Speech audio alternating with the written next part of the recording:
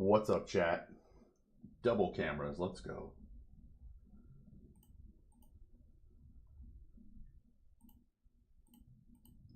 Yo, what's up, Prad? I don't know if you're still here, but my computer died on me Friday midstream. I was talking and then just bam, my computer died. So this was last Monday, so what, the 16th? And I had to work to get a new computer, and then I went to TwitchCon.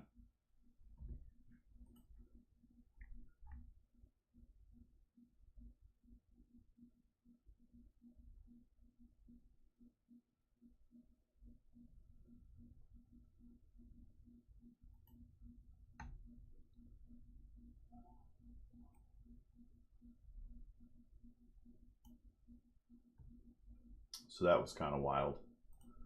But yeah, throughout the stream, if we want to talk about any of this stuff, we can do that.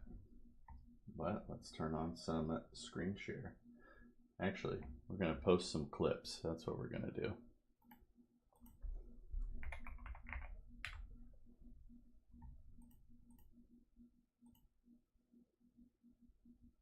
Yikes, we got 7 shorts to go through.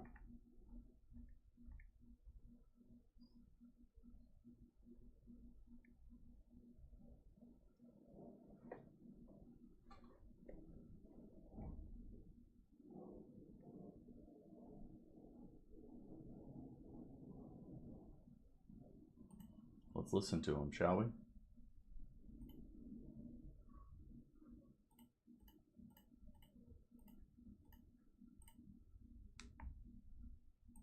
This 7% at 10,000, that's a higher interest rate, but it's $700 in interest per year.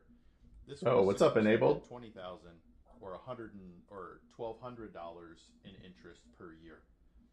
So the higher interest rate is actually less interest in dollars per year than the lower interest rate because of the balance, if that makes sense.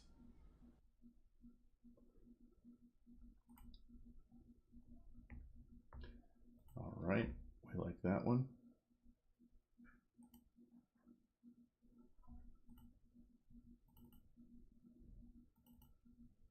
How you been, Enabled?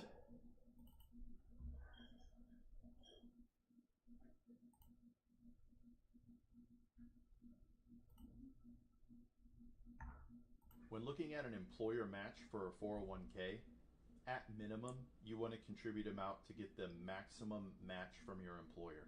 That is free money. If you're not doing at least that, you're throwing away free money every year. And over the course of your lifetime, the compounding growth on that free money will absolutely mean real dollars and real cents. So if you do nothing else with your company's 401k, please make sure to maximize the match contribution from your employer. All right, we take that.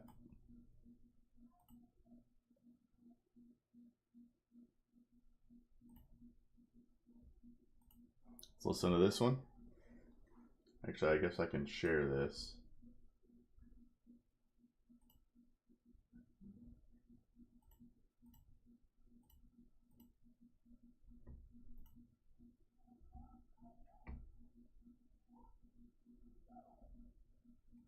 So this person's falling into the trap of comparing himself versus other people.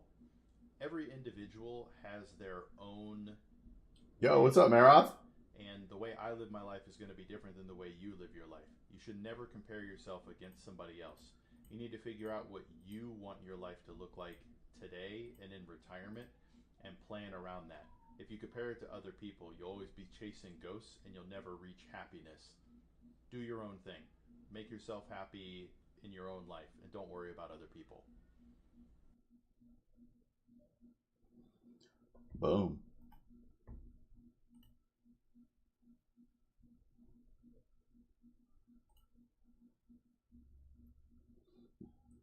If you can't hear me, that stinks. But it was great running into you as well. Were you the guy at the end of the Q&A session?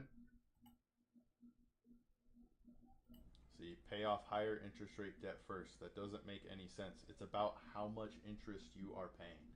When people tell you to pay off the highest interest rate first, they're not doing the math. If you don't multiply the APR by the balance, you don't actually know how much interest you're paying per year. A higher interest rate doesn't matter if it's on a smaller balance. You're not paying as much in interest. You want to pay down the balance that you're paying the highest interest in dollars per month or per year and get that down and stop throwing away that money on extra interest.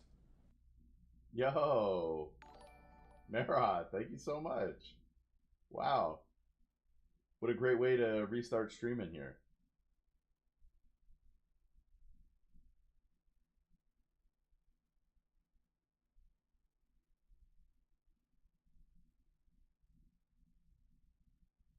I appreciate you so much. Thank you. My wife and I recently switched banks, and while changing everything over, I realized I was able to allot dollar amounts or a percentage to various accounts. I was thinking of putting money towards our investments and savings accounts, but was curious what other strategies you all used. I think automating paying ourselves first will yield better results and discipline as opposed to manually moving money around. When it comes to paying yourself first, automatic payments are almost always the best option. If you do it on a manual basis, there's chances you're going to forget. You're going to do it on different days. It won't have consistency. You might feel the emotional pressure to not pay yourself. If you just set it up on an automatic basis, you get used to living your life that way, and in the long run, you'll be thankful you did that. Let's go.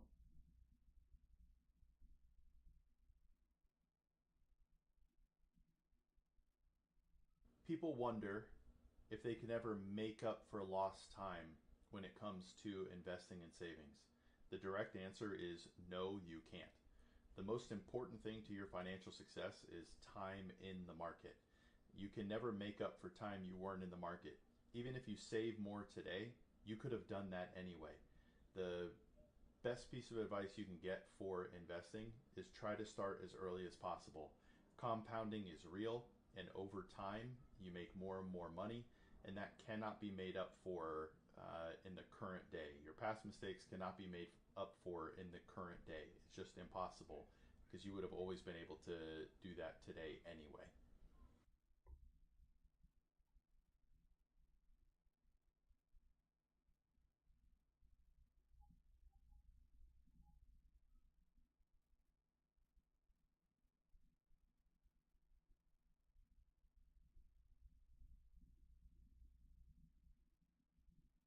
The first issue I see in this person's finances is they say their yearly expenses are around 45,000.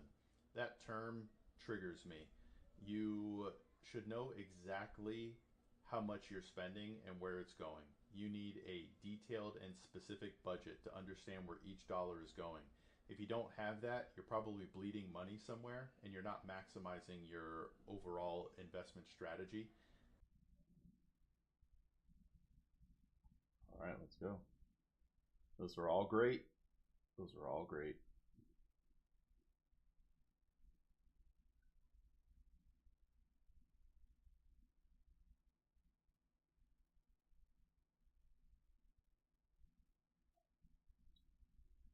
You have to actually get the budget out enabled. So hold on, let me pull these things up here.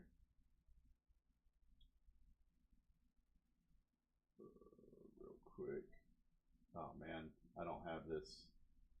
Ugh, I gotta download. Yikes. I don't have it right now, but there is on your budget spreadsheet. One, you have to know how much you think you're spending and how much you should have left over every month. My budget spreadsheet does that, which is in the Patreon, but otherwise, the only real way to do it is to comb through your statements and figure out where you're spending all the money. But having the budget listed out will be the easiest way to do that.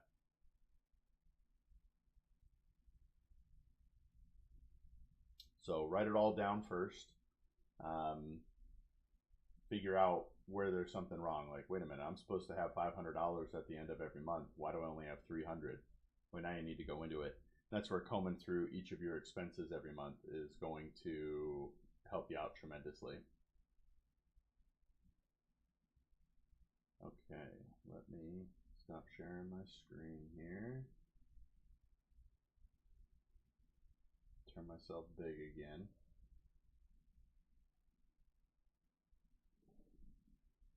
There we go. All right. And then let's start posting some stuff. What do we say?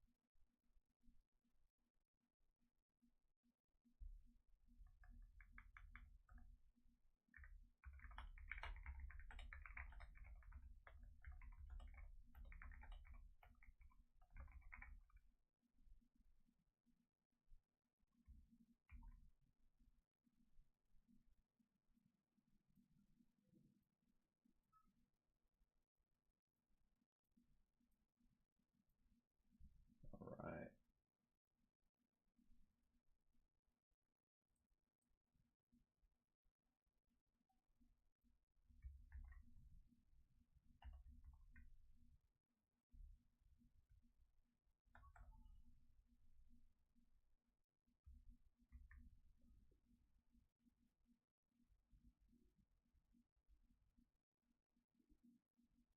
All right, let's post this thing on Twitter. Posted. All right, let's go to TikTok.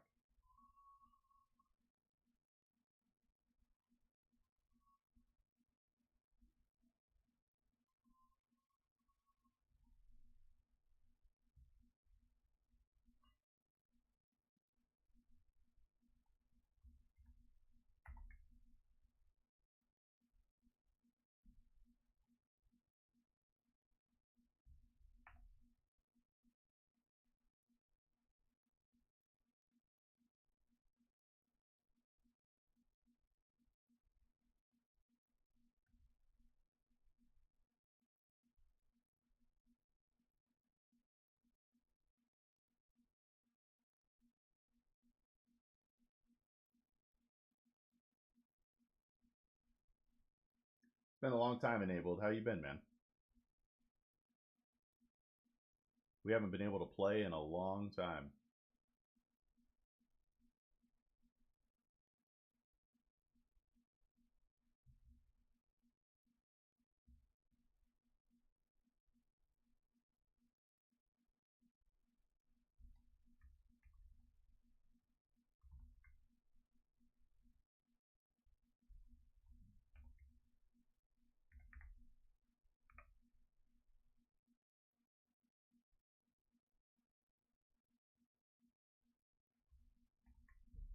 Let's edit this cover.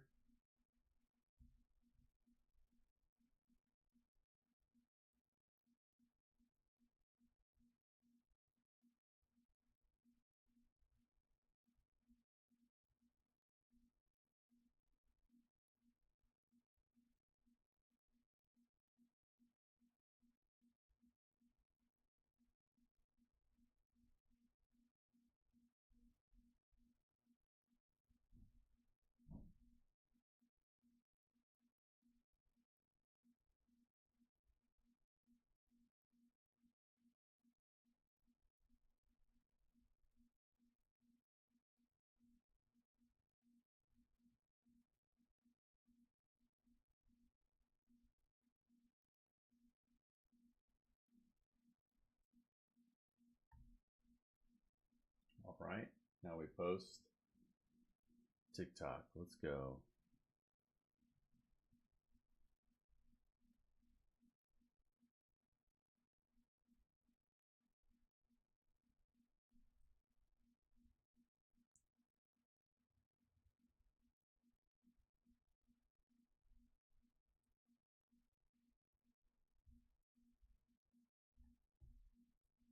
A lot of young people feel they're in a rough spot when it comes to their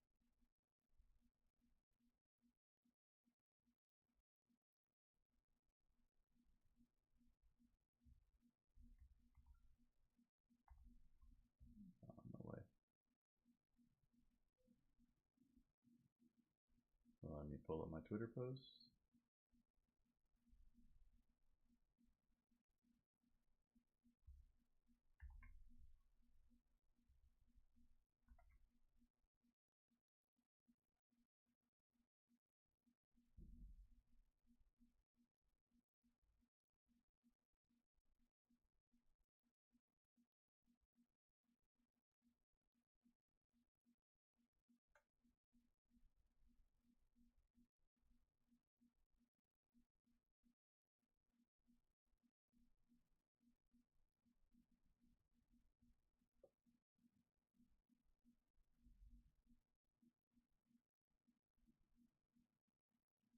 Almost done, guys.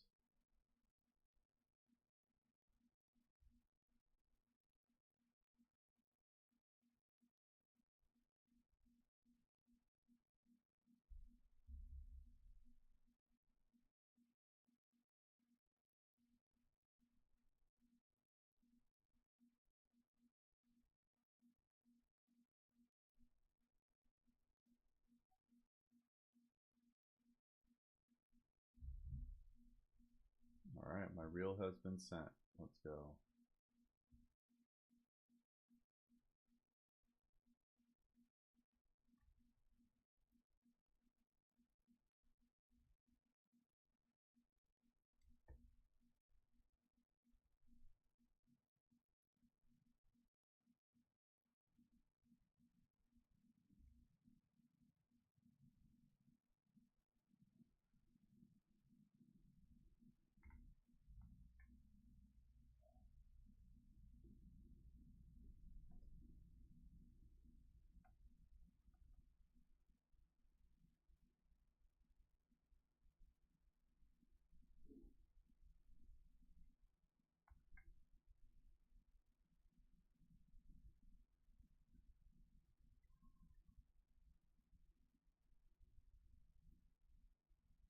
Almost done, and we'll get to the fun stuff.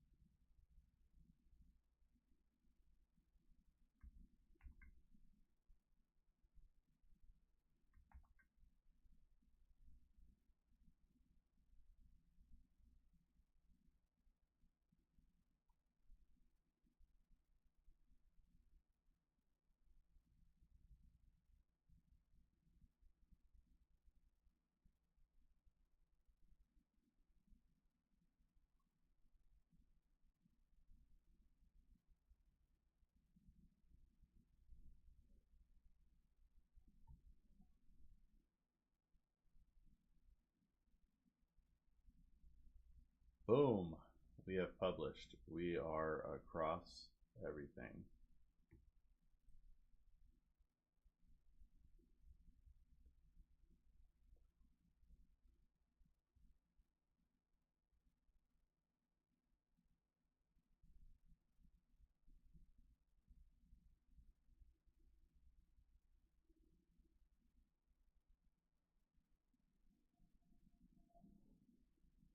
All right, let's go back to screen sharing.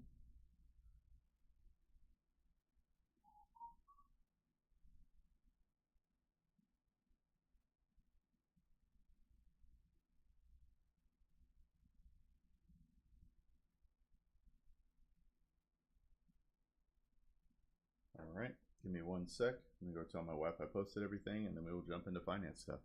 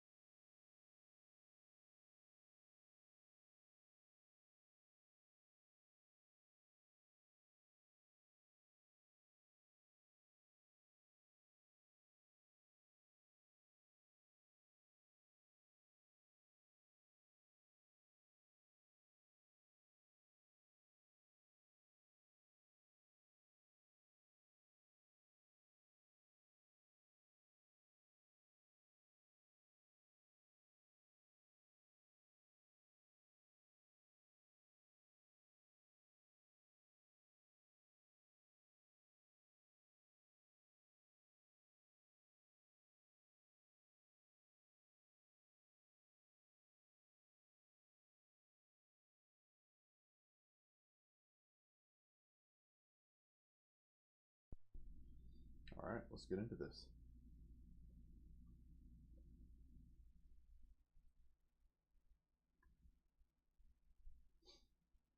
All right, so the U.S. markets are a little bit of movement in the NASDAQ. Relatively flat otherwise now. Now we get to the fun stuff. So that makes sense. Relatively even on decliners and advancers. But look at these. Bonsai. Why is Bonsai going crazy?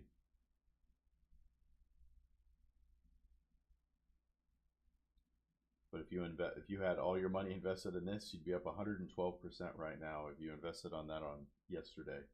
That's wild. BioVine getting crushed. All right, let's check out the highs and the lows. Home Depot at an all-time high. Alibaba at a 52-week high. Alibaba at a 52-week high.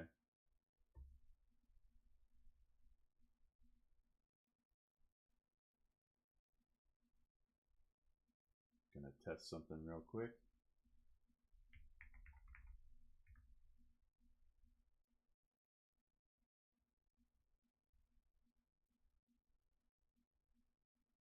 All right, it worked.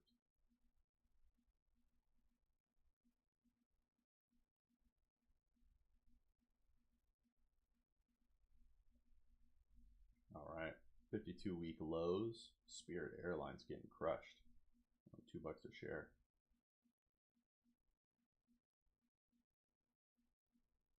Wow, Netflix is high.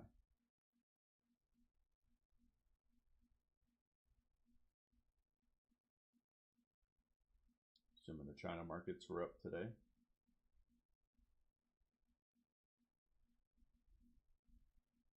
Check out what Europe did today.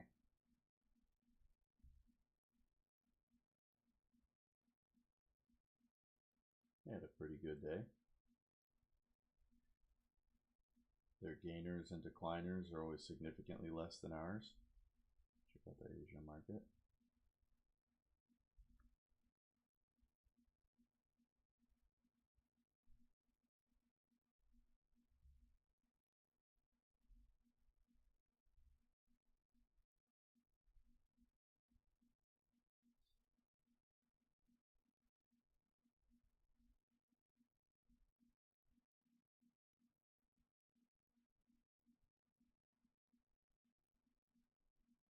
Ethereum is down almost 2%. I got to talk with Alpha at some point and ask him his thoughts on other cryptocurrencies. Yo, what's up, Free Advice Girl? That's crazy. Every chatter on my screen today has a green name. That's wild. All right, let's take a look at a couple of these real quick. WTO is my goof stock. Getting absolutely ripped. Look at this.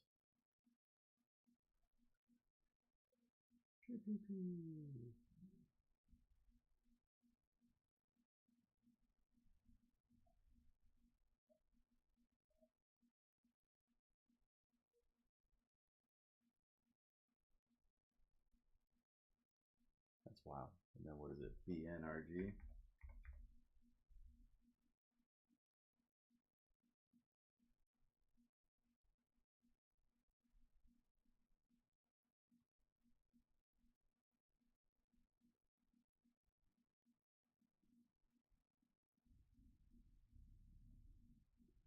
All right, let's go into Yahoo.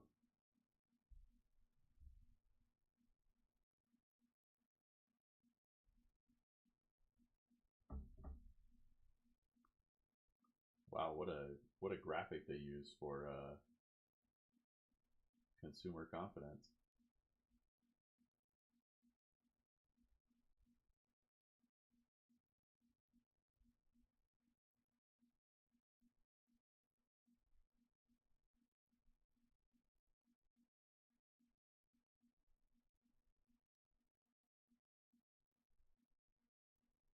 When we were at TwitchCon, there were people protesting outside of the hotel.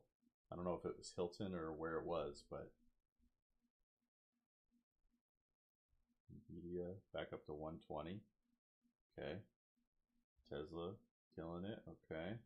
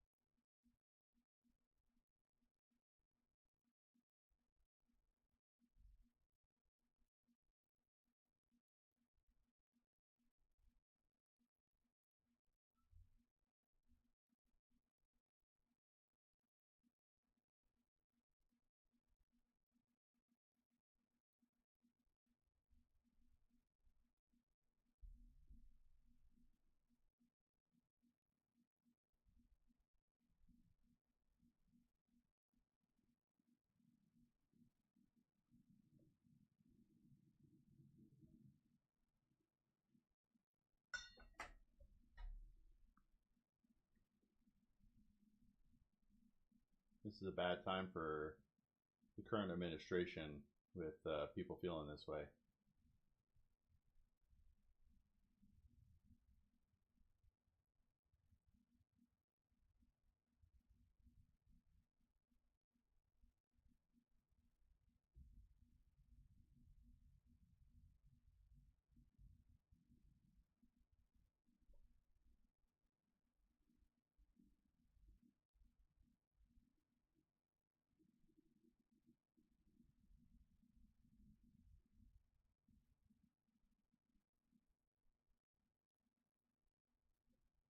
Yeah, a large rate cut. That is how people perceive that. That is correct.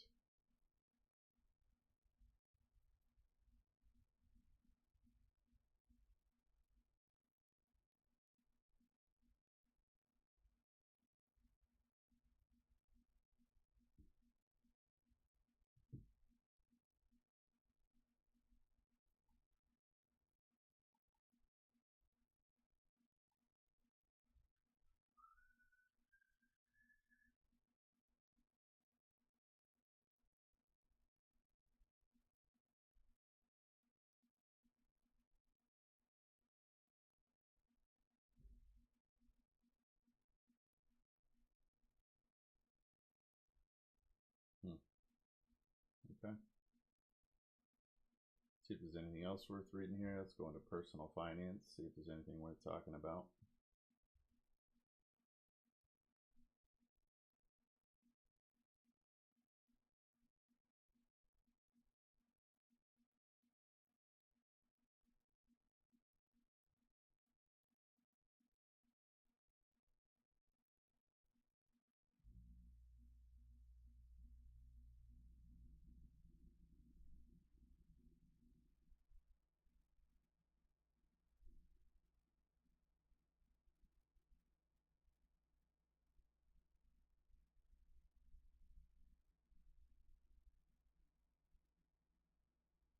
All right, time to get into fun stuff.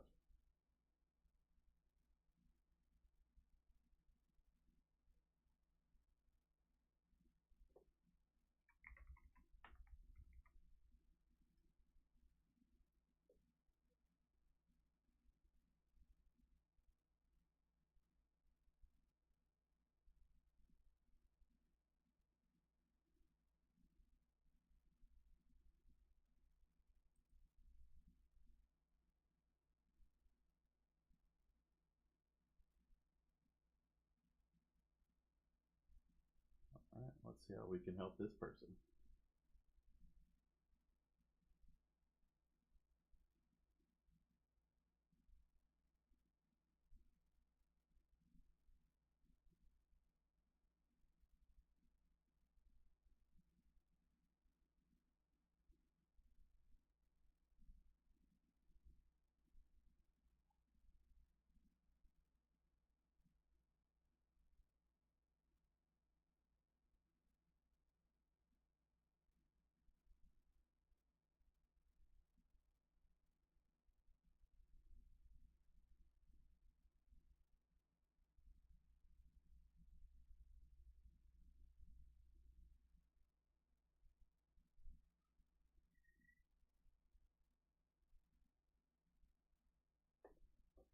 Life changes happen.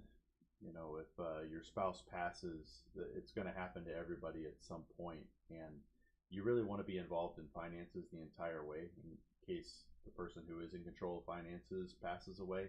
That way, you are not left out. You are able to just pick up and take over the finances. But if you're starting over again, the only way to do it is to put one foot in front of the other and just get started. Figure out what bills need to be paid and how you get to paying them. Call up the companies, ask to switch in your name, and get the bills going.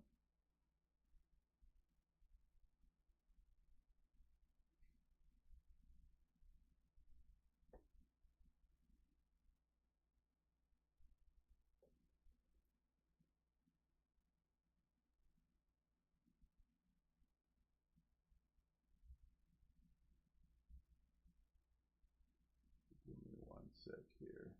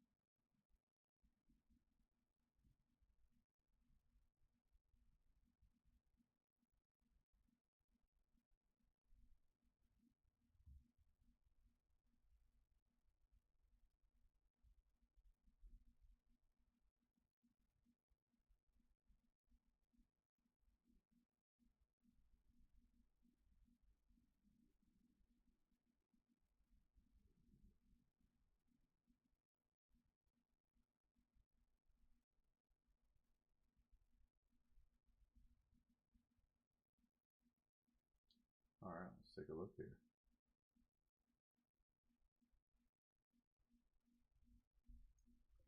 Looking at new jobs. My current company has a strange 401k match vesting period of 3 years.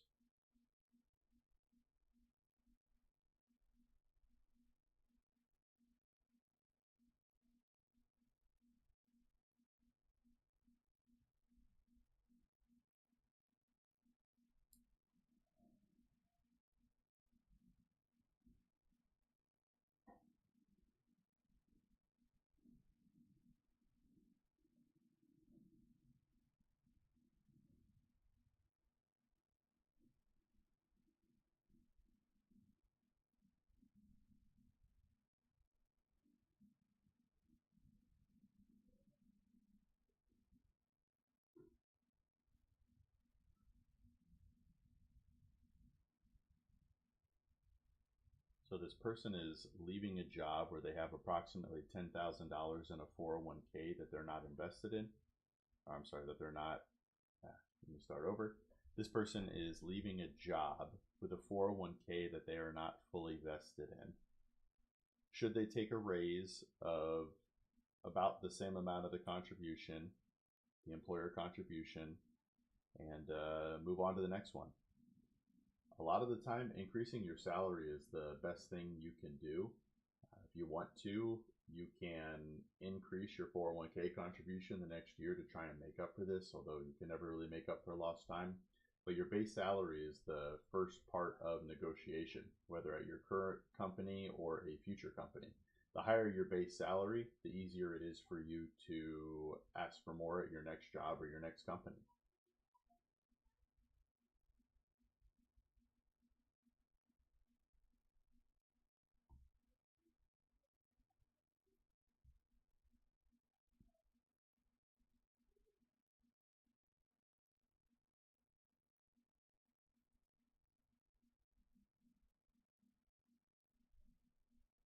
How would you invest $10,000 if you want to just let it sit, invest in an investor account? We just got married, we opened a joint investment account and want to hear your strategies for ideas. We are not super high risk tolerance. There is not enough information here to make a investment decision.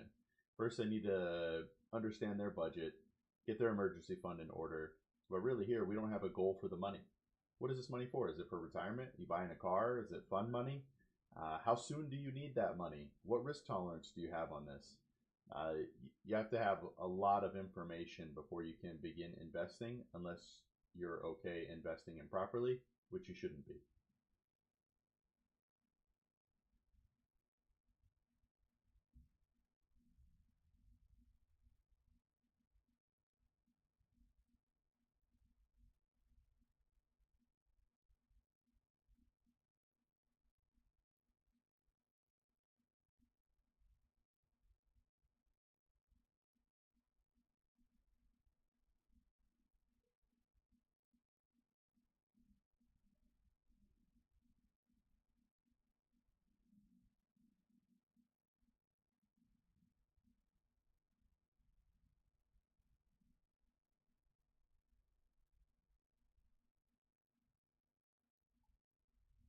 Man, this one's tough. This would actually need a conversation.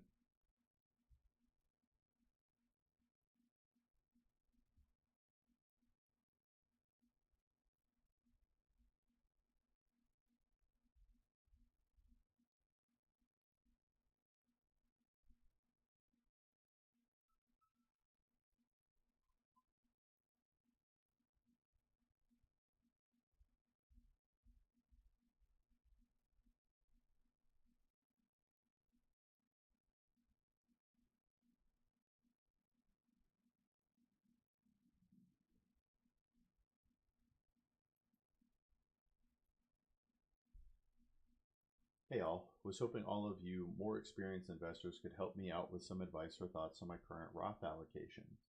They are as followed. Going to the internet and asking a base question about how you're invested is going to get you limitless responses. What you need to do is understand why you're investing in what you are investing in. If you don't understand the why behind your investments, you're never going to have peace of mind and always wondering if you're doing the right thing.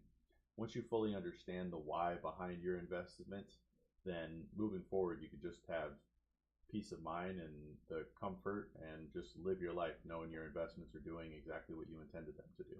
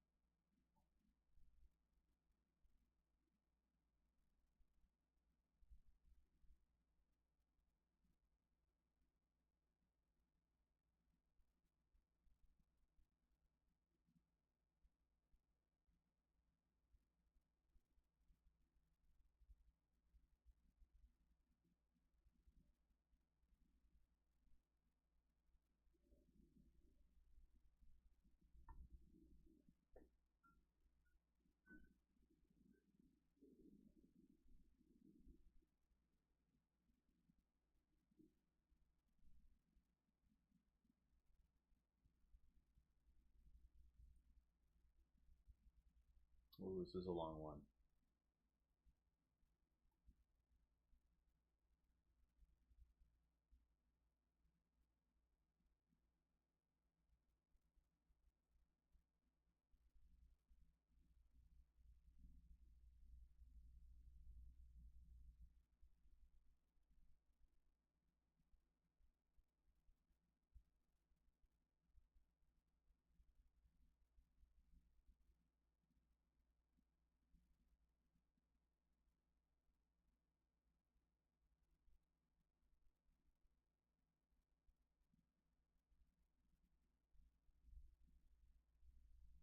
I'd be very interested in why a Toyota with 123,000 miles on it has hit the wall on repairs and won't keep going.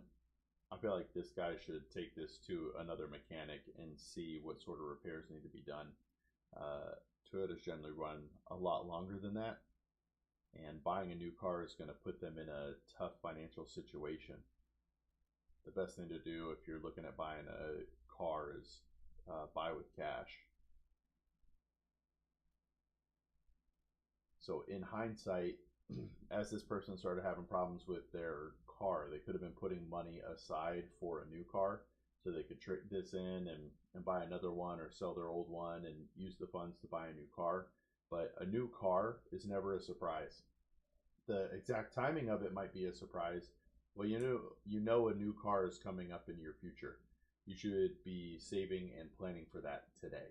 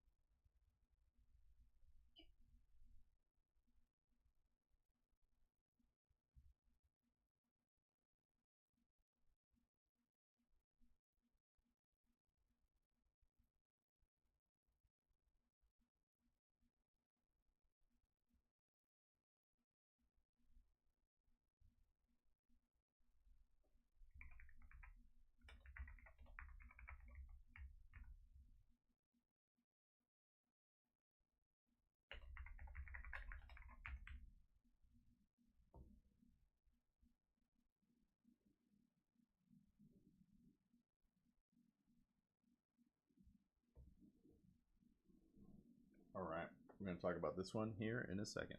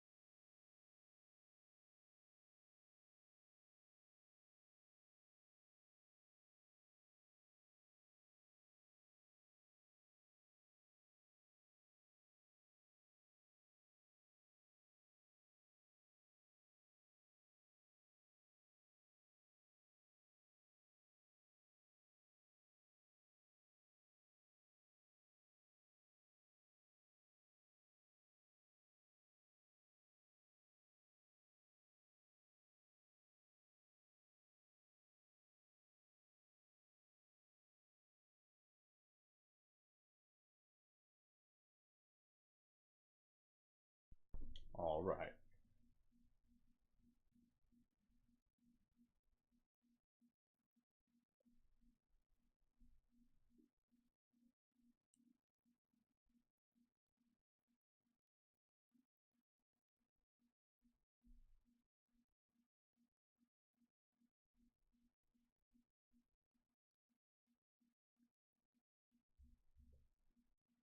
So the father died without any clear plans for his estate.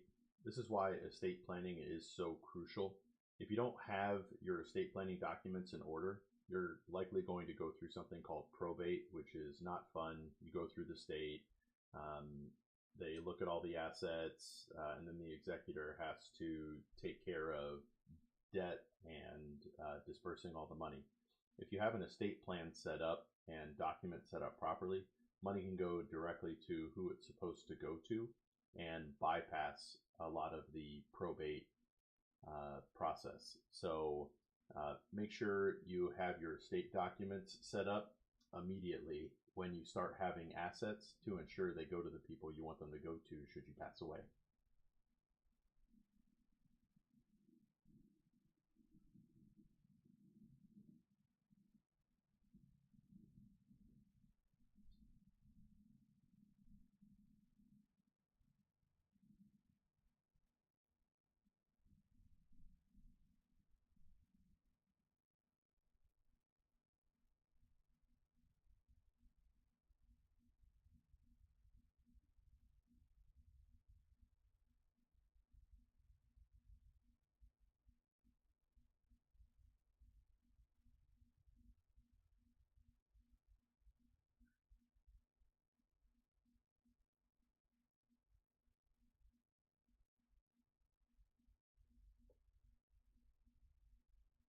So if you're in position, no.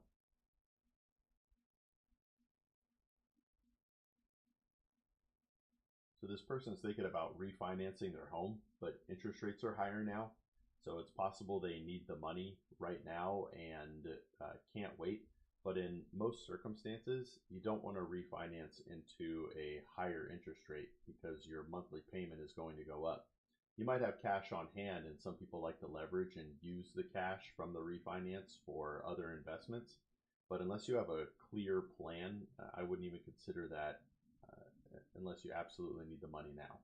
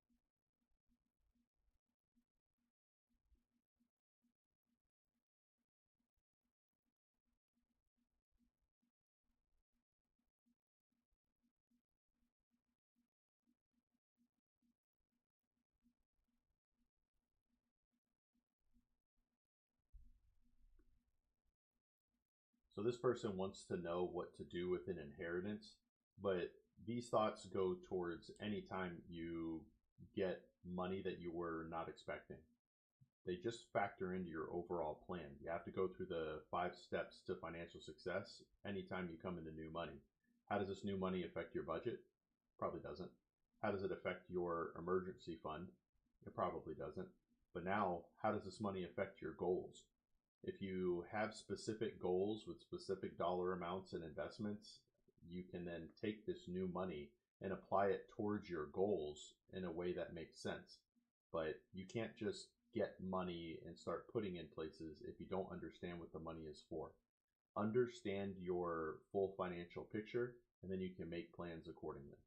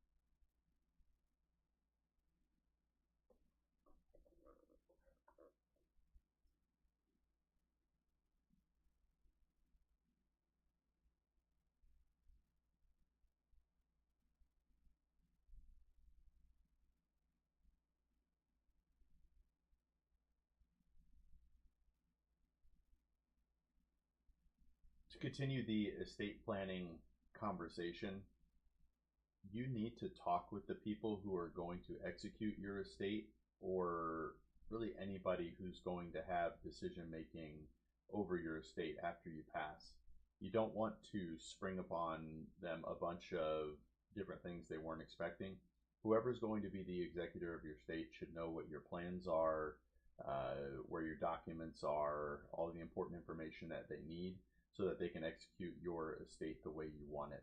Otherwise, when you pass, they're going to run into a bunch of uncomfortable situations and continuing to find out more information. Make it easy for them. Talk with the person you trust and tell them your plan so that they can be prepared for it when you pass.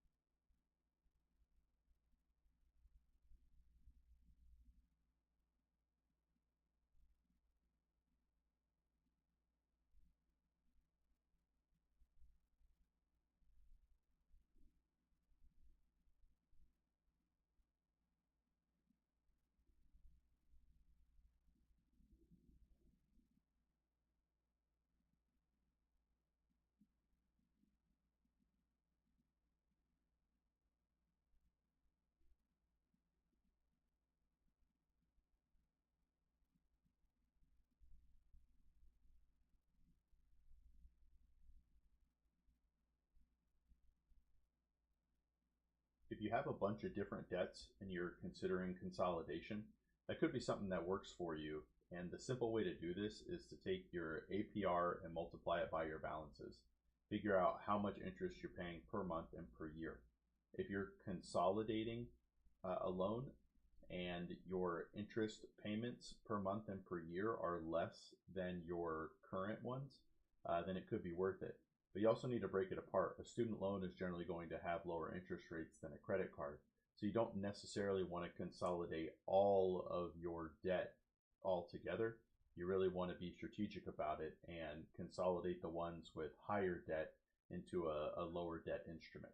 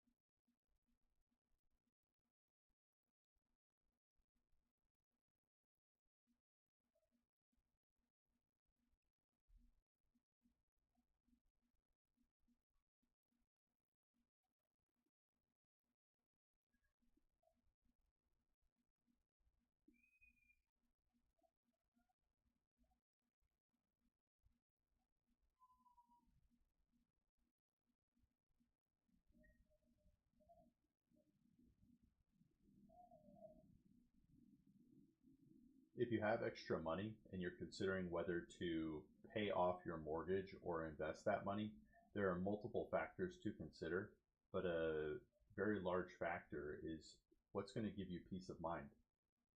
In the long run, investing is likely going to give you a higher return with that money than the interest you're paying on the house. But that's not all that's important. For some people, living debt free means more to them than having a gigantic nest egg. So, what you need to do is figure out your goals, your priorities, and adjust your financial life around that.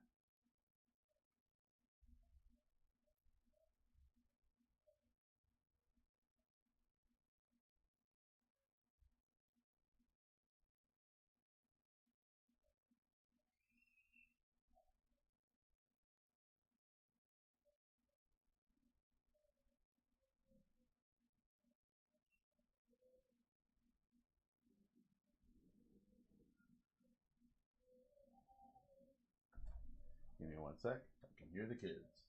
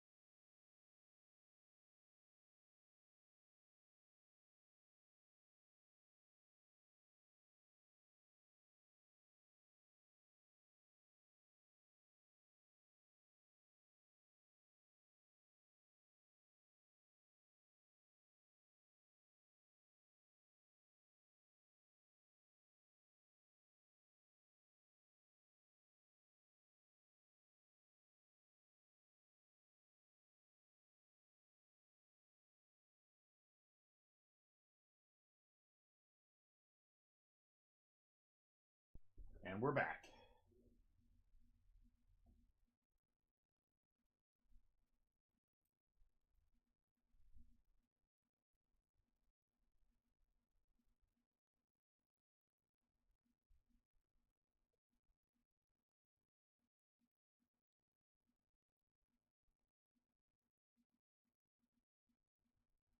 One of the best books you can read when you're starting out your financial journey is the Little Book of Common Sense Investing by John Bogle.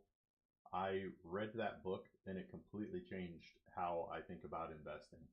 He breaks down what people have done historically, people who've tried to beat the market, and he comes out with a very clear and direct way to invest.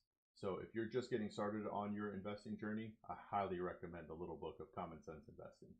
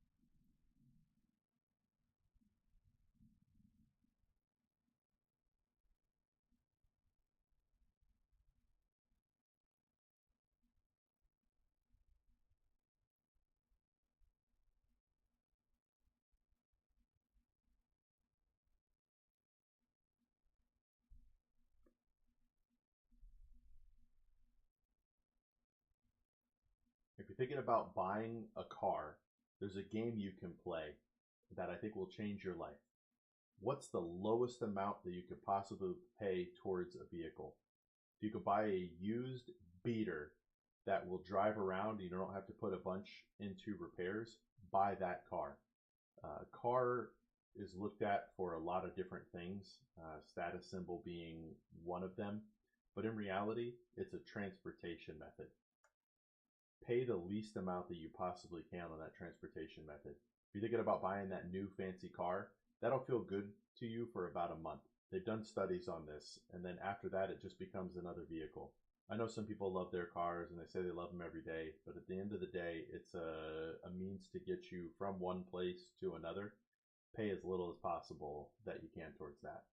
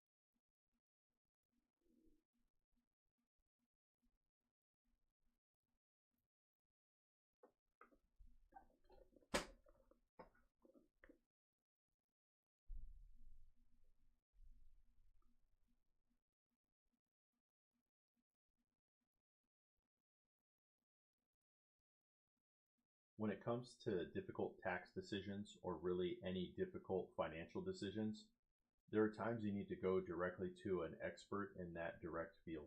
A financial advisor like myself can help guide you in many different areas, but when it comes to the specifics of taxes, you're going to need an accountant, a tax expert to help you with that. When it comes to which specific insurance policy you want to buy, that's also going to be someone who's an insurance expert. Nobody online can fully help you with everything out there. The best we can do is help you with what we're experts in and guide you to experts that can help you with the rest.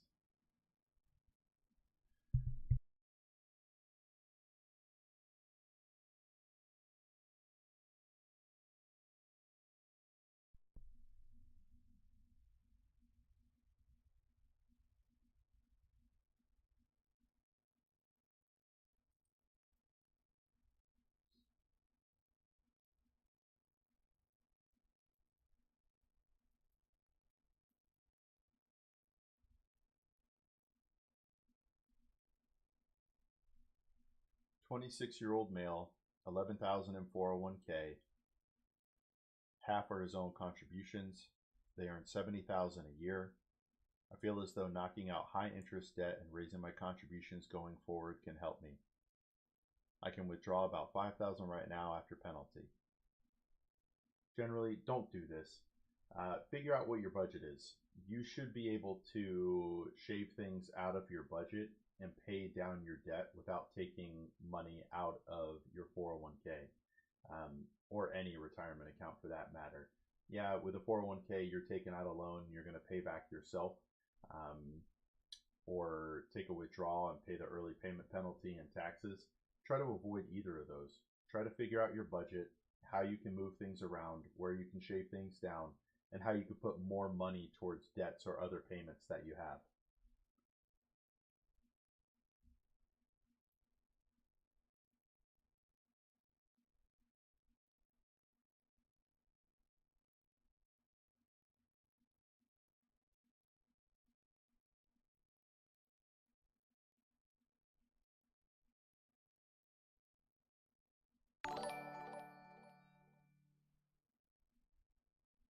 Hey, thanks for the sub there, girl.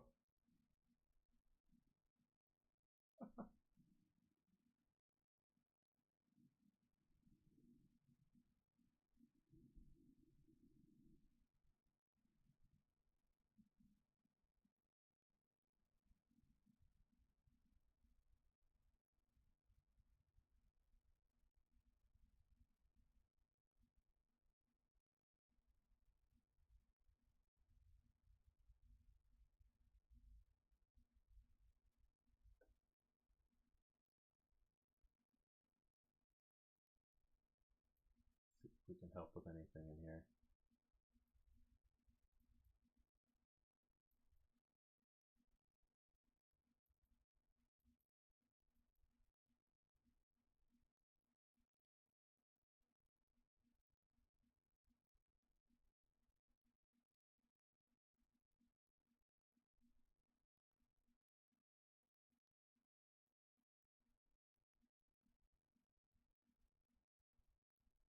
It's crazy how ugly people can be online.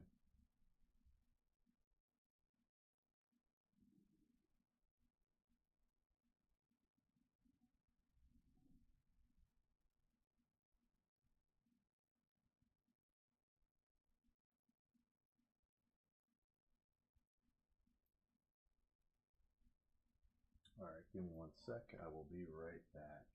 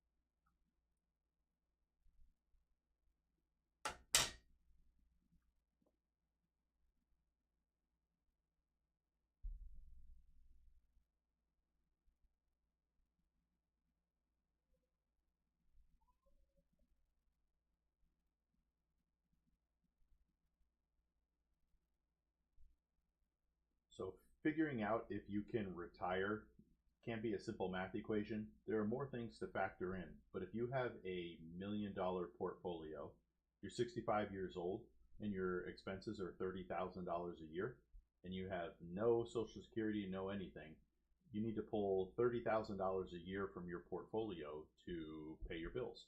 That's about a 3% withdrawal rate, which is relatively low. The most important thing you need to figure out is how much you're going to be drawing out of your accounts every year, and can that last you until your age 100. Some people don't want to plan until age 100 because they think they'll die sooner, but it's always good to plan out for the future, and you can always leave a nest egg for your loved ones after.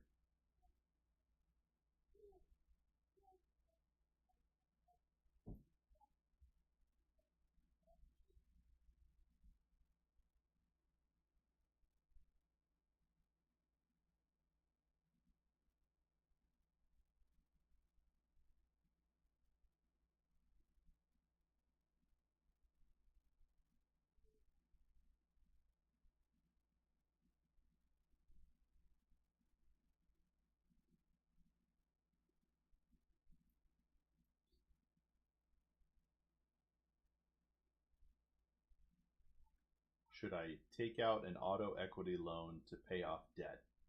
If you're considering taking out a loan, that means you have money for a monthly payment. Why not just take that same monthly payment and apply it directly towards your current debts? The only time you should look at taking out new debt to pay for old debt is if your APR or total interest every month or every year is going to go down. Otherwise, it's not generally a wise decision.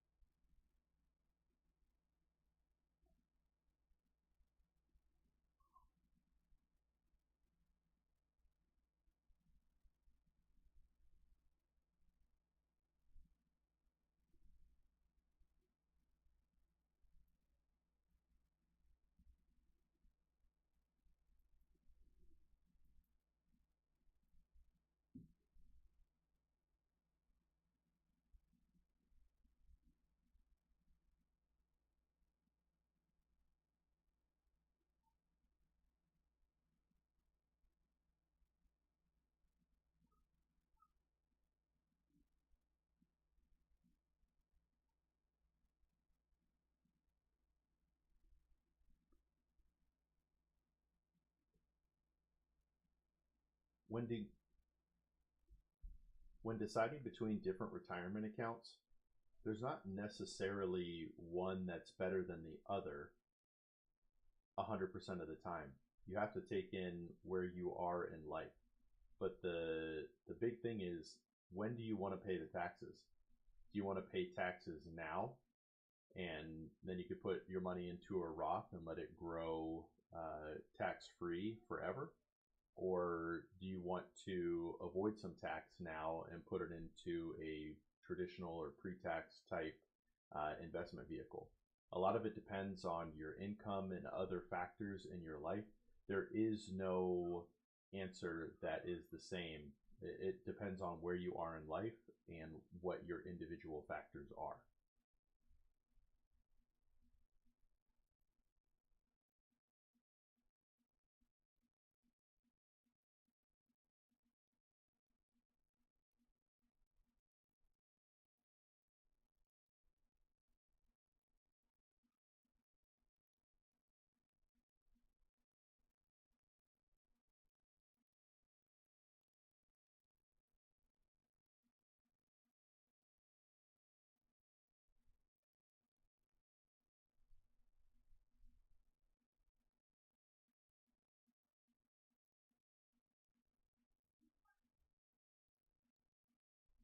Want to start investing? Any advice on where to start?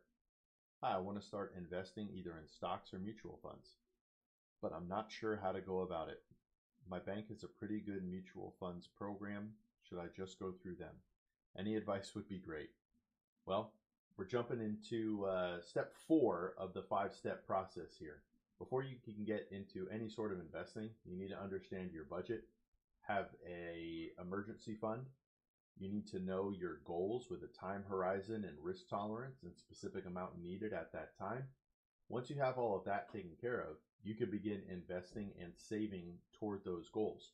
If you don't have those first steps figured out beforehand, then you can't really invest properly and know that you're doing the right thing.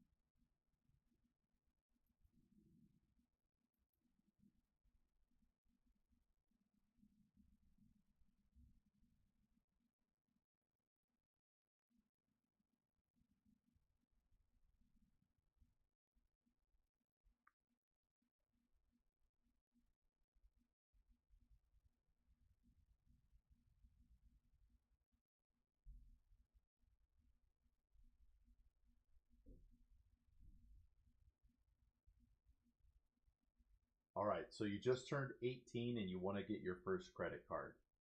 My first instinct is to delay it. But if you need that credit card or you want to start building credit, please do it responsibly. Only put things on the credit card that you were going to pay anyway. Gas, phone, electric, bills that you were going to have to pay every month regardless, so that you could put them on the credit card and pay them off at the end of the month. Do not allow your credit card to be the vehicle with which you purchase things that your heart desires. If you can't pay cash, you can't afford it. There's nothing worth putting on the credit card that's going to take you 3, 6, 9, 12 months to pay it off. You're going to pay interest in more than the original price. Be smart about your credit card purchases. Only put things on there that you were going to pay off anyway.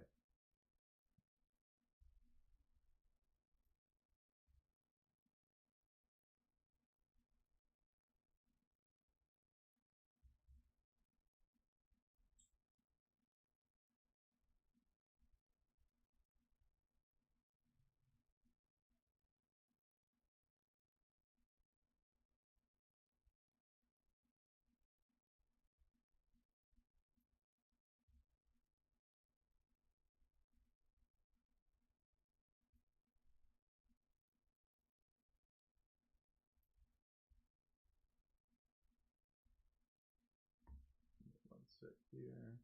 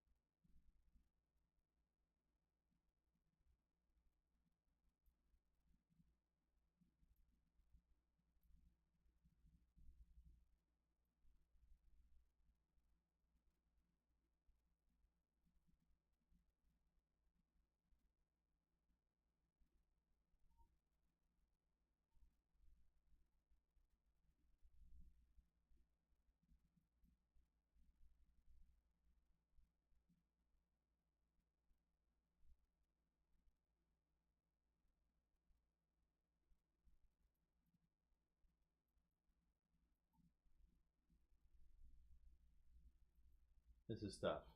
I've covered this a lot here, but if you're out of debt and you come into some money, you need to assess your budget, your emergency fund, your goals, see if any of that has changed, and then apply the money towards investing and savings towards those goals.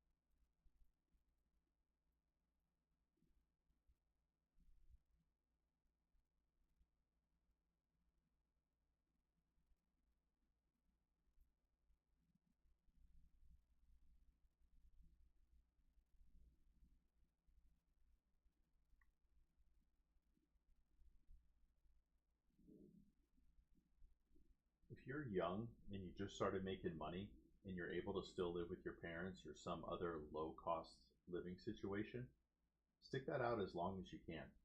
There are a lot of benefits to living on your own. You get to grow as a human being, but financially, you generally only have one time in your life where you can maximize rent free, and that's living with your parents. So, as much as it might be fun living out on your own, having the freedom, live with your parents as long as you can. Get rid of as much debt as you can, and move into the world with as little obligation as possible so that you can fully function and enjoy your life.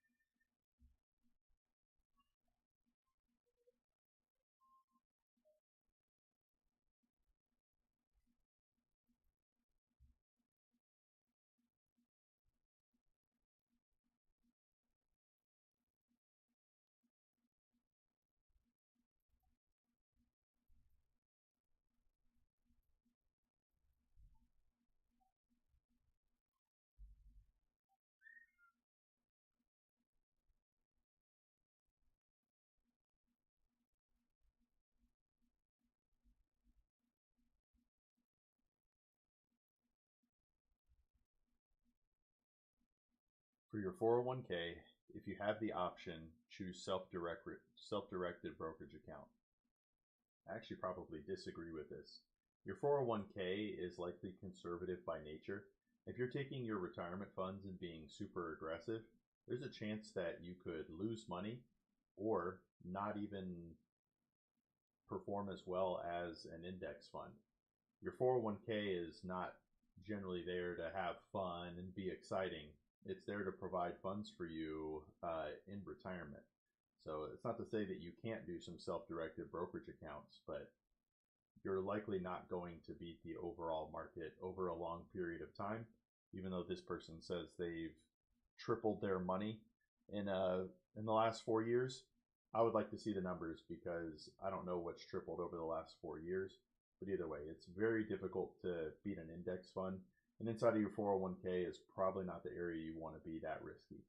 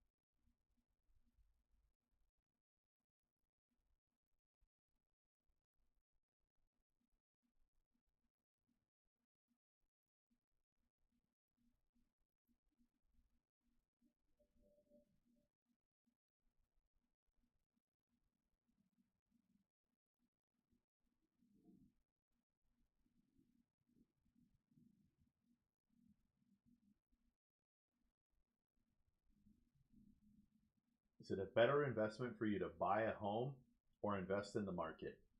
This question drives me nuts. Your home is your home. Stop looking at a home as a way to get rich or to make money. You have to have somewhere to live. While a home is an investment, it generally keeps its value, though it can go down. Over the long run, real estate goes up, but your home is your home. It's a place for you to find comfort and rest at night, hang out during the day. It's where you live. Renting carries other stresses, like it's not yours. You could be kicked out at any time. Rents could go up. Whereas if you buy a house, your mortgage stays consistent. Don't look at your first home as an investment. Look at it as your home. When it comes to future investments into real estate, that's something we can talk about.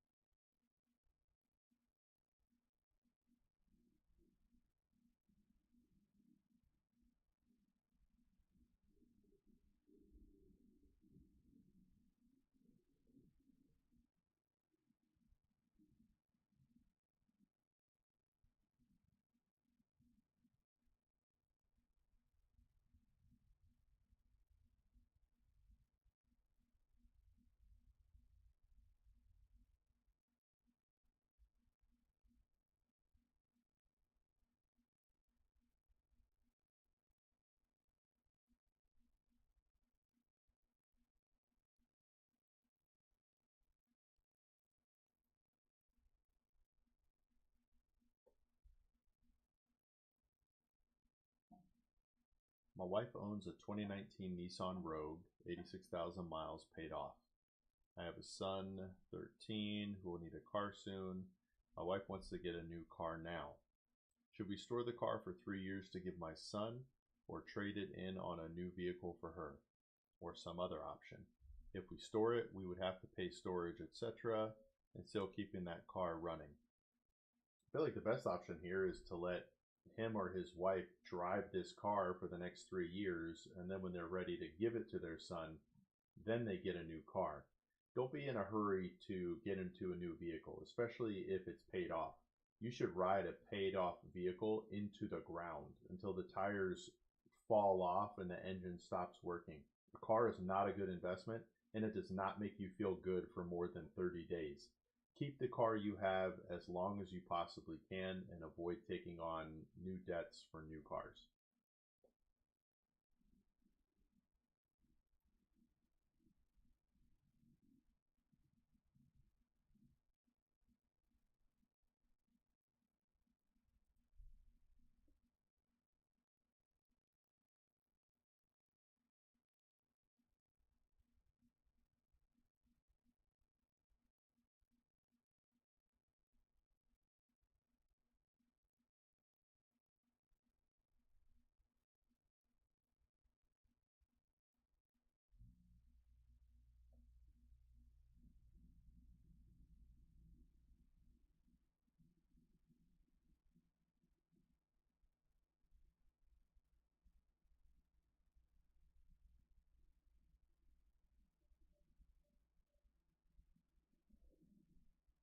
Give me 1 sec. Let me get something from my wife.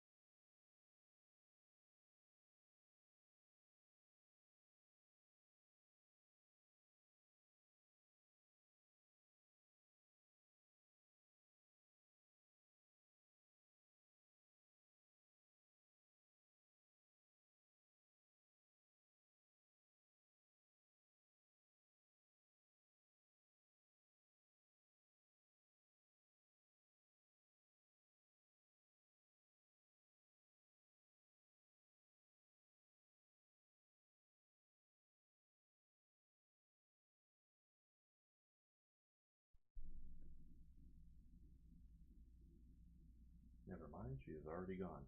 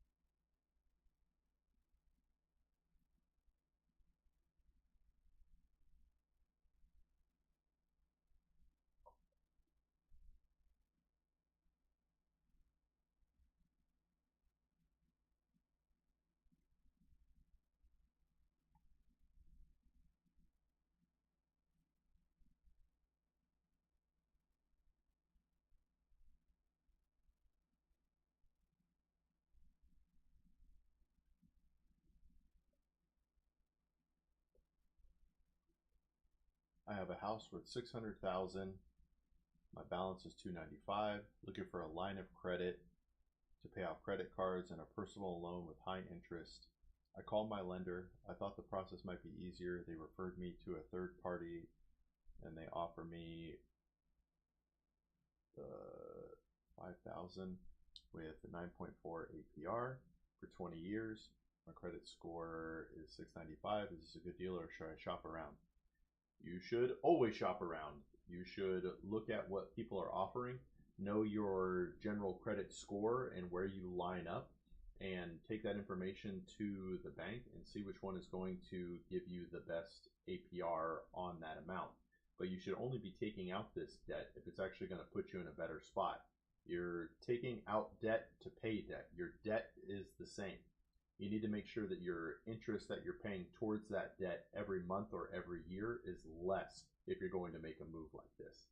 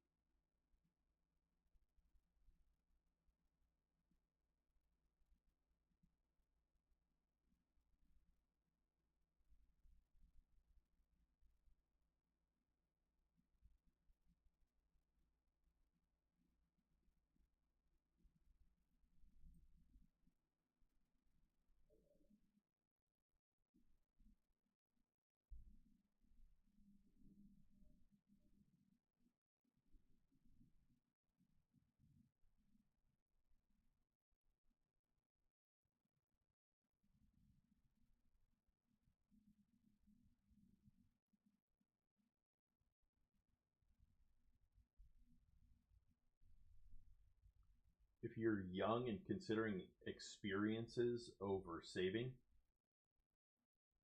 you're young and you should enjoy your life, but in certain scenarios, some of these experiences can actually help you. In this case, this person's going over to Japan to learn the language. It's actually a valuable skill that can be applied towards the job market in the future. It'll also make you a more well-rounded person knowing more languages.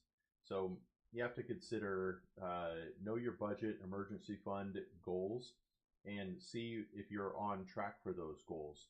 If you're on track, then enjoy your life. If you're not on track, think about the changes you have to make in the future to get back on track. But life is about enjoying it. It's not about paying your bills and working for the man. You make money to do things. And if you can do things, do them. That wasn't great. That wasn't great.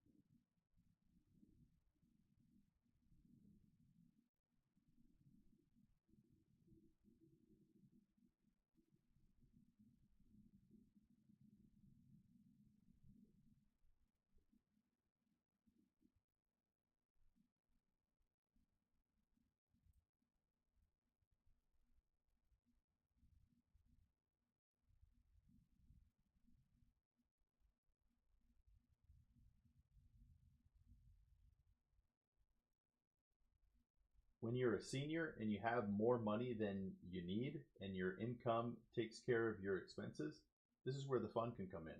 For some people, they want to keep that money in a nest egg for the just in case. But for others, this gives them the opportunity to do things they wouldn't normally do. You could travel, you can buy things, you can enjoy your life.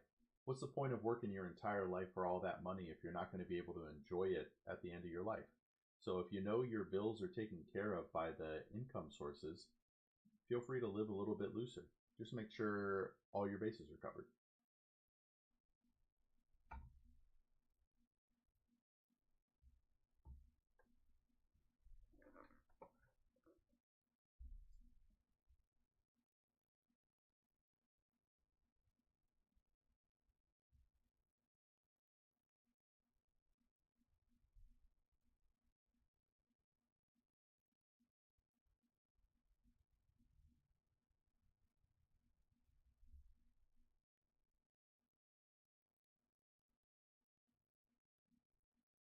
Oh, my wife is still here. Hang on.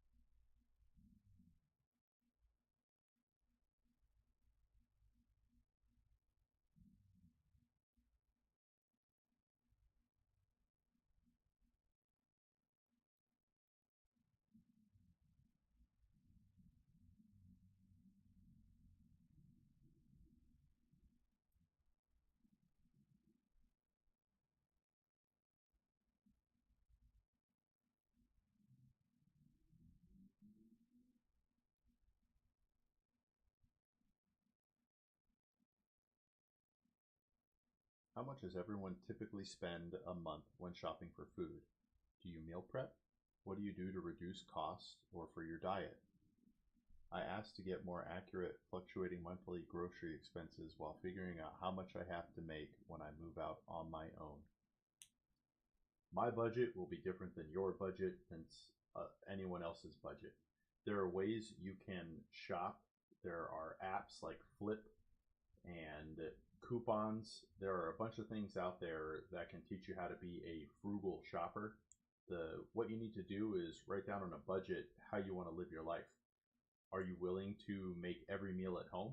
If so, you'll probably spend less. Do you want to go out with your friends and family and eat sometimes? Well, just make that a part of your budget. You have to figure out what you're spending every month on food, if you can make cuts, if you want to make cuts, and really what you want your life to look like. That's how you're going to figure out your grocery budget every month.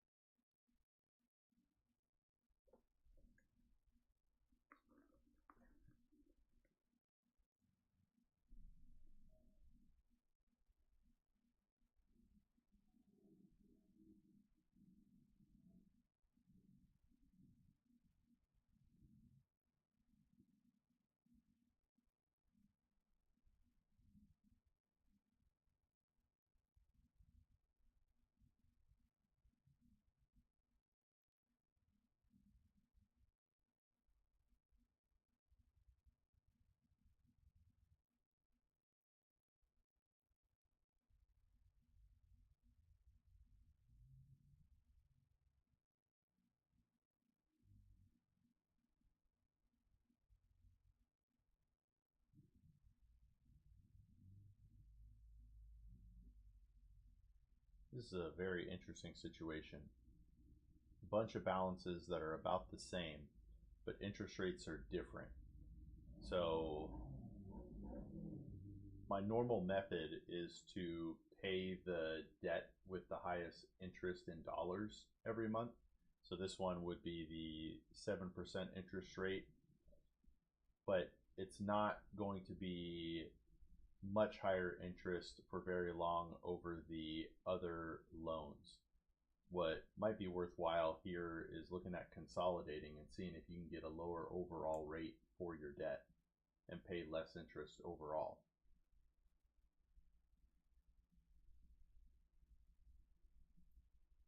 I don't like that one.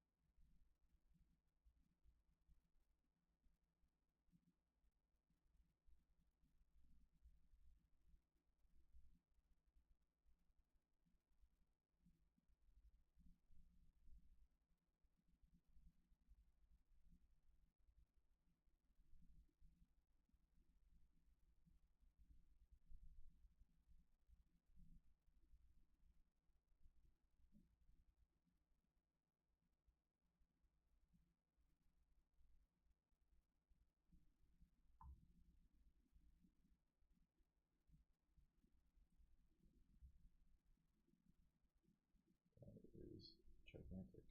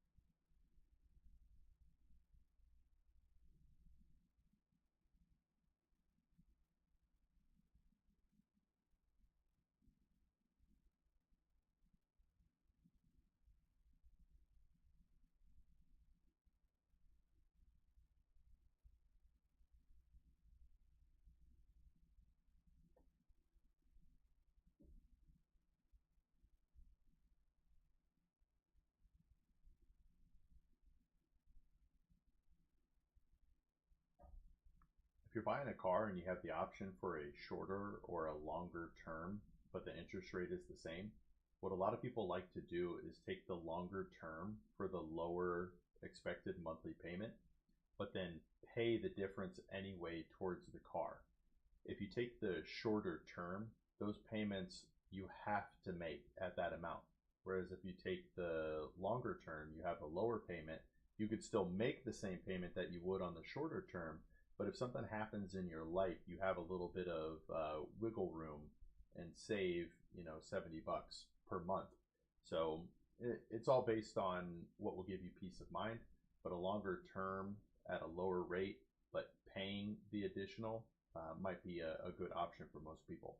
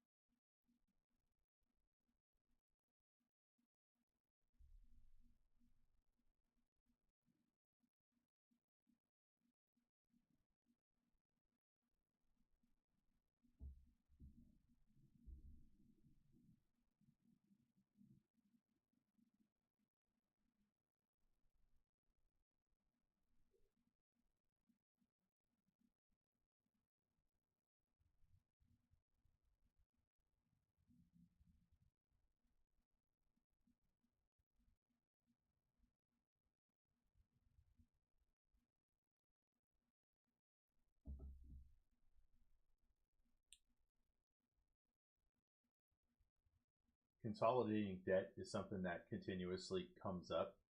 And there has to be a benefit to it. If you take out one debt to pay for other debts, you still have the same amount of debt. You need to look at how much interest you're paying every month and every year. If you're able to cut down on your interest, then consolidating debt may be worth it. But there are other things to consider as well.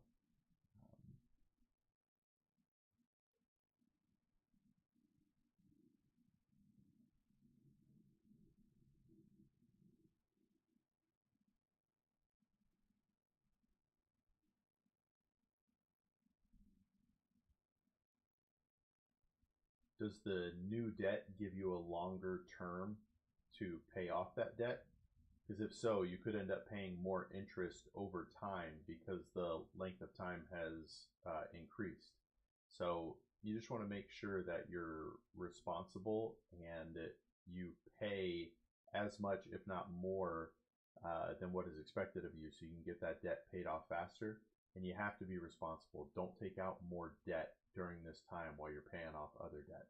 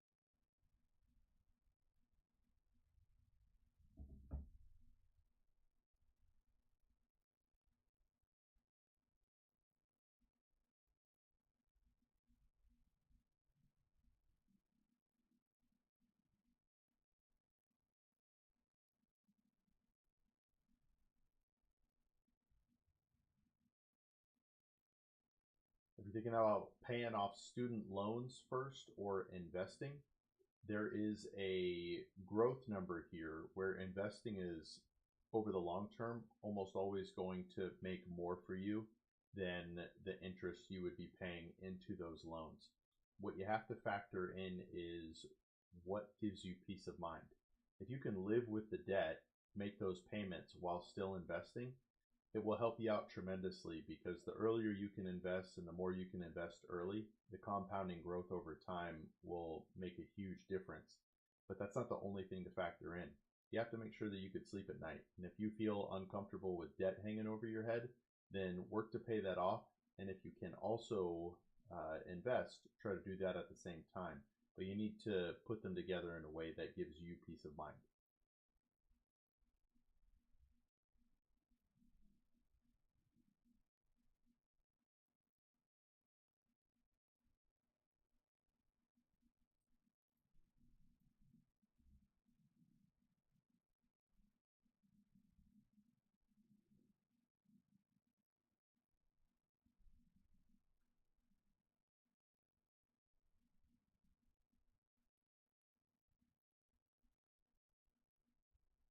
I finally got my health together, and now I need to focus on my finances. Does anyone know any good financial coaches to get someone started? Using a coach to get into shape worked well. I want to use a coach to do the same thing with my investments and main income. I'm a financial coach, and I'm as low cost as it gets. I'm here to help out as many people as possible, from the basics to deep diving into finances. I want to help everybody reach their financial goals and build a legacy. So come join Free Advice Guy. Let's do this together.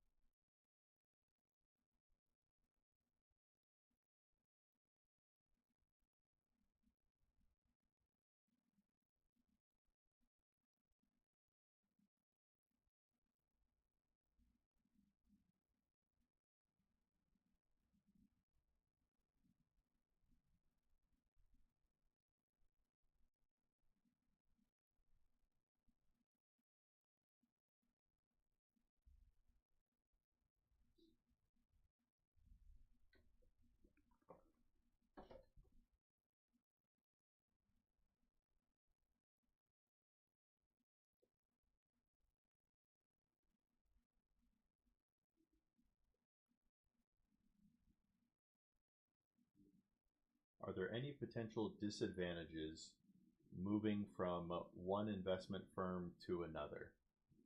One of the biggest concerns you're going to run into are actually taxes.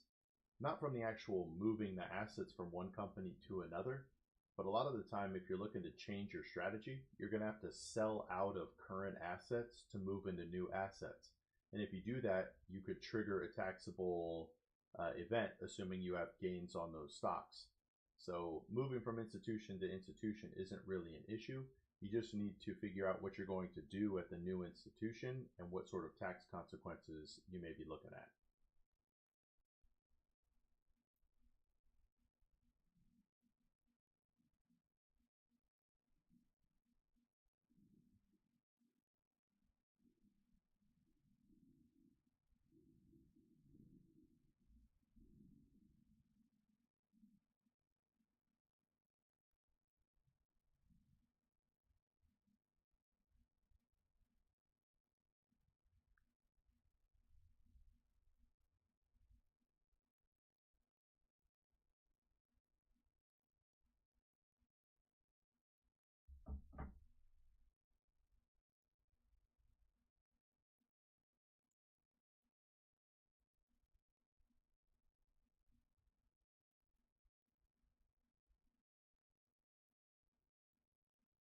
Oh no, what's happening, Soft?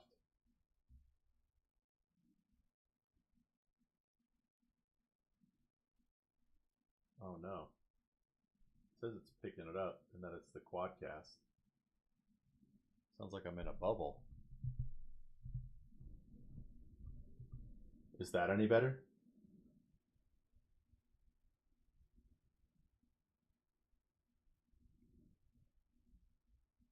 Oh man, I've been making a bunch of clips. Now I'm worried about it.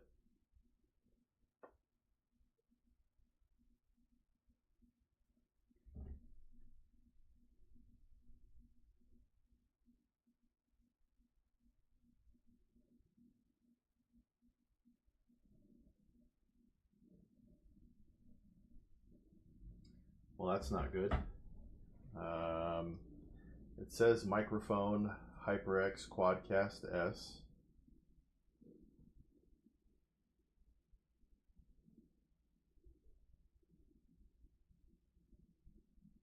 I could try the plug here. Give me a sec.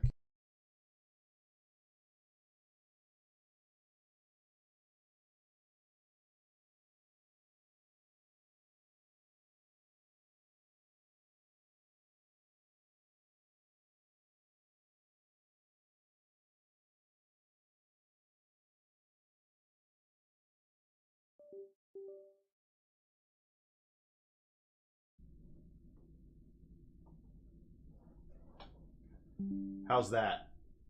Is that any better? I just switched the plug that it was plugged into.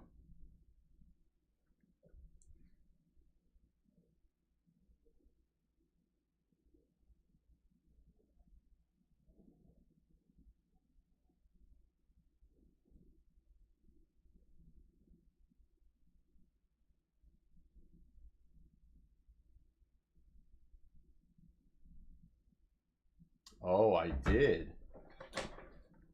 I totally forgot I added a filter. Let me mess with that.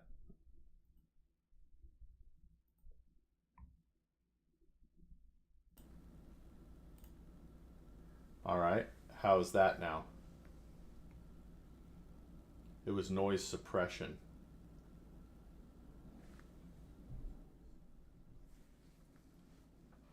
All right, dang, how bad was it? Is it gonna be bad making clips?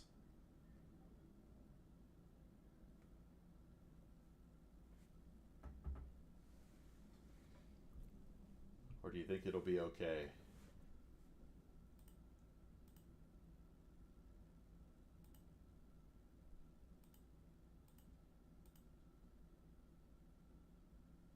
Not super bad, but it was noticeably worse. Yikes. Well, that stinks. It was like 2.5 hours like that. I appreciate you letting me know, Soft. I appreciate you letting me know.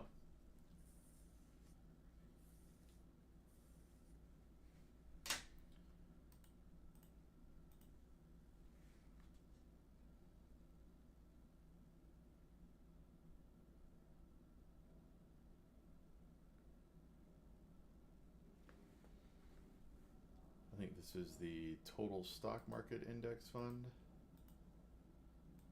There's this growth index fund. Yeah, growth index.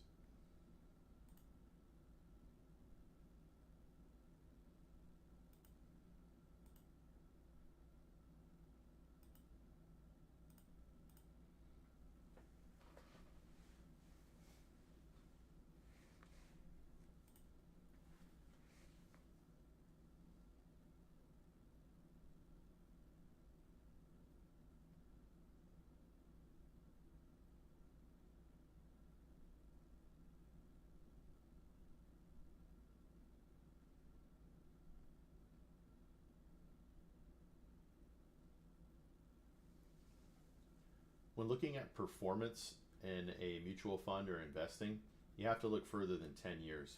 There will always be cycles where certain funds or certain sectors will outperform others. And what you really need to do is compare it against the total market. So even if a certain sector of the market has outperformed the total market over the last 10 years, what has it done over the last 20 years, 30 years? What's it going to do in the next 20, 30 years? Again, markets will always be cyclical. The reason you own a total stock market over like a growth section is you want to make sure you own all pieces of the market because you never know what's going to perform best in the long run. So if you own everything, you're not taking a gamble on one specific sector of the market.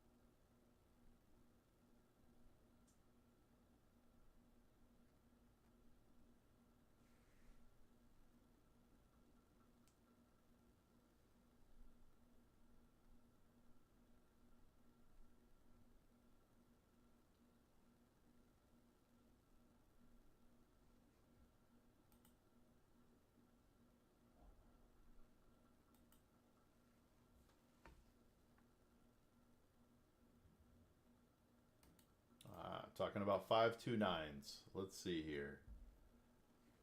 Financially illiterate and poor most of our adult lives. When it came to college education, fast forward to today, we never made a 529.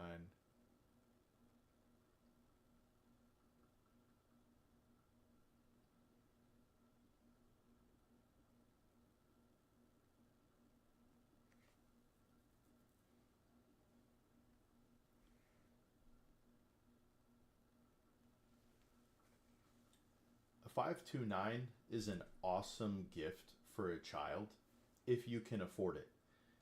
The earlier you can begin investing in a 529, the more benefit you'll have in the long run for your child's education.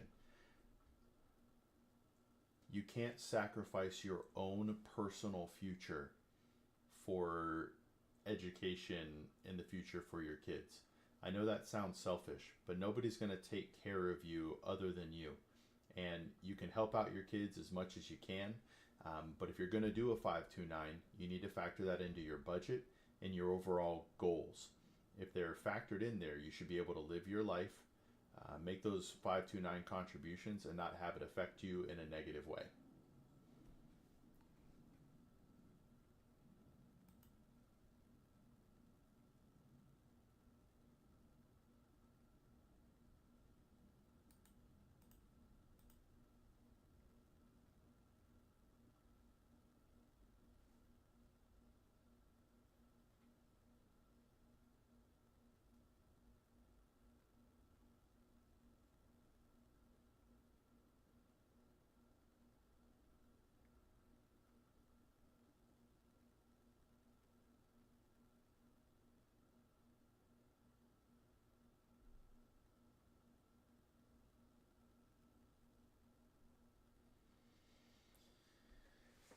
In a situation like this, using the majority of your savings to pay off a debt, it's going to be dependent on your state of mind and what your preferences are.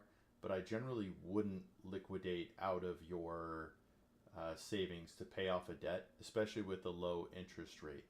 If you have a low interest rate, you continue making those payments extra if you can to get it paid off earlier, but your savings is there for emergencies. And if you pay all of your savings towards a debt that you have and then an emergency happens, you might be in a worse place than if you would have just been making the payments overall and had that nest egg.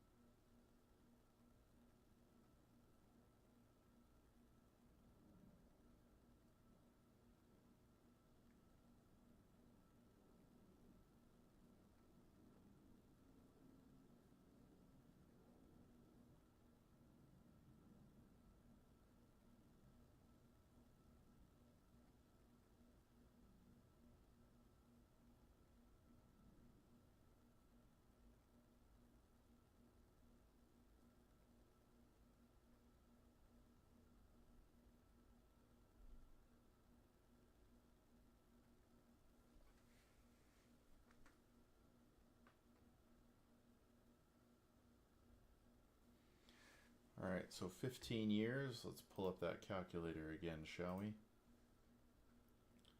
So 15 times 12 to get us 180 months times 1193.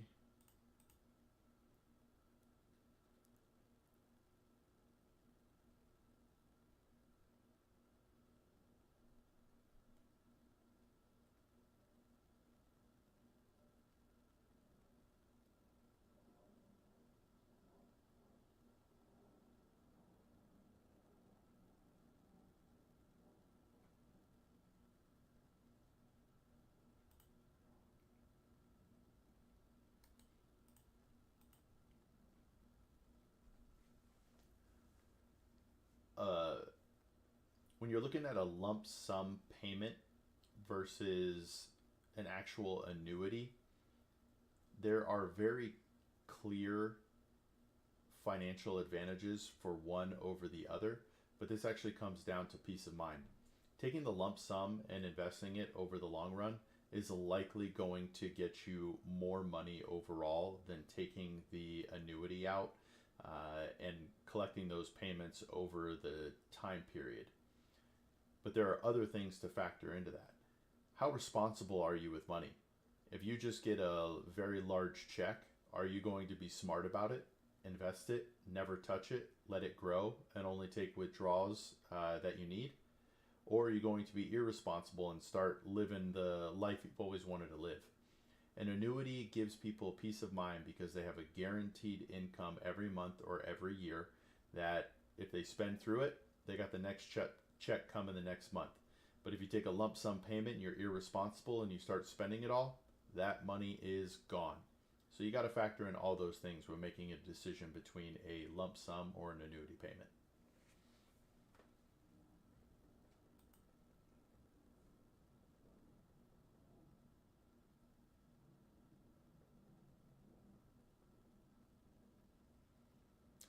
Man, this couple's making $200,000 a year and they're struggling.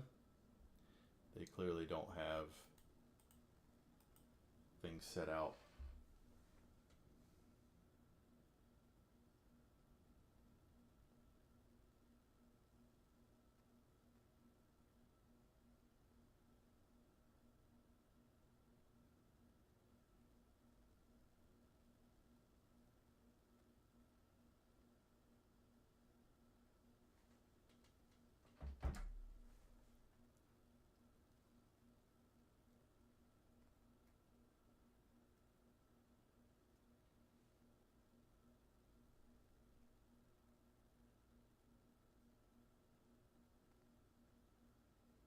They need to be careful about they're getting close to the married filing jointly Roth IRA income limitations. Let's take a look at that.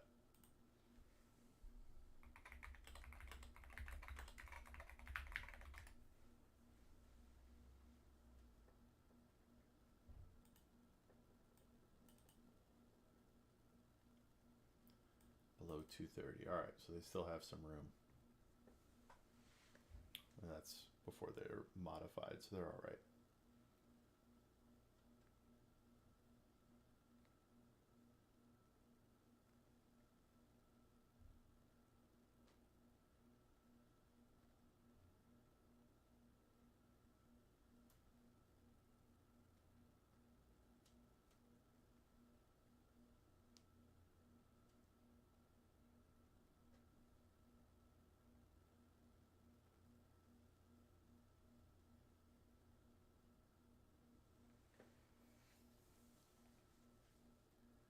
With a situation like this, it's fairly easy to tell they haven't been through the 5 steps of financial success.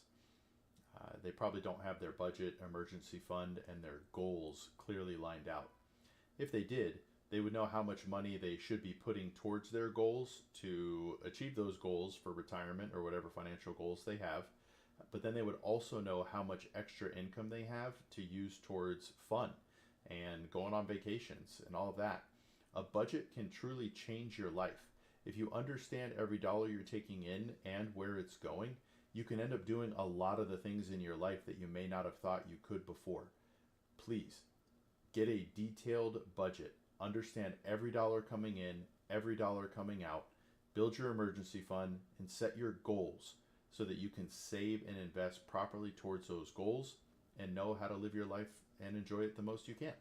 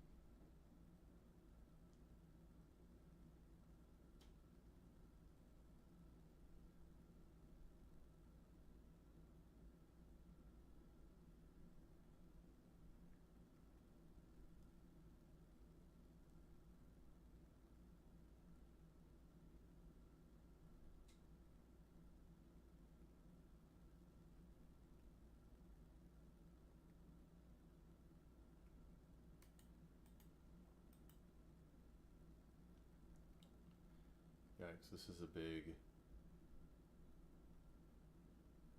thing here.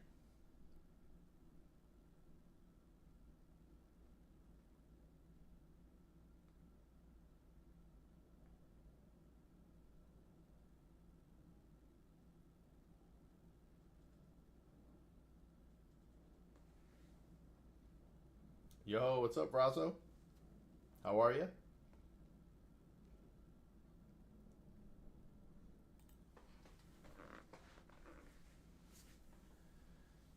No matter where you are in life, addressing the 5 steps of financial success will help you out. If you're unsure of where you are, do your budget. Figure out where every dollar is going. Figure out an emergency fund. I like 12 months of basic living expenses, but you could be more or less conservative depending on your nature and your goals. What are your goals? When do you want to retire? How much do you want to spend? Once you get those things figured out, then you can start looking at investments and how to make those goals a reality. Yo, 10%. Since when, Brazo? Since when? Which ETF? Were you the one who told me about SPY U? Hold on. Let's pull these back up.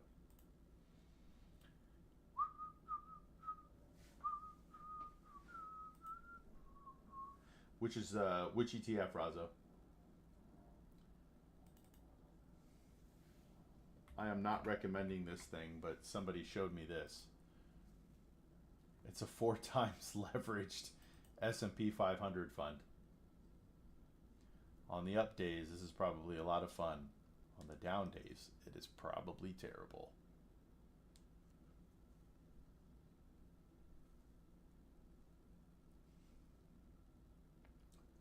XGROW. Let's look at. Okay, growth ETF.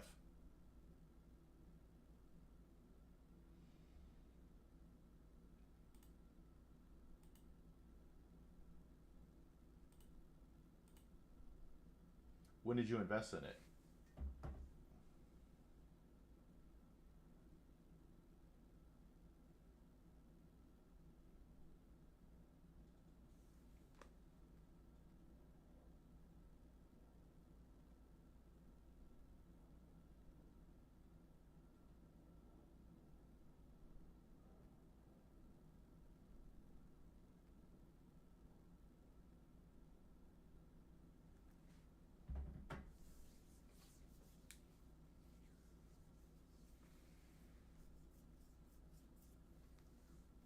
And if we talked about this before, I apologize, Razo, but what made you choose the iShares growth fund over any other growth fund? I don't have a preference either way. I'm just genuinely curious. Oh, you bought it at the dip, huh? All right, I dig that. Probably bought it around here, right about there, and then pew pew pew pew pew pew pew pew all the way up. Those were good days to buy.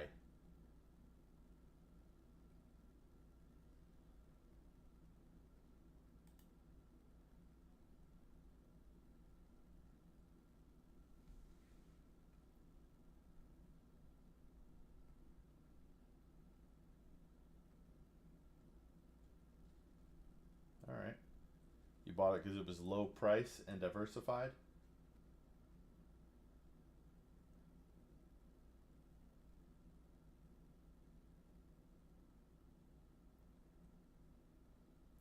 How many companies are in this?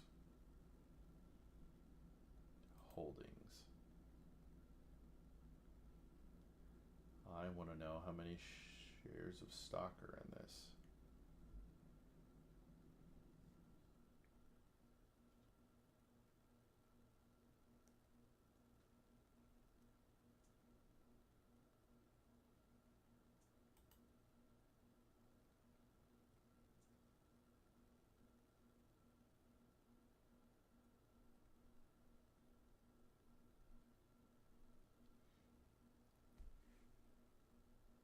Endless holdings. What I would have you do, just to make sure, Vrazo, always compare this against like the total stock market. How do you compare this to something? Advanced chart? All right. I don't know what I'm doing on this thing. Well, this thing is a growth ETF, so it's invested in certain parts of the market, what they consider growth stocks. So generally,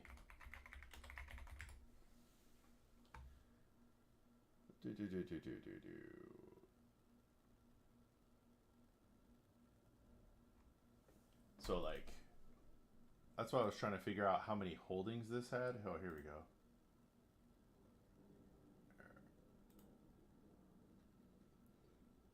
That's what I'm trying to figure out is how many shares of stock are in this. Because a growth fund is generally going to have less stock in it.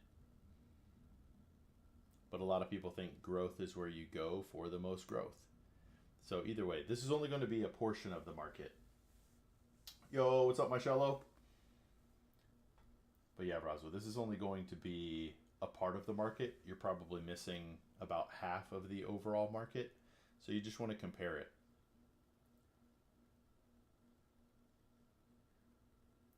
Yes, I can do that.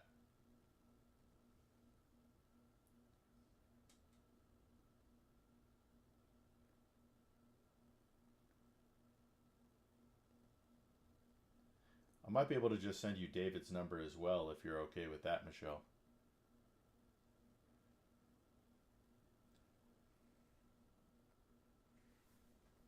Oh, it didn't copy and paste everything after .com. So like the / Razo, and then I can put it in there.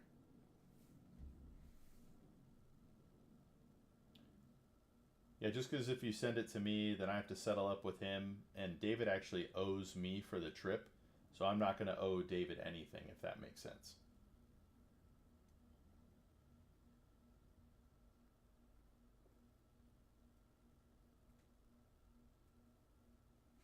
There we go. Is this on Yahoo?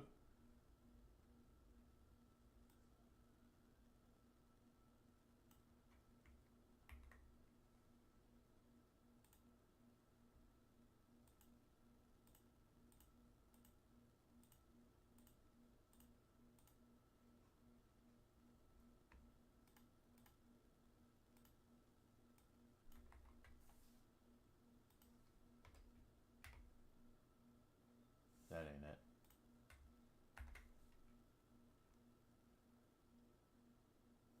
Where is it? a BlackRock website. Let's see if it'll find it through that. There we go.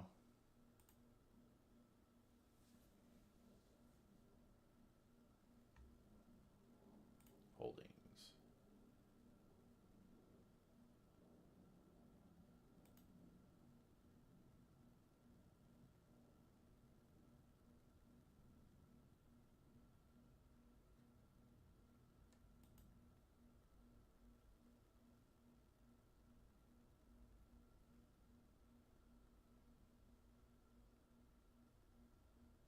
Interesting that NVIDIA isn't a growth fund. All right, let's see here. I want to look at how many stocks are in it. Did I miss that?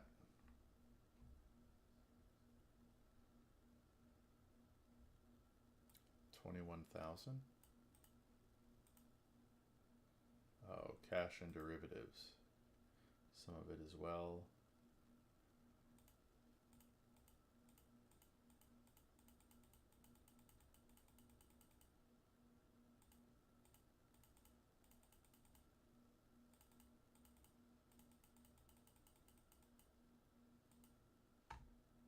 This is interesting. A lot of things in here it doesn't actually own.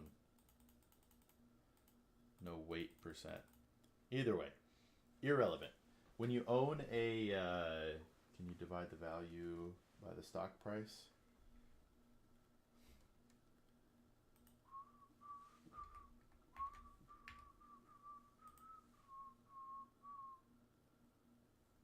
What we'd have to do is take the stock price into the total amount of shares, right? But that's sort of irrelevant to the point I'm trying to make here. We could definitely do all that, but what we're really looking at is that it's just a part of the market. So you just want to be mindful of that, that you know that you don't own part of the market at the same time.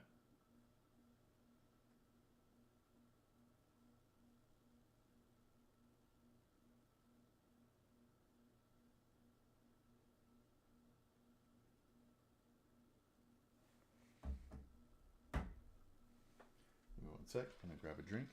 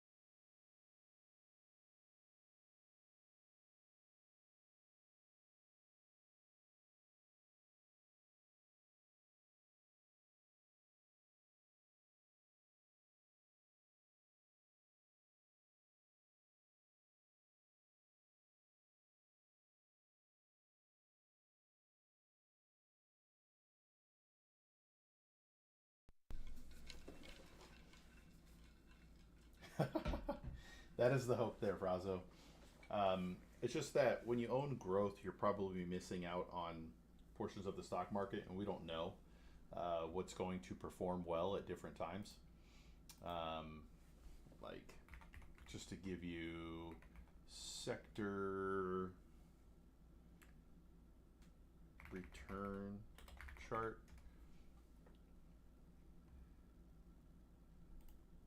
All right, so take a look at this.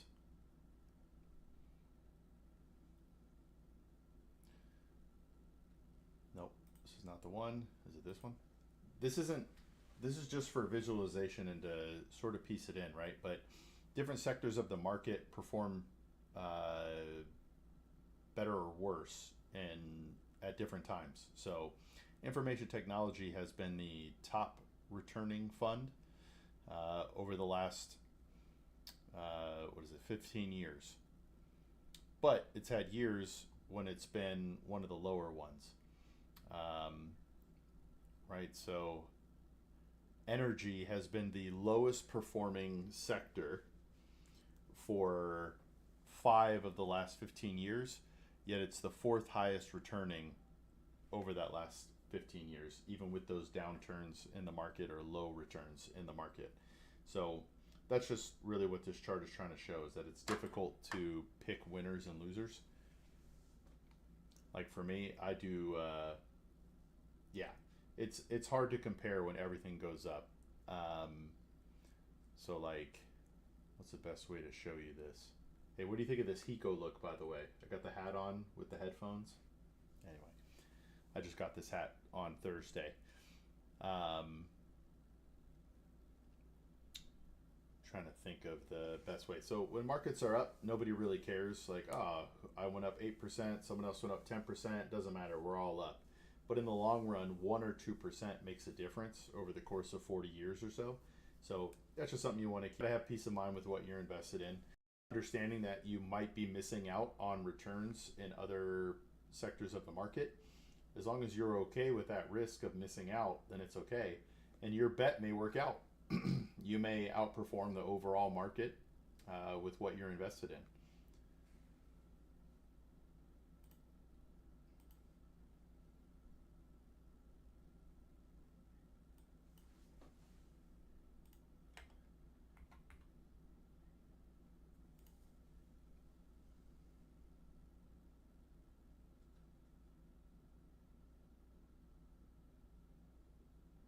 I don't want.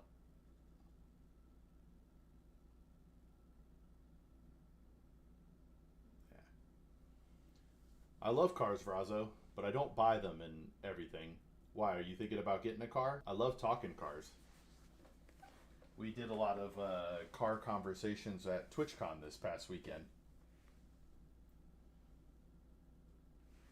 Also, I don't know if you could see this right here, but I got to meet Tens and Kaide.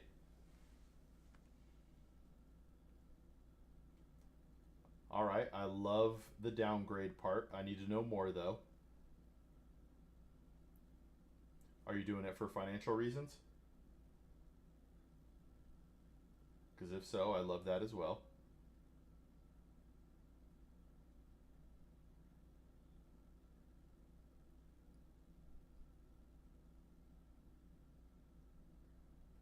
What's frozen for you?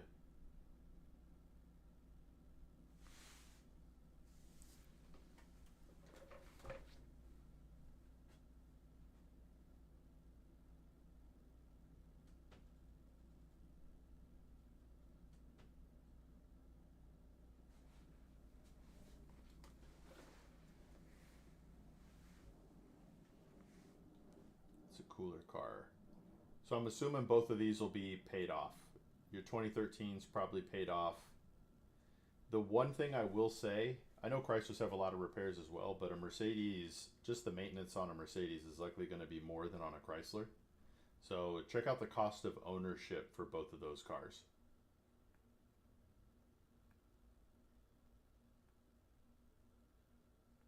Okay, I love the senior owned and driven. But yeah, look at cost of ownership. If it still fits within your budget and doesn't affect your overall goals, then if it's something that's going to make you happy, then do it. But just make sure you know all the factors before you make that final call.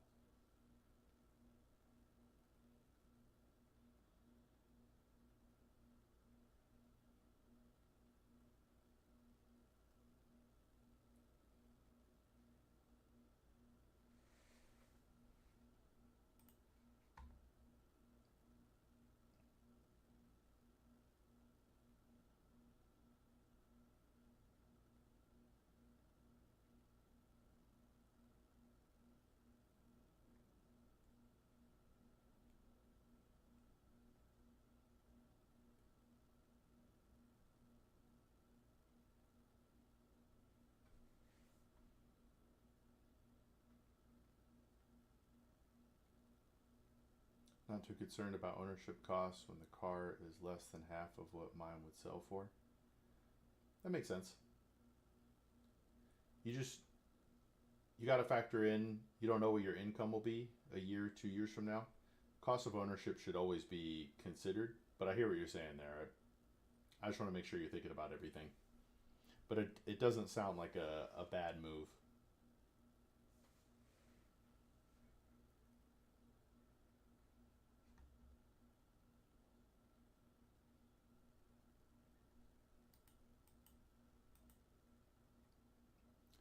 You do have to have earned income to contribute to any IRA, not just a Roth.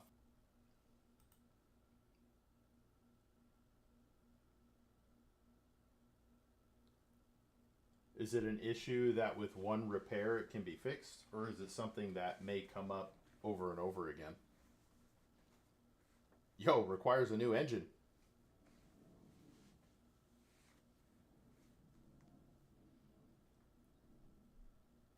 How long do you plan to own the car?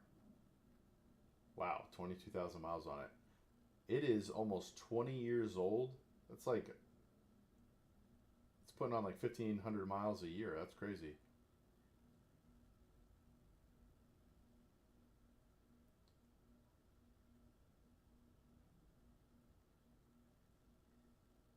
It's like 1,500 kilometers a year.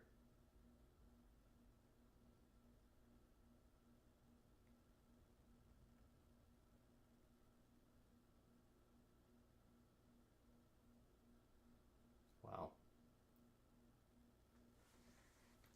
That is, so you do run into other issues with cars that haven't been driven much. Seals and things that expect oil to be rolling through them to keep them lubricated can get dried out and stuff.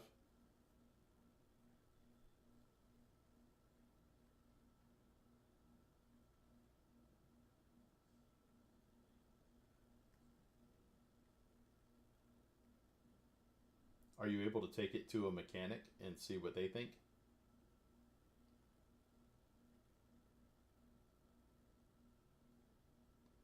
Someone who specializes in Mercedes?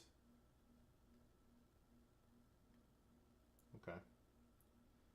Shouldn't be too terrible then. I don't know, man. A low mileage car, a used low mileage car owned by a senior citizen, generally some of my favorite purchases.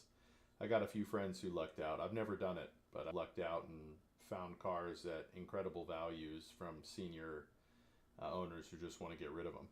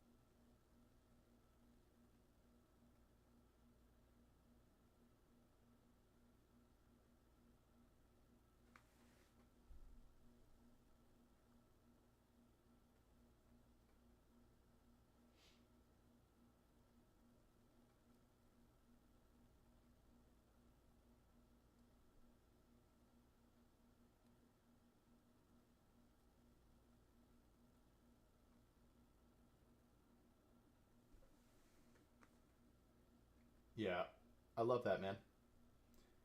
You know, and if you feel comfortable with your budget and your emergency fund, and it's not going to invest or affect your goals and your investments, sounds like it could be cool, man. Especially if you'll enjoy it more.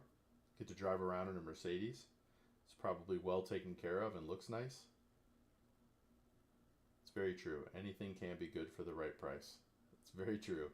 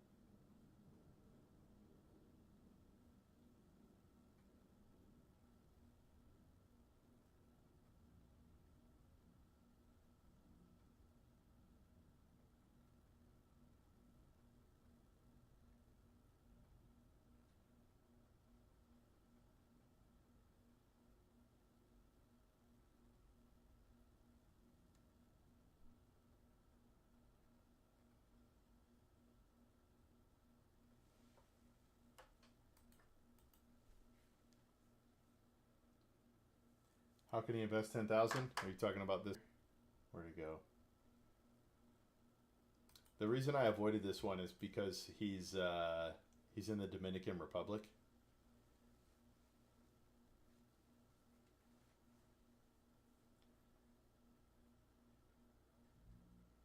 So for someone like this, and really any time you come into some extra money, you really just need to go back through the 5 steps for financial success. How does this affect your budget? How does it affect your emergency fund? How does it affect your goals and your time horizons? And once you figure those out, you can start putting that money towards your different goals. But until you know those first 3 things, you can't really make a decision on investing.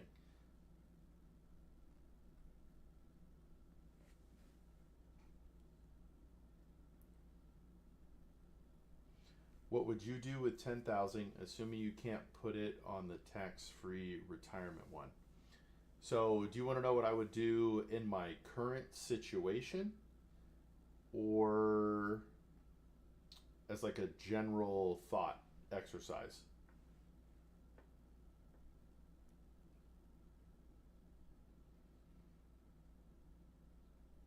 Because my situation might be different.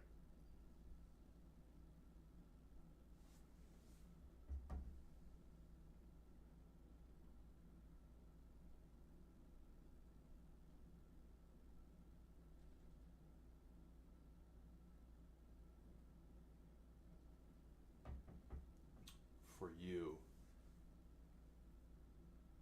So, what would the money be for, Brazo? Would it be for a retirement goal, a short-term goal? Tell me a little bit more about what the 10,000 would be for. And while you're typing that out, for me personally, it would actually go towards my savings because we're living without a income right now. So it would just go to pay bills and stuff like that. It would not be very fun on my side.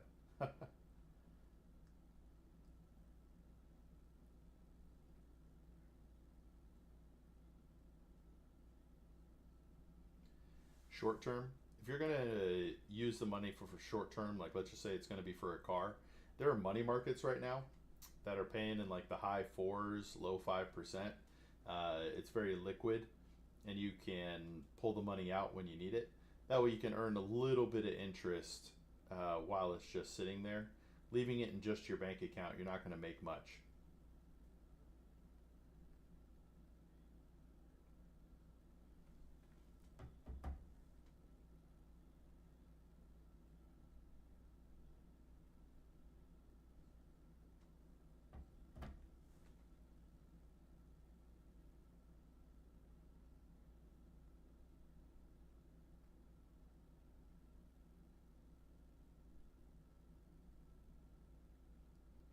Really? A lot of banks do not pay as high on their high yield savings accounts as a money market will. But I'd be very interested. What type of rates do you think you could get from a bank right now?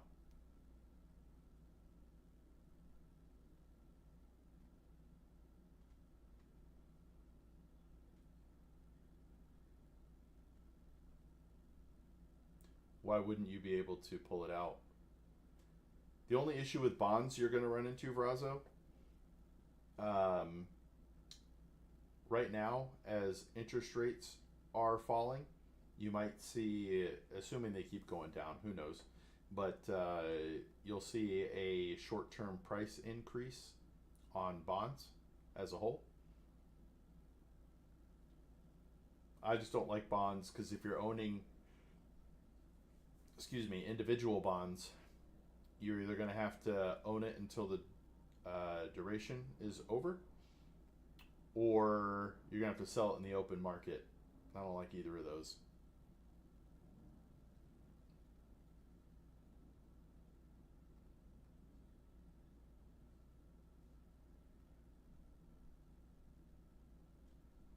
And actually, a lot of bond funds aren't even paying 4% on 1 year. Yeah, don't do that. Are you in the UK, Vrazo? Because this, what I'm about to show you, won't matter.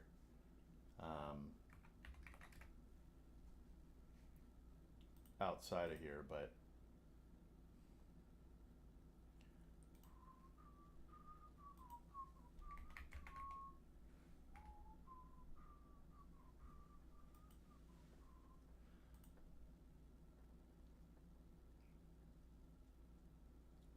Canada.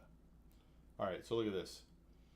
A money market, and I'm not vouching. I only pulled this one up because I'm very familiar with Vanguard. You might be able to find something that pays more, but a money market doesn't generally make you hold it in for any amount of time, and they're paying good interest rates right now. So I don't know if there is a Canadian site. I don't even know if Vanguard is in Canada, to be honest with you.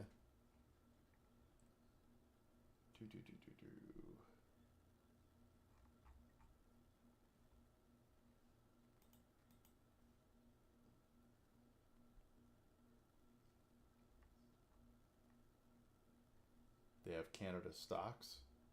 They probably have Canada money market then.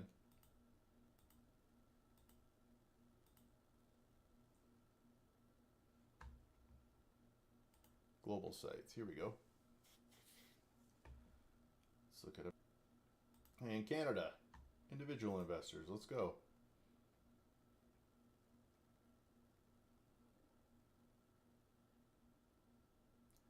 I have VDY, CDN.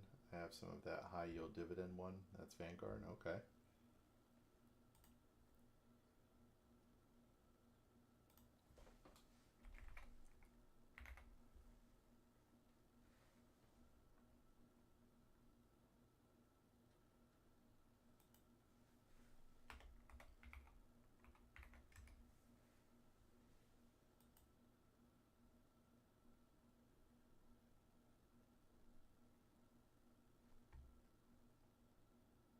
VDY, here it is. So it's done well.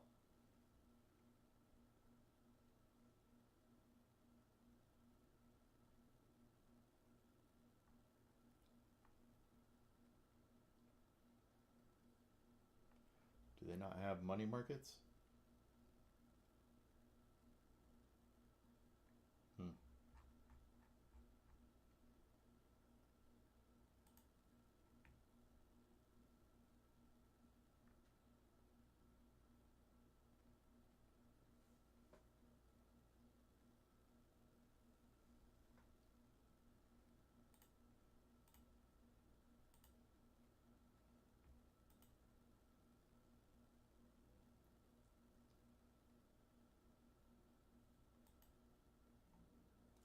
This is all of them. That's weird. There are no money markets.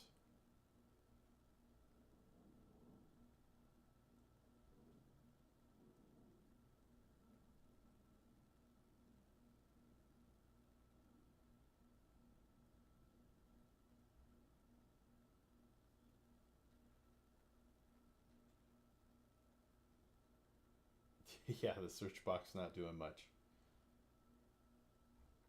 That's also weird. They don't have money markets. Money market. It also won't let me search and tell me we don't have money markets, so that's weird.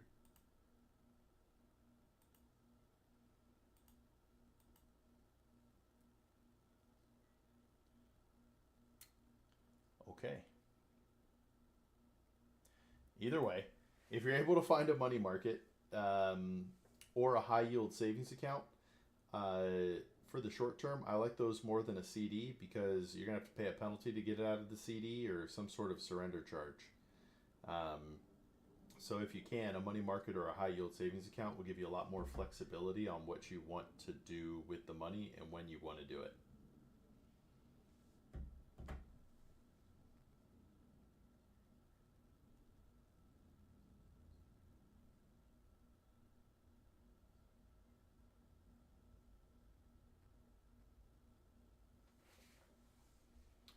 If you put another site, it gave me the 3 asterisks again.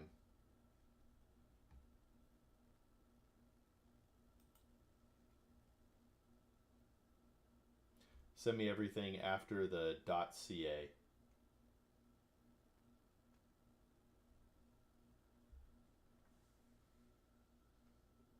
CIBC money market fund. Is that Vanguard or someone else? CIBC money market fund. Personal money market account. All right, let's see. Let's see. Give me your rates, dogs.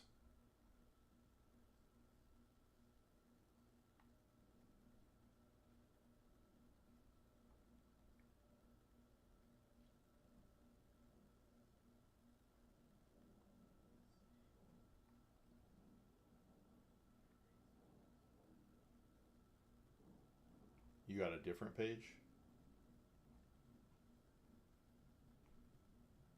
Let's try this.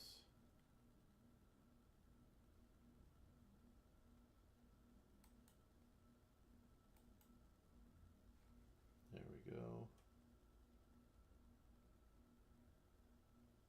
Dang, it gave an asterisk in after funds / I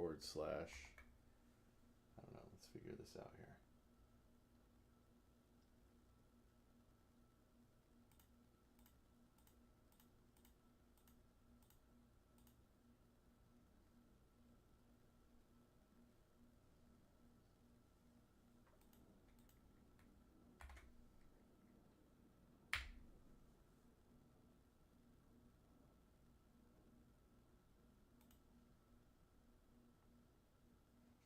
Oh, here we go. This is the page, but I did find something. Savings funds. Yeah, I think this is it.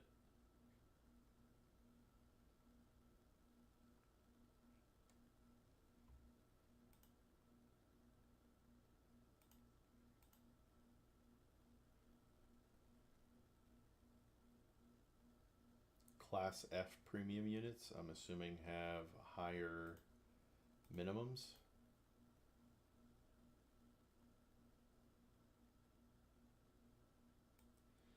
So yeah, I mean, these yields are higher than what it sounds like you'd be getting from a CD. So this could definitely be worth it.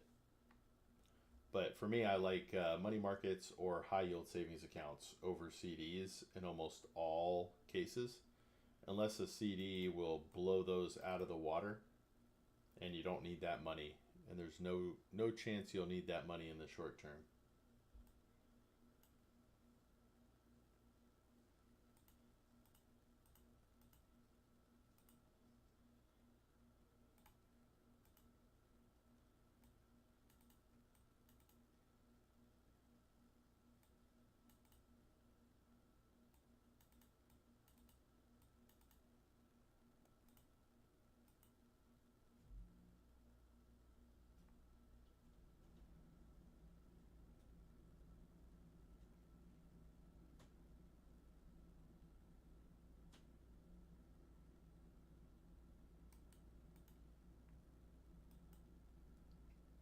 All right, give me 1 second. We're going to talk about disability in a second here.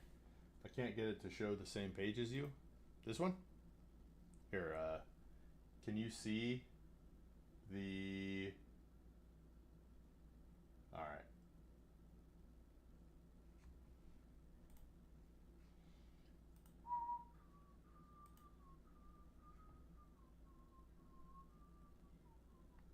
If you want to throw it into random or...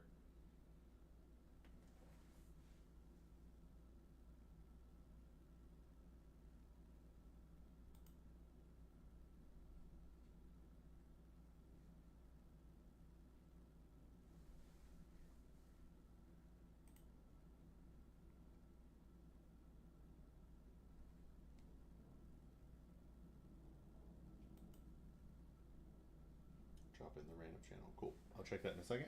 Be right back. Check this. All right, be right back.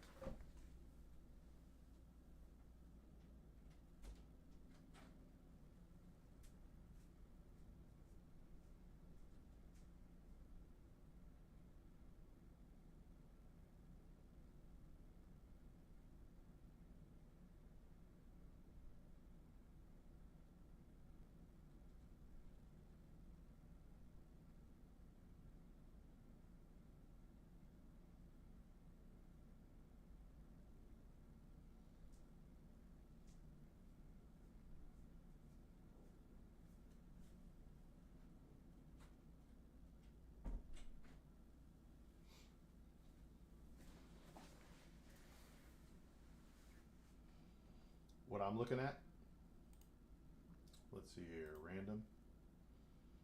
Oh, yeah. You're looking at charts. How do I get to charts?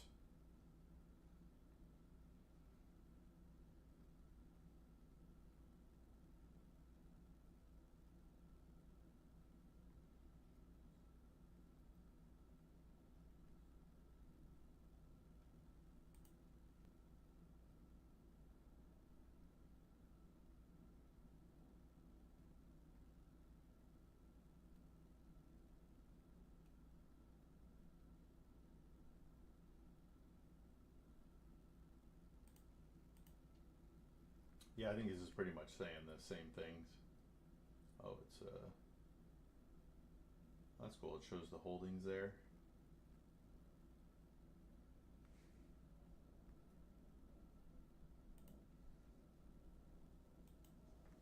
Yeah, I mean, a money market generally works the same. I can't speak directly for Canada because they're using things like compound growth or compound returns, which I'm not used to seeing in a money market because the compounding is just right.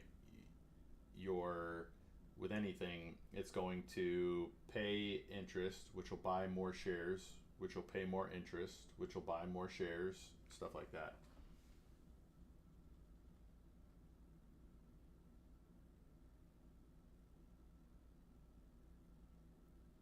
Yo, what's up, Acer? How's life treating you?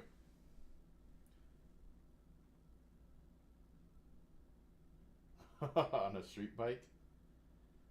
All right, let's talk motorcycles. I'm sure you see that bad boy back there. I actually started with a 650, but it was a two-cylinder engine. Man, what was that bike called? I thought I'd remember it forever. It was my first bike, the Savage, the Suzuki Savage. Let's take a look at that bad boy. Suzuki Savage. Yeah, this was my first bike. So,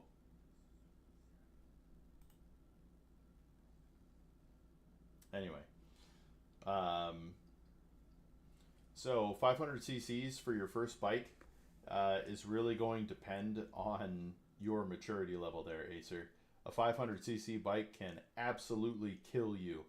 Um, if it's a sport bike, it'll still have a lot of torque off the line and some decent top end speed.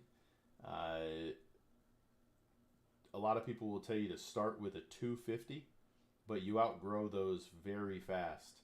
So, like, if I were you, I would almost never come out of third gear until you feel very comfortable because you can engine brake in third and second gear pretty well.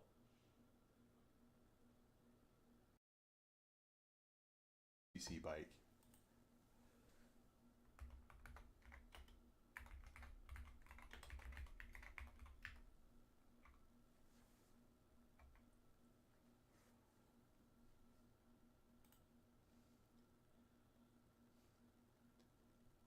This is actually my color right here. Boom, this midnight blue.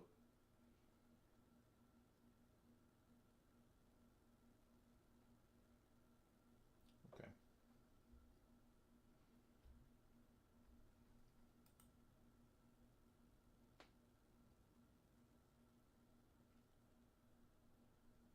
I will be back in a minute then.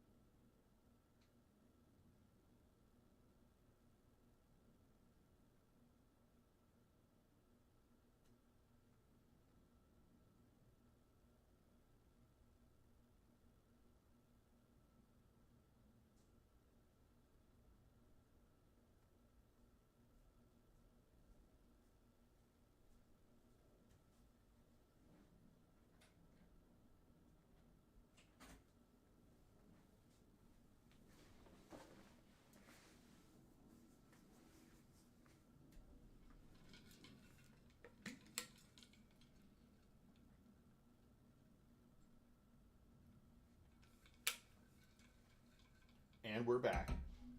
So if you have experience riding a 250 and you understand the torque and power and all that sort of stuff, but I would still take a vehicle safety foundation course. But if you're not gonna do that, then ride around back roads as much as you can. Do your research, and again, you've already ridden, so I don't want to talk to you like you don't know anything. But with counter steering on the road and how that works and how that feels, and getting used to leaning into your bike. If you feel good with all those things, then you could be all right.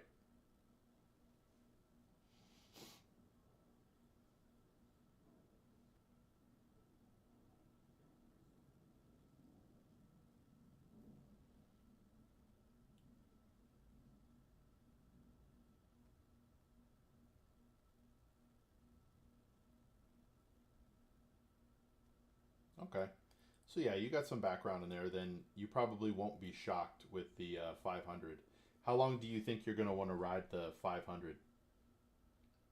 S1000RR? Are you trying to kill my man, Razzo?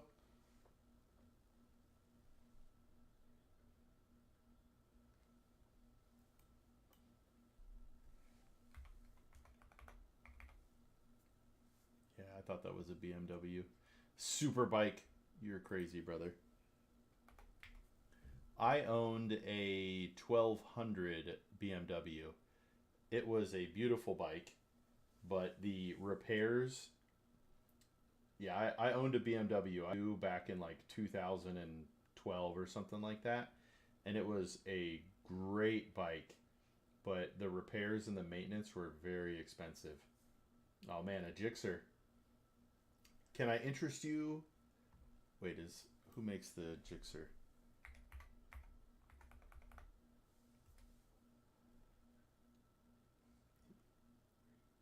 Suzuki. So I know the Gixxer is a very popular bike, but I'm all about Kawasaki's.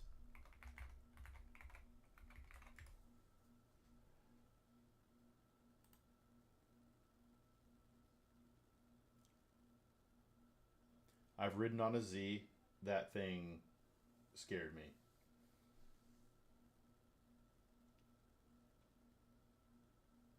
Wow. Do they not do motocross, cross country, off-road, dual sport? Where are their...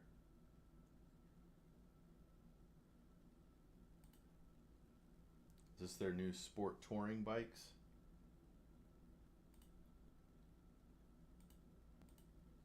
And I owned a Vulcan for a while as well. I owned a Vulcan 900. That was a great bike. This is the bike I actually would say I truly learned how to ride a motorcycle on. Oh man, that thing was probably crazy fast, Acer. I have seen a Gixxer, yeah. Where are the sport touring bikes? Is that really just this? They don't do the concourse anymore?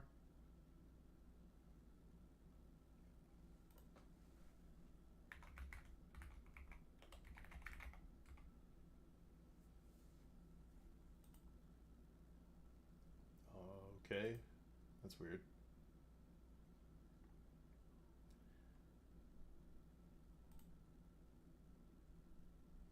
They did. They stopped making these in 2021? What the? Oh, I have. Jixer Bruh is a guy on YouTube? No, I have not seen him.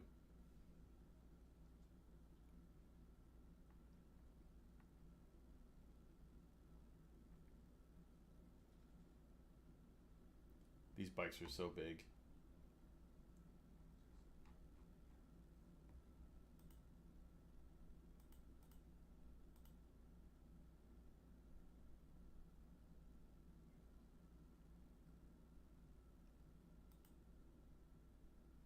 Whoo.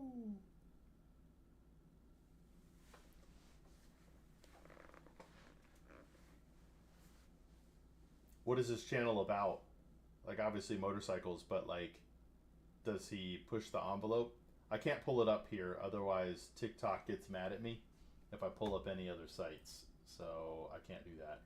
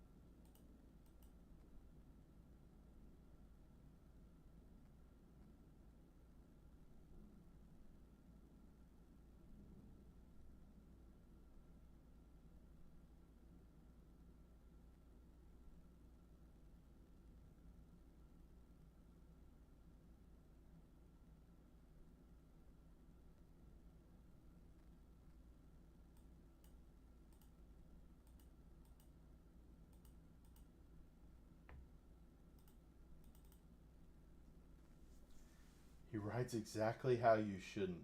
One video is called "What kind of gas mileage do you get at 180 miles per hour?" Wow, that man is a savage. Have you ridden a motorcycle, Brazo?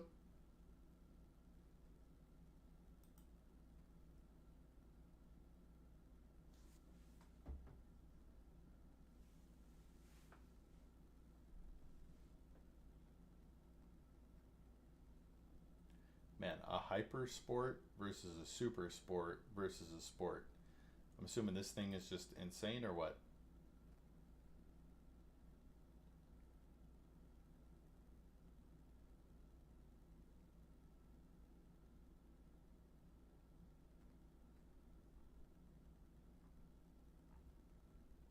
Well, let's look at these specs in detail, shall we? Facebook has been feeding me vids of people hitting 200 plus. I rode a 125 a couple of years ago. 50 cc's in the snow sounds like a lot of fun. Acer, I don't know the fastest you ever been in a vehicle. On a motorcycle, I think the fastest I ever got to was like 120. It was very brief, but literally the ground is right beneath you, just whizzing by, and like you feel every little vibration. You're like, man, if something just goes wonky here, I'm flying. I would never go 200 miles an hour on a motorcycle, but that brings me to one of my favorite sports. Are you guys into 186? Holy cow. That had to feel crazy. If you like motorcycles at all, MotoGP is awesome.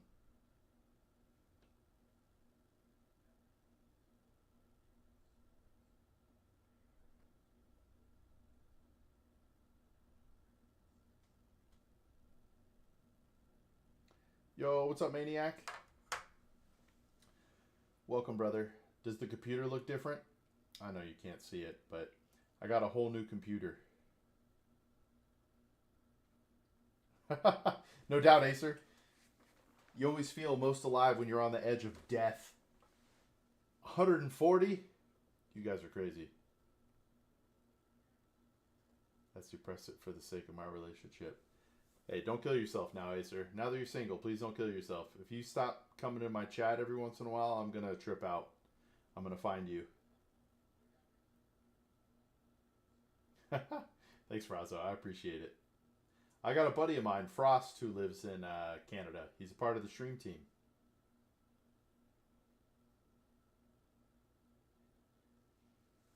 He goes to university there.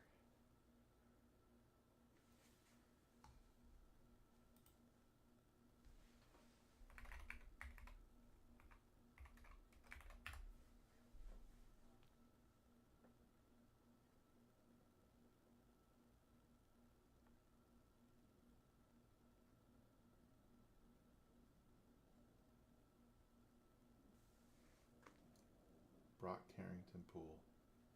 Alright. If you ever disappear on me, I'm going to come find you. Oh man, Maniac. TwitchCon was awesome. But let me start before TwitchCon. Actually, real quick, I don't know if you could see that, but I got to meet Tens and Kaide. That was sick. That was probably the highlight. I got this right here. I don't know how this is going to show up on stream, but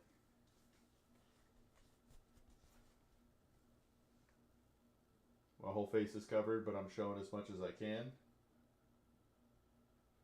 Nice little Valorant mouse pad.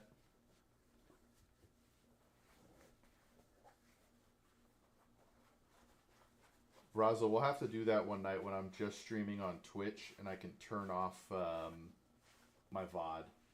Because I'll get copyright strike if I do anything too wild.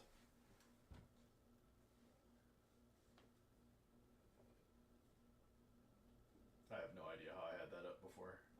Just go like that now.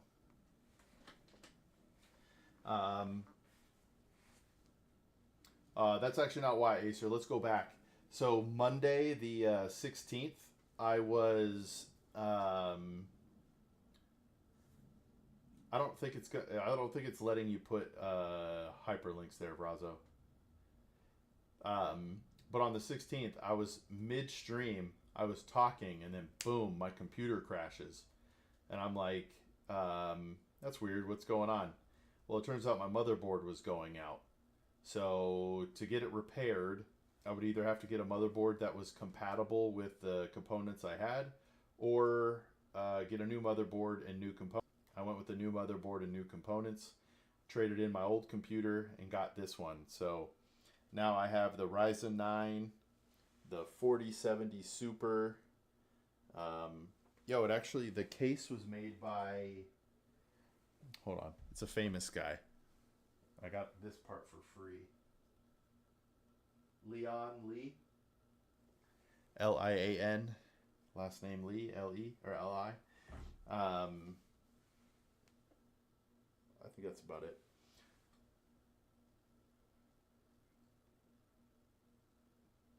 My stream is buffed.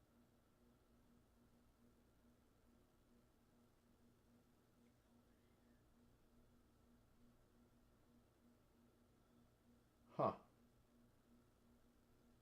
I wonder if it's been like that all day.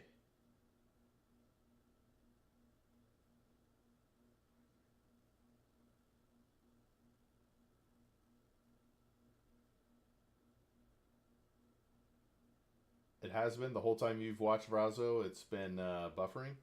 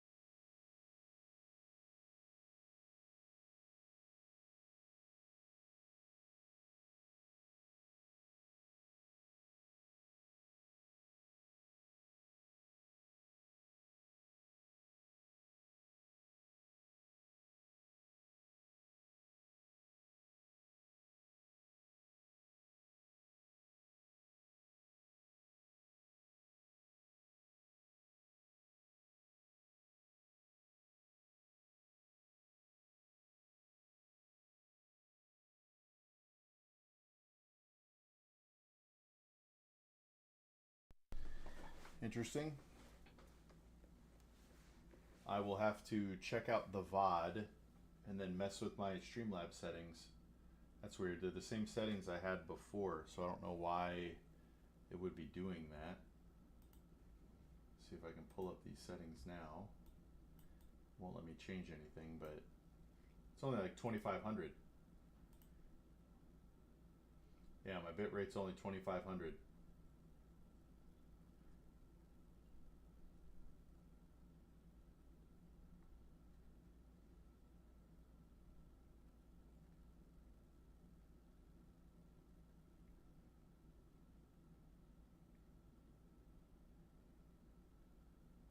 When I was on fiber, I had it at like 6000.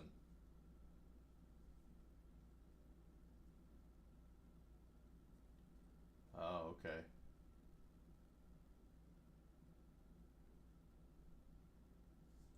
Appreciate you telling me that, Soft.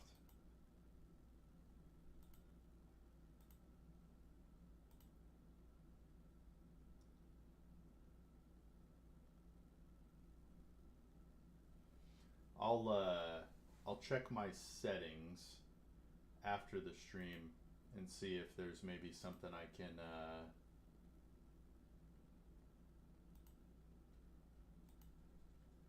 change here. I didn't make any changes to the stream, no. One thing I did change, I don't know if you noticed, I'm not in the very top left anymore. I don't know if that makes it worse, better, or indifferent, but now there's a little gap because of the way the sizing works. I can't get this thing perfect, unfortunately.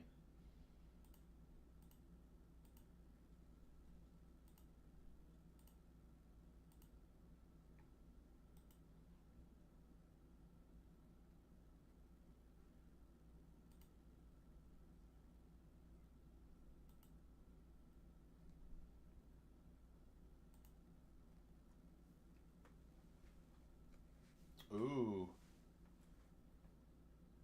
Do you have any racers you've locked onto, Acer? Mark Marquez won the previous two, and then I think Martin won. Oh no, no, no! It wasn't Martin. Bastianini won this past weekend. You've locked onto, Acer?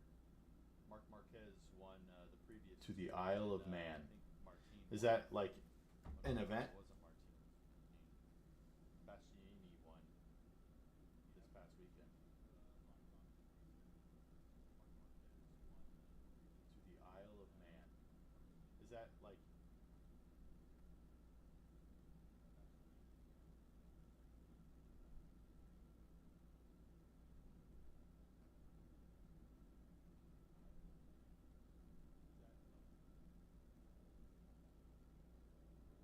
Oh, man! 3 people die. Why did they do it?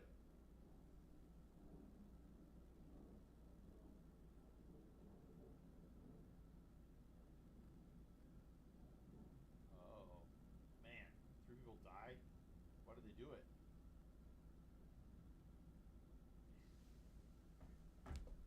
Wow. All right, time to look up Isle of Man race.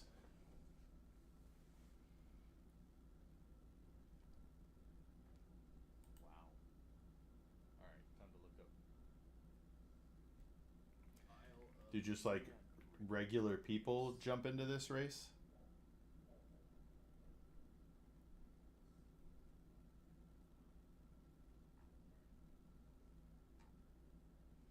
I want to know the history of the Isle of Man. Regular people jump into this race?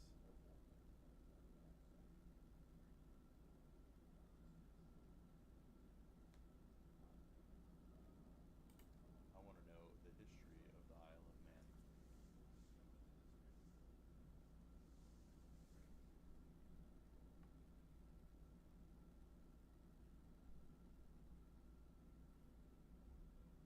Irish Sea every summer. Irish Sea every summer.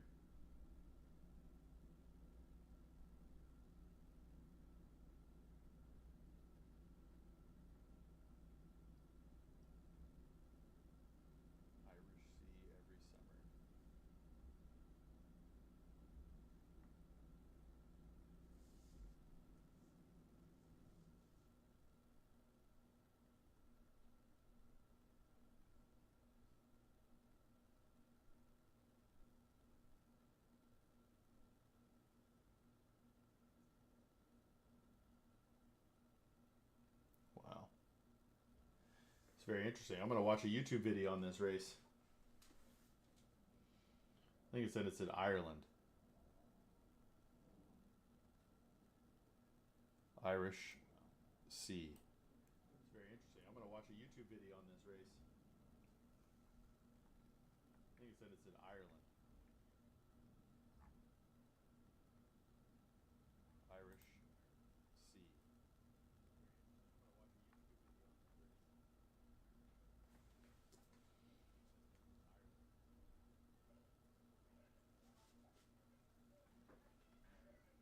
Yeah, no doubt. Oh, family just got home. Let me go help out. I'll be right back.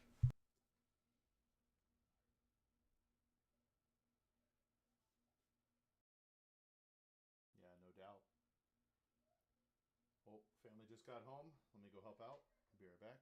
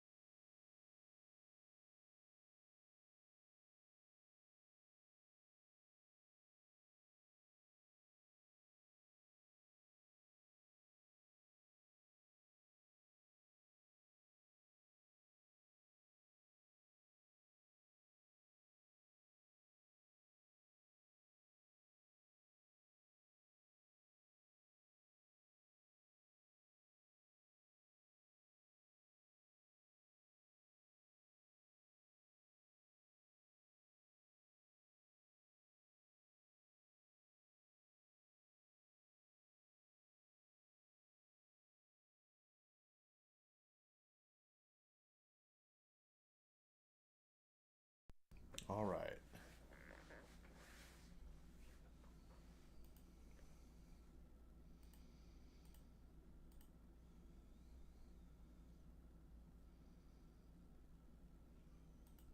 All right.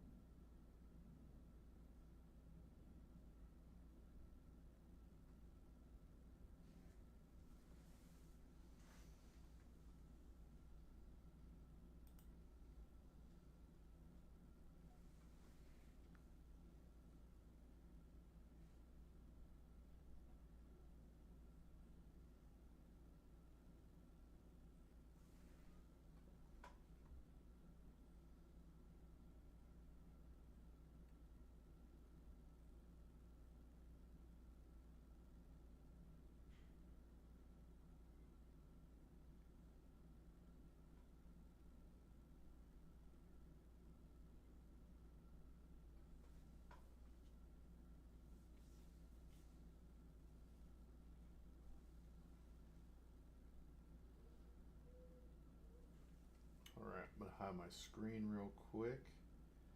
Need to log into something here.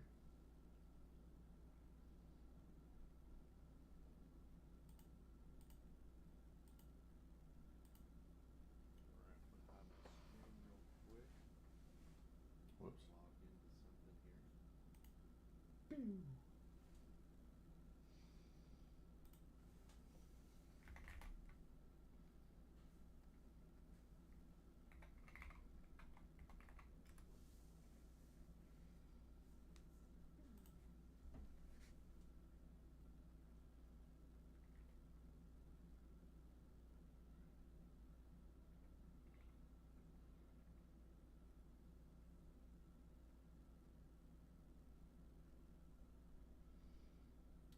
Sounds good, Acer.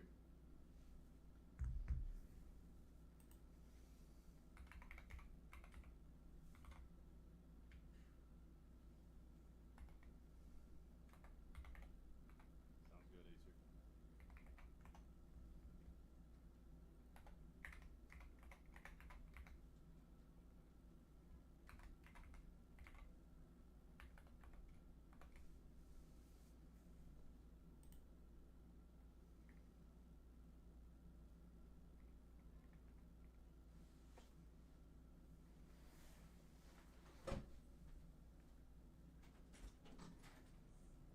Please give me authorization on Facebook.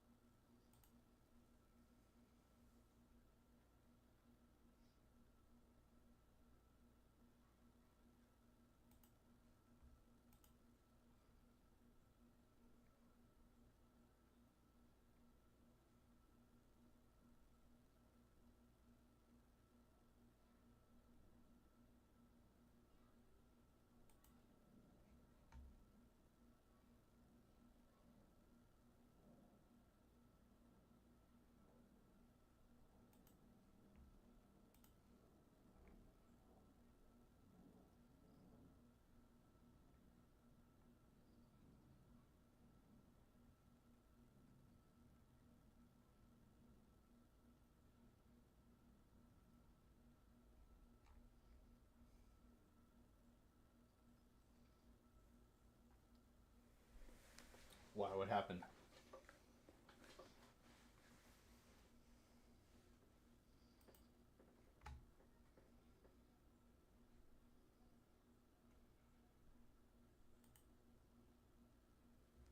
Why? What happened?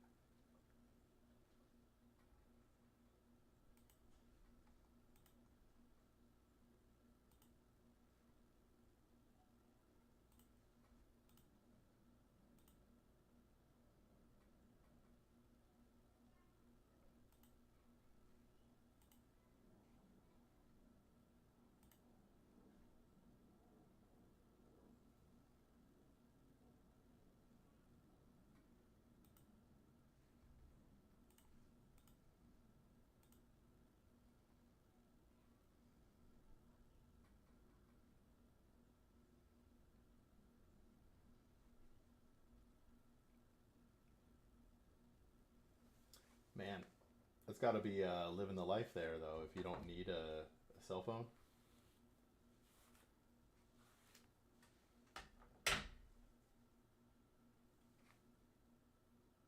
It's really weird looking at myself in the mirror. Not mirrored. There we go. It's good enough. Cell phone? It's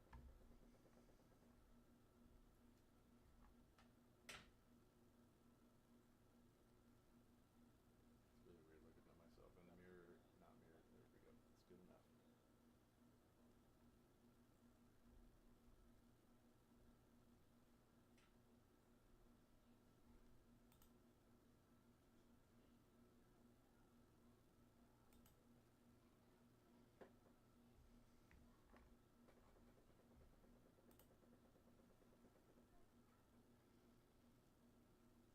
I'm definitely going to look into that more.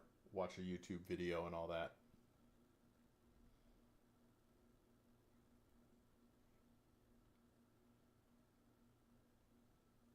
I'm definitely going to look into that more. Watch it. Wow, 300 people. That's crazy.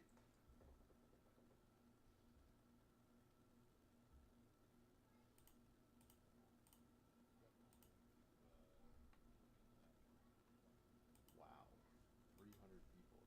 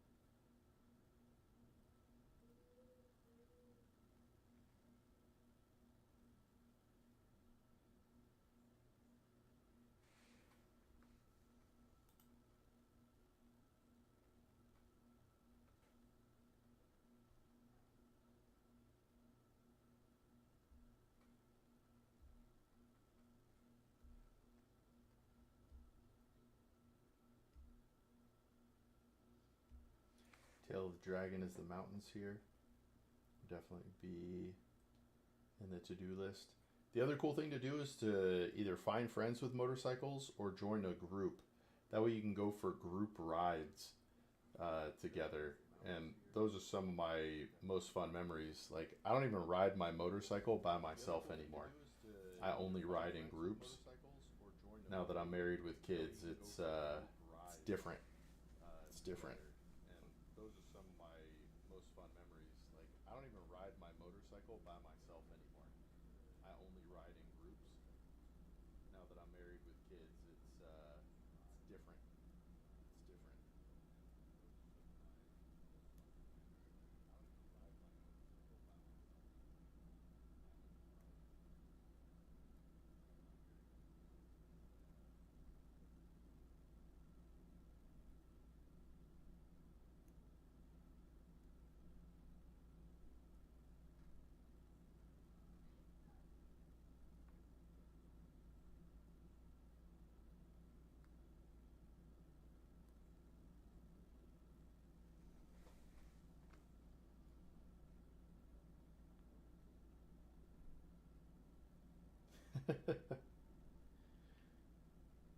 We are not the same, Acer.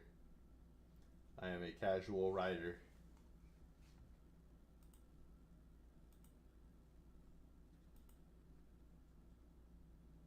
Spark plates.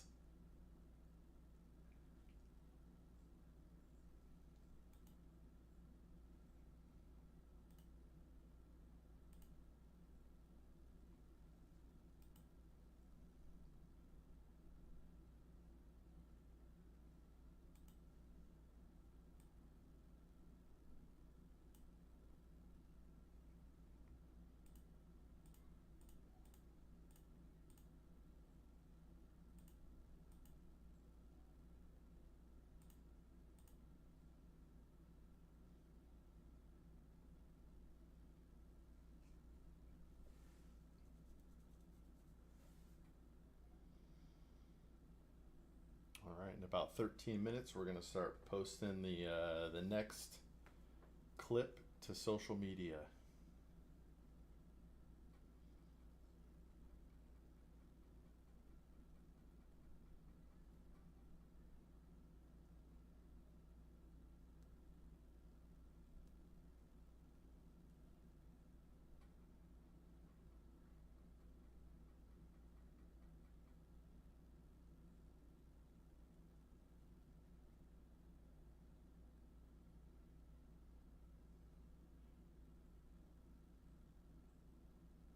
A motorcycle will do something for you.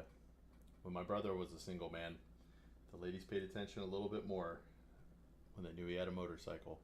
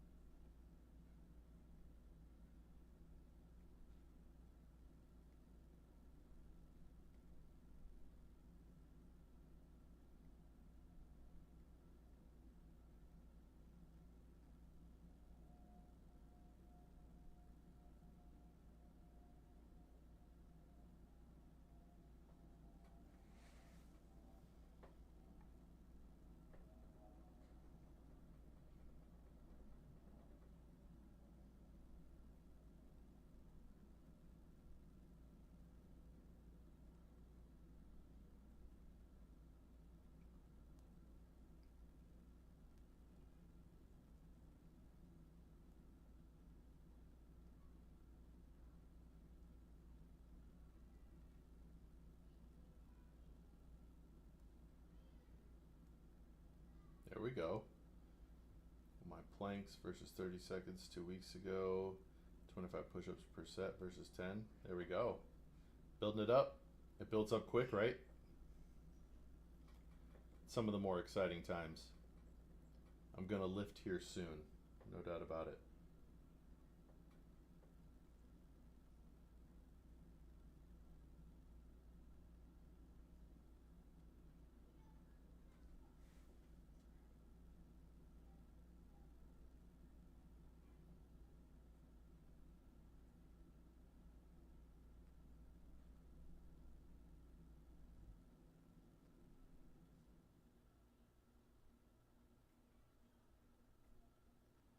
Rotating.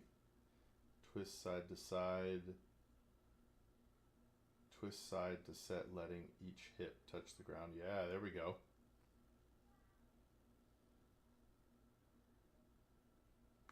You're gonna be ripped in no time, man. And then with farm living, you're gonna be farm strong. That's gonna be crazy.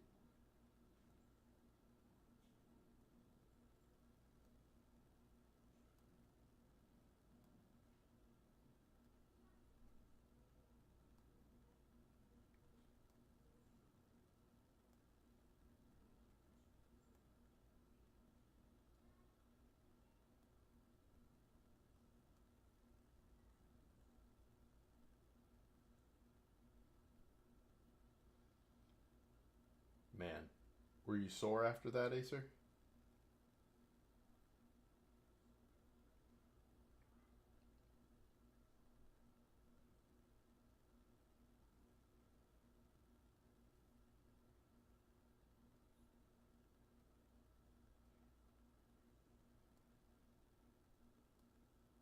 Yeah, no doubt. Do you switch hands or sides you're shoveling with? You get the pros who, even though they might be right-handed or left-handed, they purposely use the other half of their body to like spread out the load.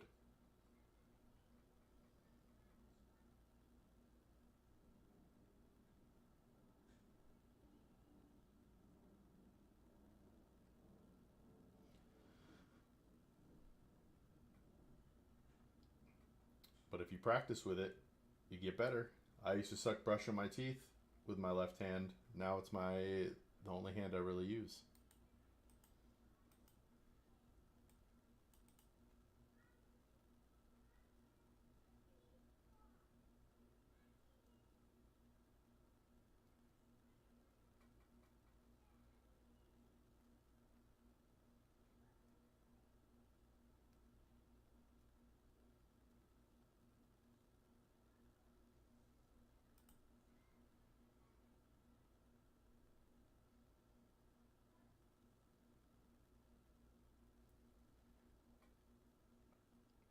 Have you checked out BNRG lately?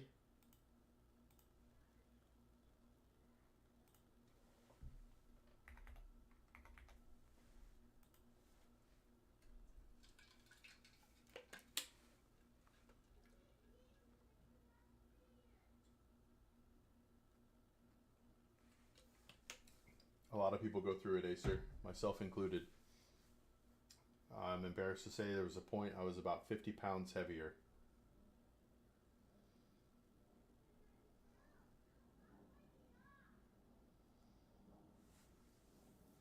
It happens, man.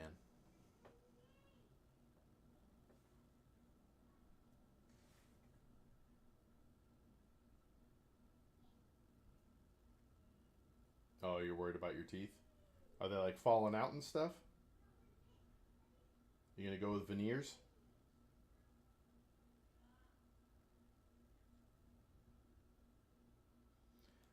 My buddy got some veneers.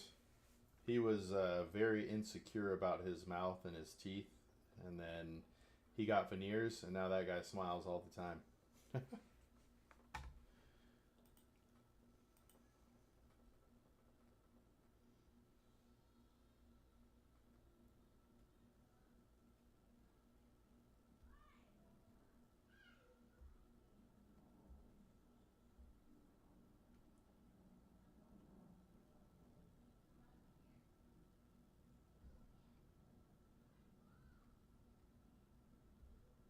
The veneers? That's understandable. Yeah, I don't think it's cheap or anything.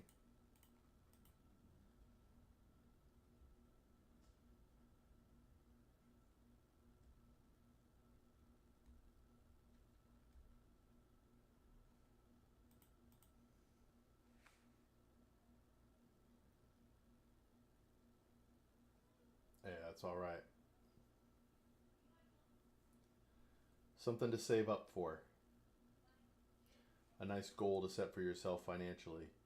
Put a certain amount aside per week or per month, and then get them in a year or 2 years or whenever works for you.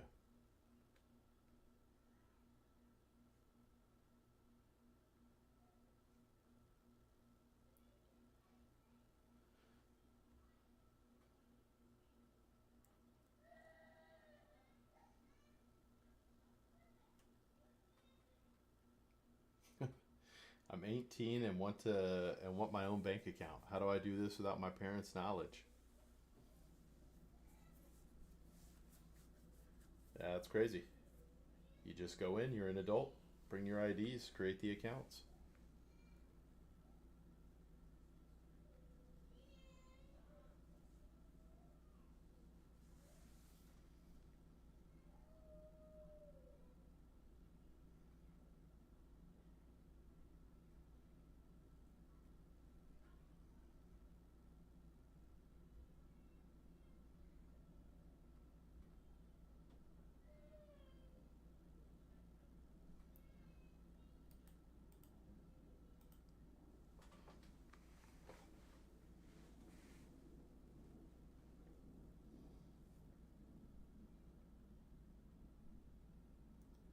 If you came into some money and you have a set way you want to invest, You need to think about how you got there. Why do you want to invest in the things that you're investing in? And what's the ultimate goal? How much risk are you taking on? Things like that. If you don't fully understand why you're investing in what you're investing in, pause, reassess, take a look around, and make sure you fully understand before you actually go into investing.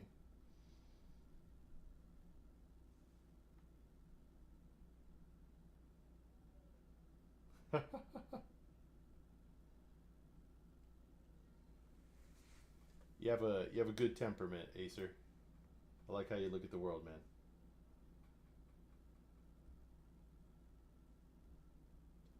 You took care of some things.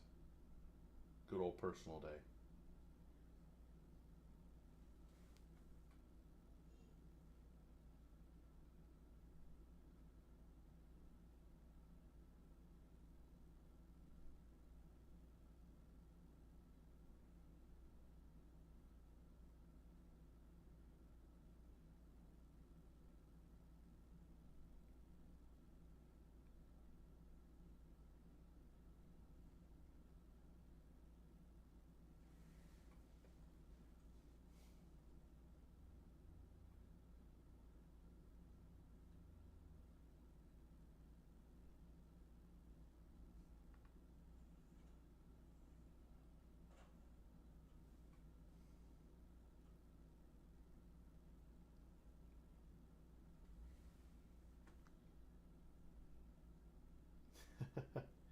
Yeah, best thing is just take care of them as you go, you know?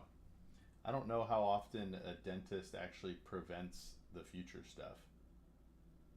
Yeah, I don't like going to the dentist. My wife likes having her teeth cleaned. What a savage, right? She loves having her teeth cleaned. I hate having my teeth cleaned. It's the worst. Give me one sec.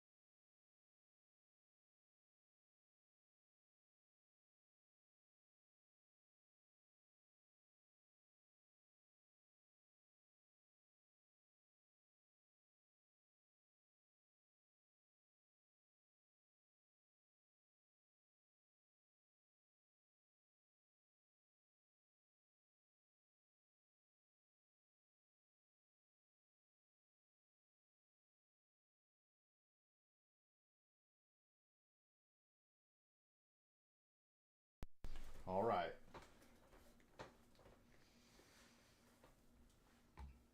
Let's make me big.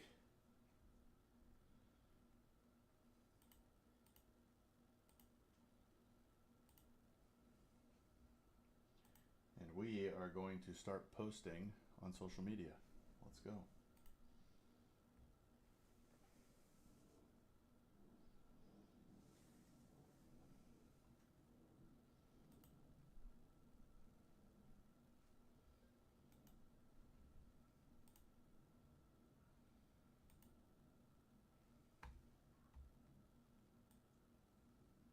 one of the few things that you can control when it comes to investing are the costs.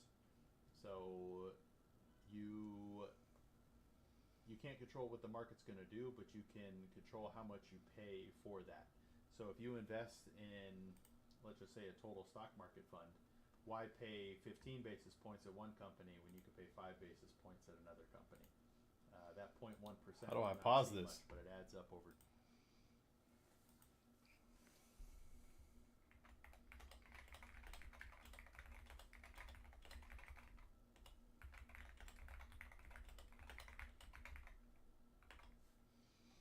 Let's get these hashtags going. I've had some of my back teeth extracted back in my 20s, 4 on the bottom right, 3 on the bottom left. We'll come for the rest of them. Did you ever get your wisdom teeth taken out?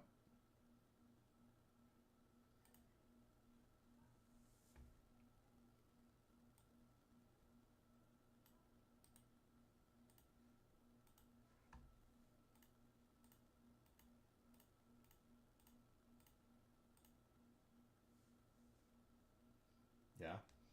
I regret getting mine taken out, to be honest with you. I regret it.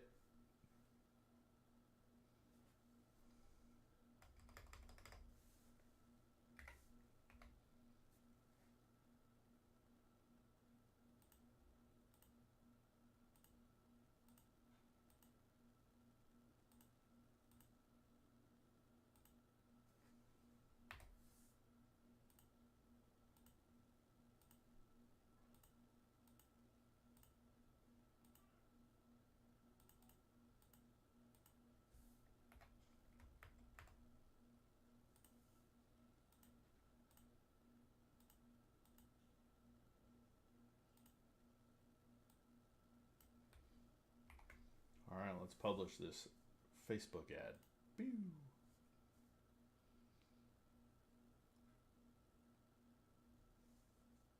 Yeah, I've heard that pain is temporary.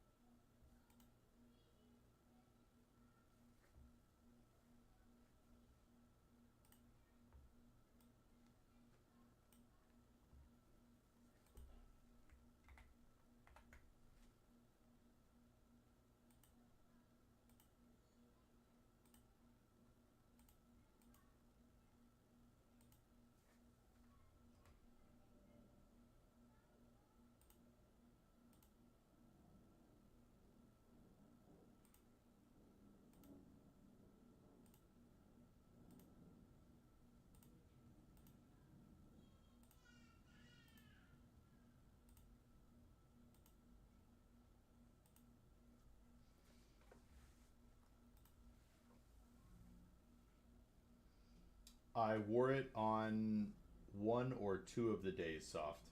As weird as it sounds, I didn't want to be in a public place and not show my bald head. So I wore it, I think, on Friday. Thursday and Friday I wore it.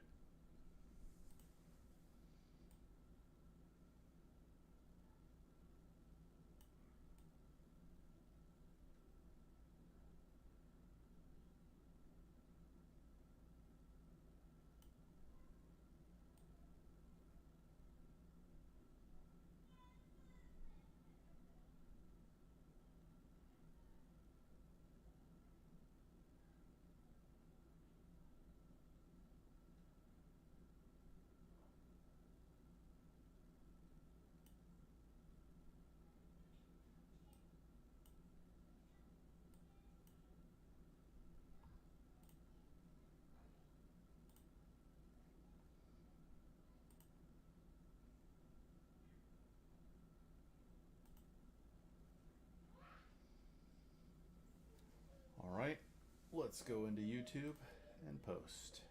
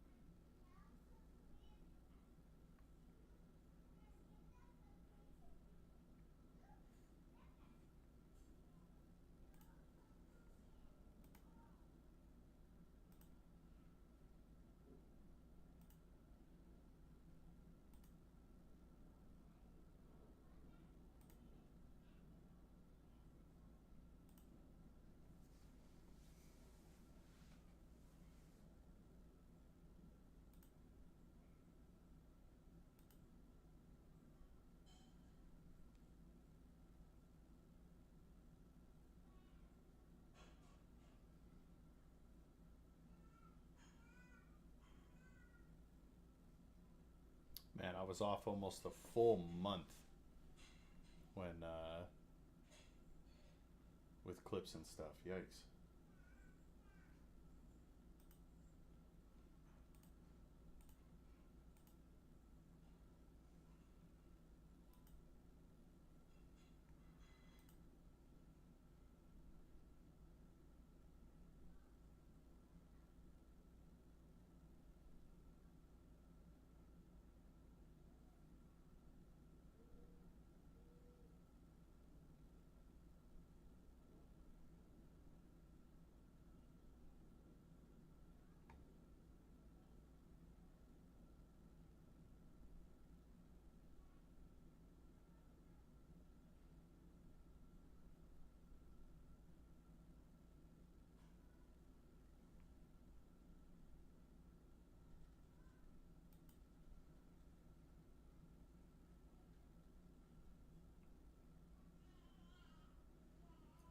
Yeah. Lesson learned. Well, I thought clips were going to be coming much faster, and they did not. So that is tough.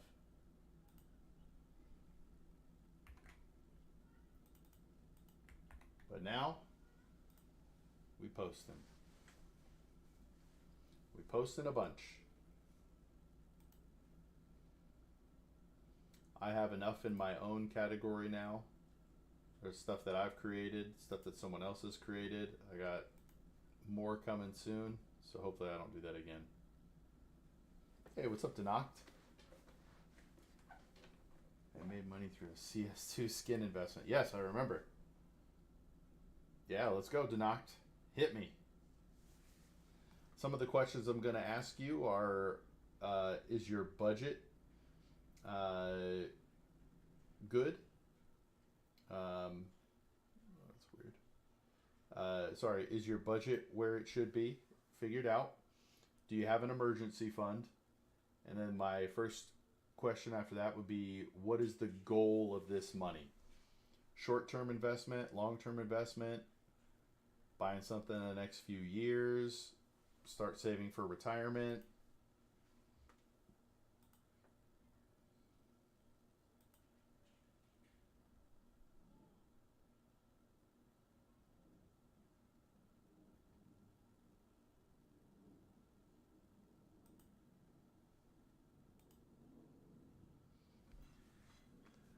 All right.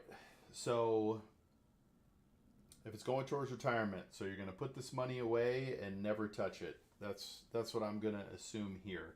Did you have any other earned income? And I forgot to knock. You are in what country?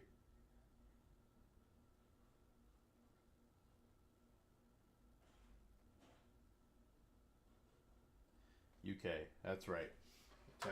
Taxes are not the same. So here in America, to invest in a retirement account, the income needs to be earned income.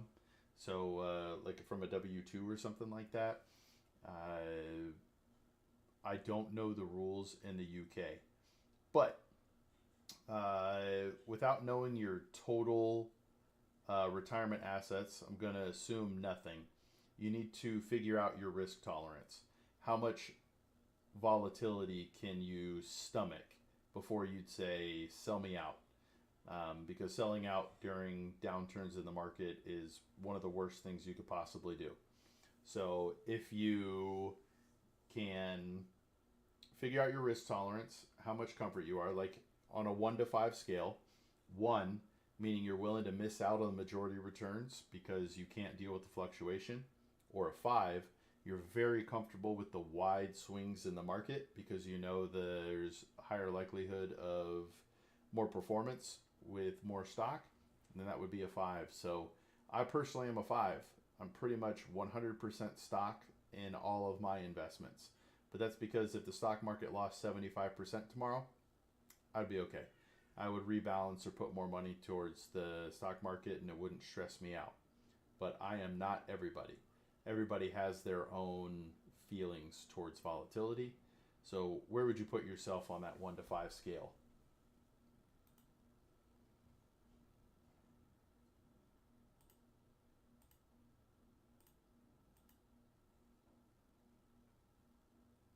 All right.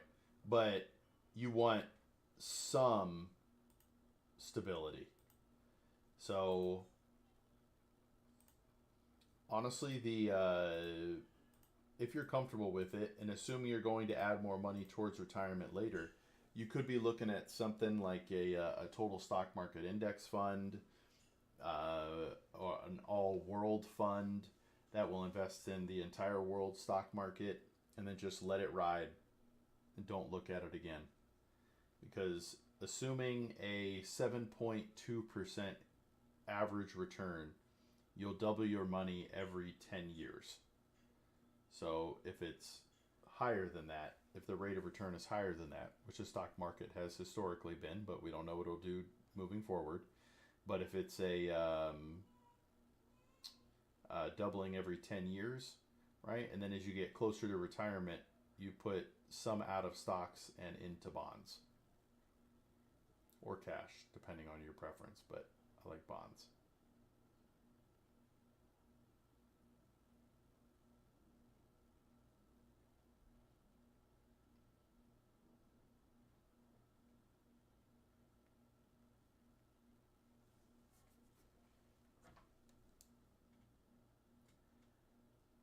And then what was the answer on how it's taxed, Danacht?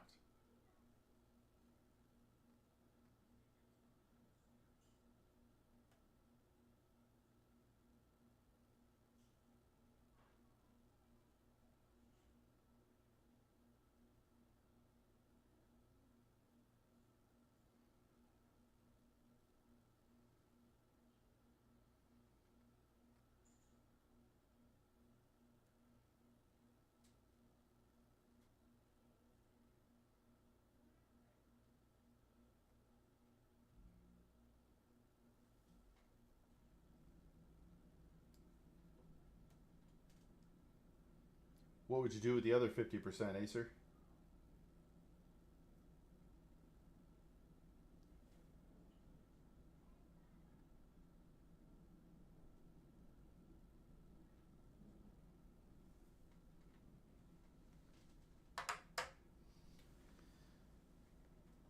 According to a financial advisor I'm using, I could avoid tax through it being classed as gambling winnings. Okay.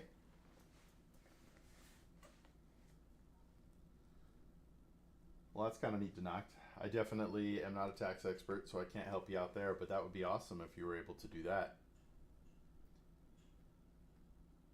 Which would you choose? I know you can't directly tell me how to invest my money.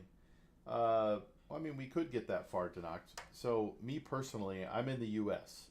Um, I would probably open like 4,500 ish into like a total stock market index fund. Um, yeah, I just put some caveats on everything I say there, but we can get pretty direct to knocked. I'd probably throw 4,500 into a total stock market index fund here domestically, and 1,500 into a total international stock fund. That doesn't quite get the ratios. It should be more like 70-30, 60-40. So if you really wanted to, you could do like 2,400 into total stock market, 1,400 into, sorry, 1,600, 2,400 and 1,600 into a total international stock fund. And then just let them ride, baby. Let them ride. But you are in the UK, so I have a US bias. So you could flip that, right? Your international stocks are going to be different than my international stocks, at least, you know, through one country.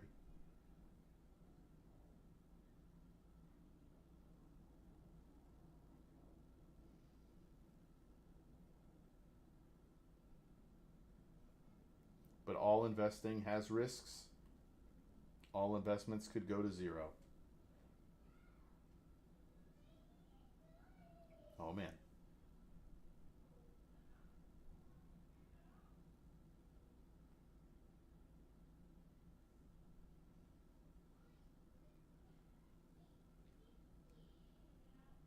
So the 500 index fund is part of the total stock market index.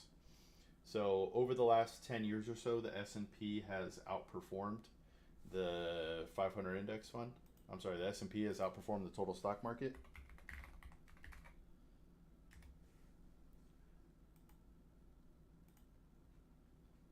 So let's do this.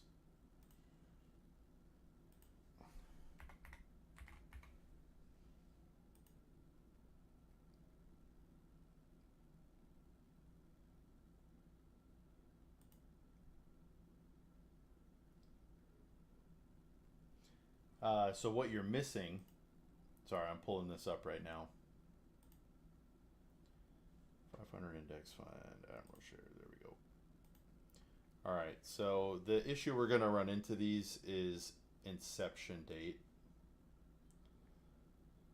Average annual performance. So over the last 10 years, the 500 index fund has outperformed the total stock market index. That's not generally normal, but even since inception, total stock market is slightly above. So what you're missing out on with the 500 index fund as opposed to the total stock market are the small cap and mid cap stocks. Historically, that's where a lot of your growth comes from. But the FANG stocks, or the Magnificent Seven, or whatever you want to call them, have, and some other ones, have made large cap stocks perform better. But again, historically, and there's, you know, this could change or it doesn't really matter for the future, small and mid cap stocks have had more growth to them. So if you're invested in the 500 index fund, you're invested in 500 companies. Whereas if you're invested in the total stock market, I believe it's like, how many thousand positions here? 5,000 or something?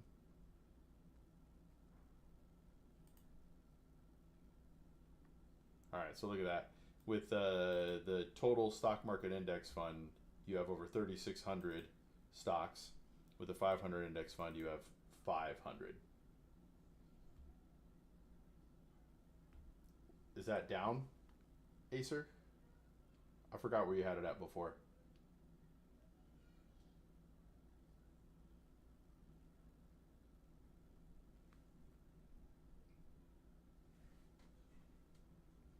Oh man. Oh man, that's rough.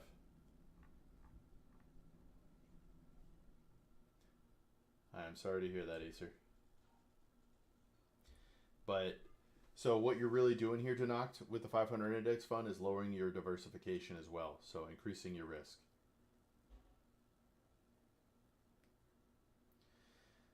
Companies are tough. I believe you have Vanguard there, but I'm not a Vanguard representative. I'm not pushing them. It's just where I'm comfortable. So I know they have low costs and all that. So I would probably look there. But any company you feel comfortable with that has mutual funds and ETFs, the one thing you really want to compare to Noct are costs. So like a 500 index fund at Vanguard is, and the total stock market is 0.04% or 4 basis points. It's very low.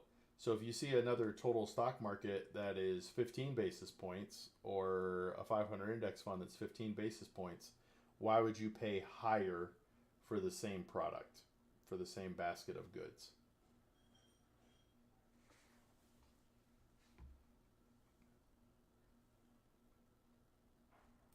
Man, I just realized I'm not sharing my screen. Man, what a goof.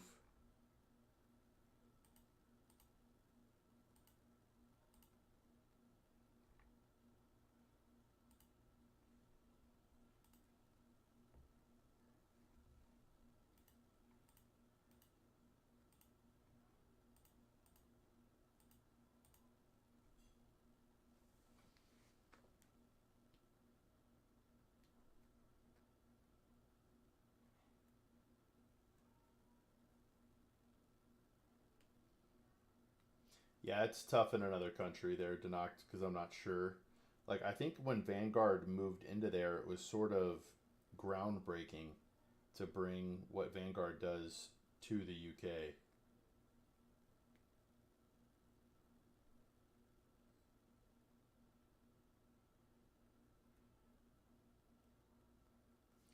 But I endorse nobody.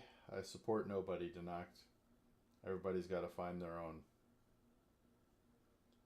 But I will talk about the companies I use, and I do use Vanguard. Ooh, I have no idea they're internationally Danact. But the fees I'm talking about are the expense ratios. That's really what you want to be comparing.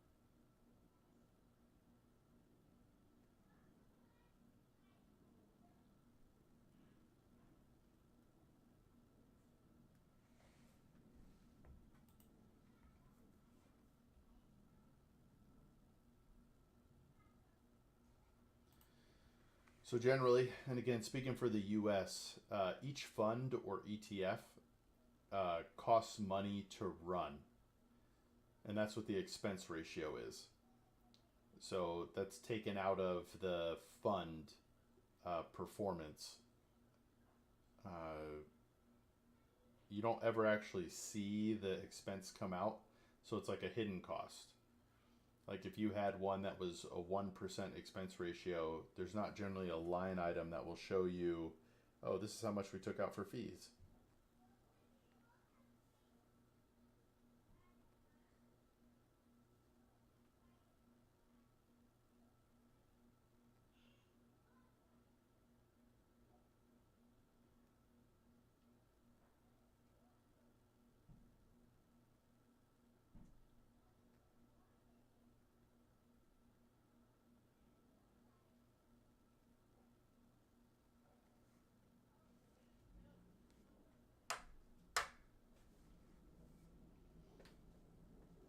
And then you want to look at a company if they have buying and selling fees, which Vanguard doesn't here in the States. Any commissions, things like that. But a lot of the time, what you're really looking at is expense ratios and comparing them between different mutual funds and ETFs.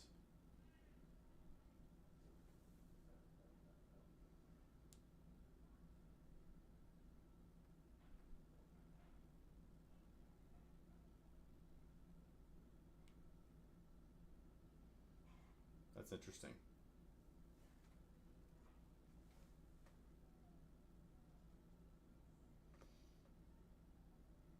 So Denacht, if the stock market lost 70% between now and the end of the year, how would you feel? So your 6,000 turns to what percent did I say? 70, 75? You know, turns to 1,500 bucks. Your 6,000 turns to 1,500 bucks. What are you gonna do? How are you gonna feel? Are you gonna be able to sleep at night?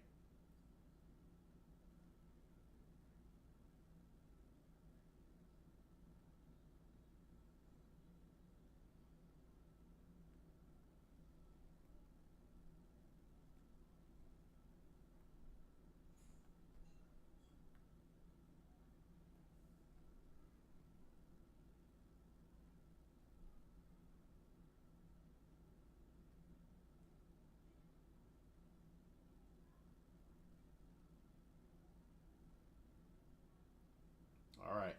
Now, the discipline is very important, but you also need peace of mind. So those were important questions. How are you going to feel? How are you going to sleep at night? I know you're not going to touch it, but how are you going to feel? Because I have two other questions I want to ask. And possibly something else for you to look into.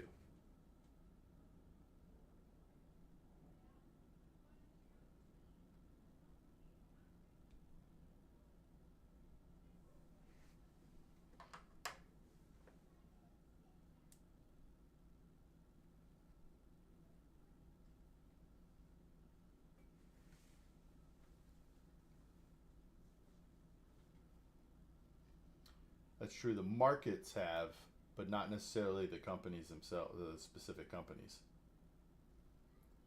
It's very true, Racer. I try to have that as well. I have that conversation a lot with people. But generally, it's when they want to own alternate investments.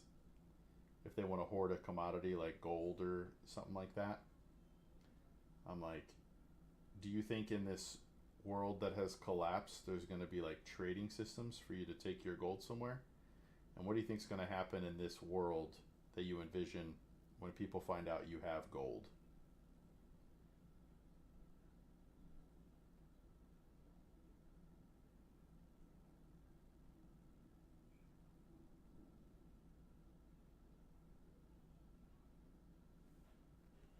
Yep. Food, water. I've been very good with savings. This money is always what I wanted to use to break into investing. Shouldn't affect me what the outcome is. I should sleep fine. All right. So what type of account is this going to be in Denacht? Is it going to be like we have IRAs here in America? Will you be investing in something similar that's used specifically for retirement?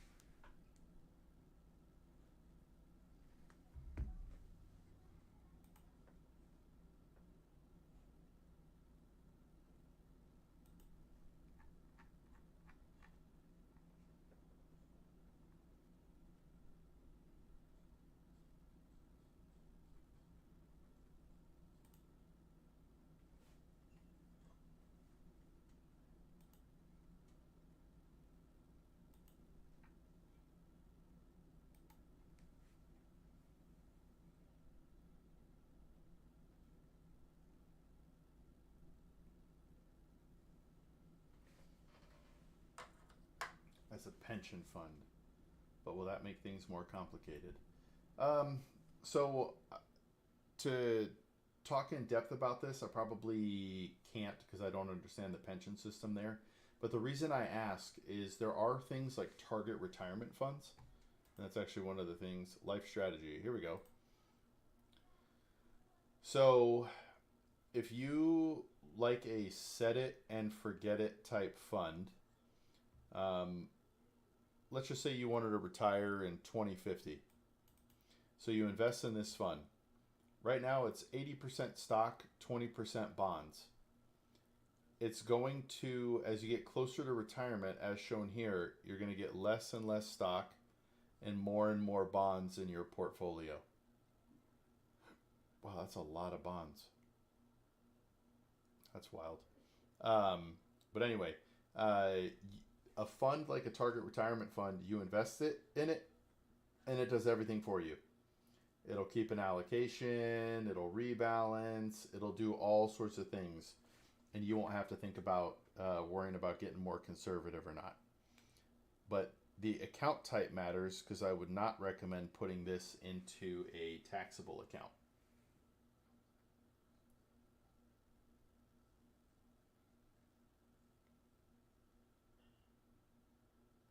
Because if you put it into a taxable account, the bond portion of it is going to pay you dividends, which goes into your ordinary income tax. But again, I don't know taxes there in the UK, so I can't really speak to it.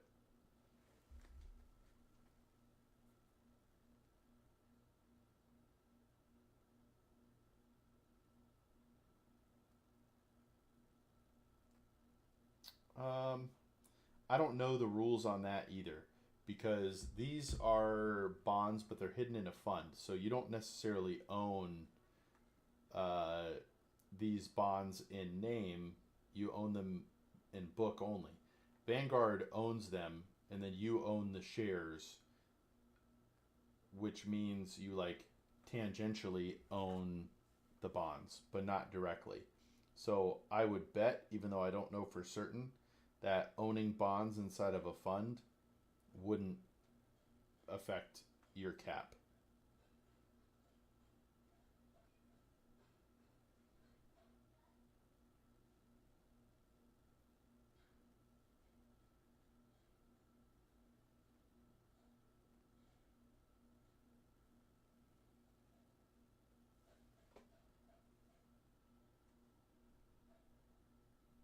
Okay.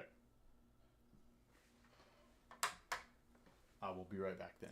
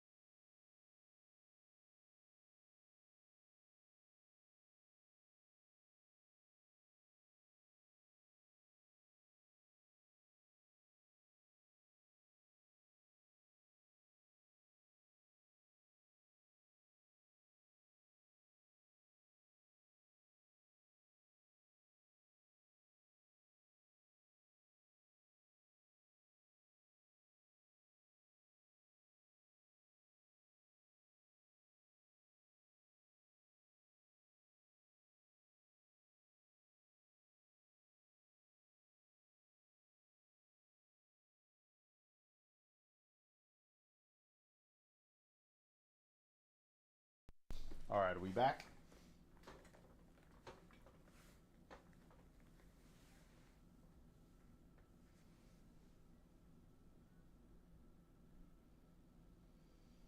Oof, non-pension fund. We're getting a little too specific there, Denoct, on the UK stuff. They might have a financial advisor there at Vanguard who could help you out with more specific terminology like that, but I mostly can help you out with investing principles, not really what accounts to use or how a pension would factor into that. I apologize.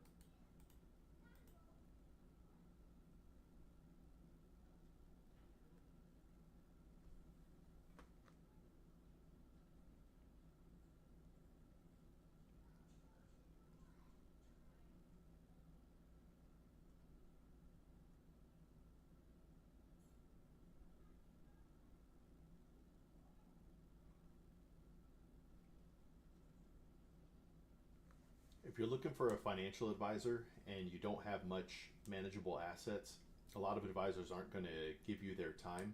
This is where Free Advice Guy comes in. I want to help out everybody and I want to help them where they are.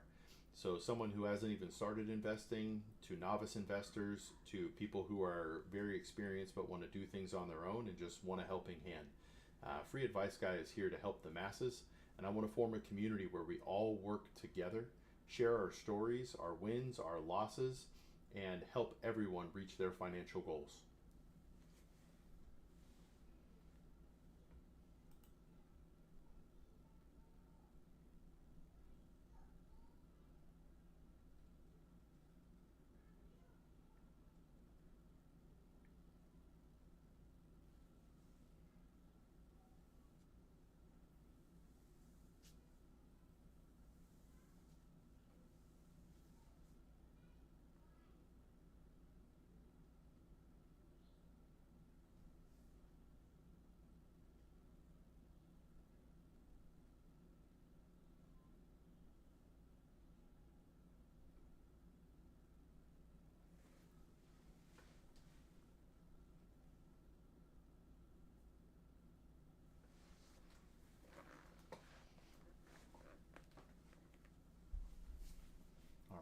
Liquidating a small retirement account for short-term debt relief is generally not the play here.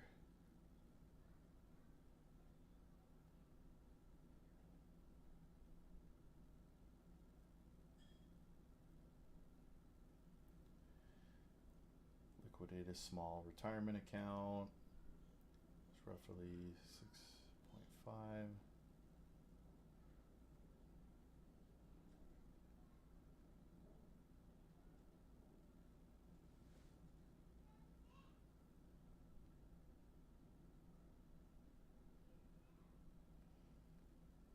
Yeah, if they have the income, they should just prioritize paying down the debt. Maybe divert some money that is going into savings or other things and pay down the debt. Pulling money out of retirement accounts is generally not advisable because you lose out on the time frame needed to compound that growth.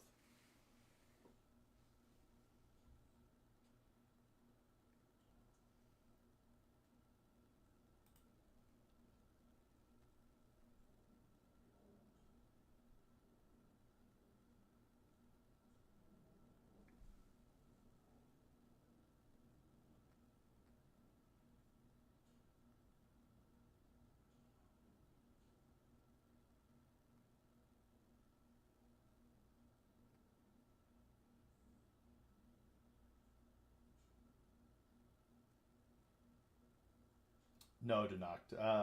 So what I do here, uh, I I stream and I answer questions from chat, but I also go on like personal finance boards and answer questions.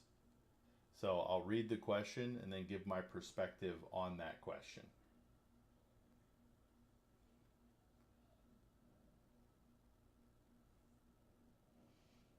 Oh, I didn't see your question. That's my bad. So if I was to go with your original investment plan, could you walk me through doing that bit by bit?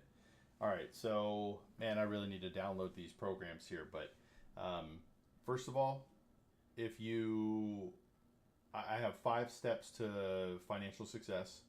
So if on the left side of your page you write begin, BEGIN, the first part would be your budget. You want to itemize every dollar coming in and every dollar coming out and figure out how much surplus or deficit you are in. From there, you want to build up your emergency fund. For me, I like having 12 months of basic living expenses, and that's what I would recommend. But if you want to be less conservative or more conservative, you could change that up so that it fits your comfort level. A lot of people will tell you 6 months is fine. Once you have your budget and your emergency fund taken care of, that's where you go to set up goals. So, like for this, we're talking about retirement, right? What you want to know or what you want to figure out is how much do you want to spend in retirement? So, whatever that dollar amount is. And then you need to subtract from that what your income in retirement is going to be. So, if you're going to, you need $50,000 to spend a year, but you are getting $25,000 in pension income. That means to fund the rest of your life, you need $25,000 from your portfolio. All right, I love fully funded emergency fund. So if you need $25,000 from your portfolio in today's dollars, you then need to inflate it for when you're going to retire. So 20 years from now, $25,000 might be like $40,000 or $45,000 in future dollars. So then you need to backwards math it. So if you know you want to pull out, do the math right here on screen. So if you know you need to pull out, say, $40,000 per year, and you want to be able to do that for your whole life, there are different ways to look at this, but there's a 4% rule, and this is generally if you retire at normal retirement age, like 65. You would need $1 million saved up to be able to pull $40,000 a year without having to worry about your money depleting. Markets can do different things, right? It's still possible that they're going to. But it's sort of like backwards math to figure out exactly what you need. And then once you figure out your goal specifically, now you saved that. You know you need to get to $1 million by retirement age. So how much do you need to save per year with growth to get there?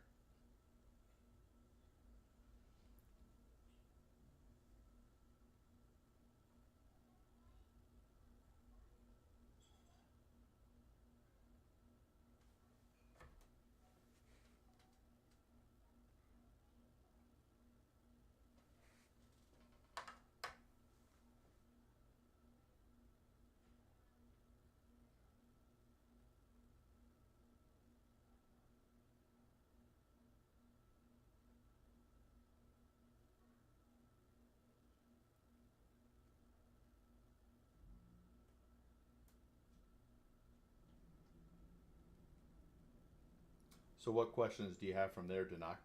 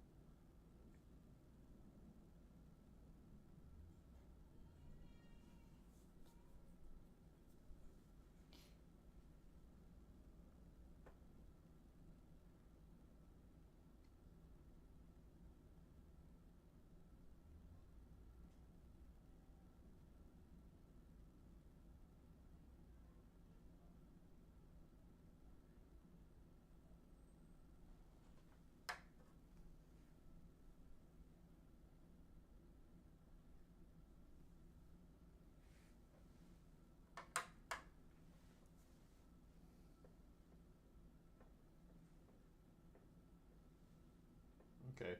When you say your pensions, is that their current value, or that's what you're going to get paid in retirement? Because that's really what you want to figure out, Danacht. What are your pensions going to be paying you per month? Okay. What will the pensions be paying you per month in the future? That's really what you want to figure out. If there is a way, I don't know the system there, right? But if they say, hey, with what you have, by the time you reach age 62, we're going to pay you this much per year.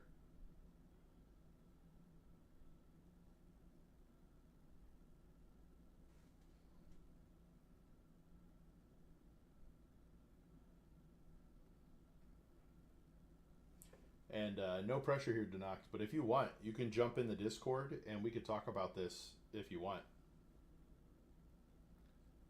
Both will be vastly different come 65. Okay.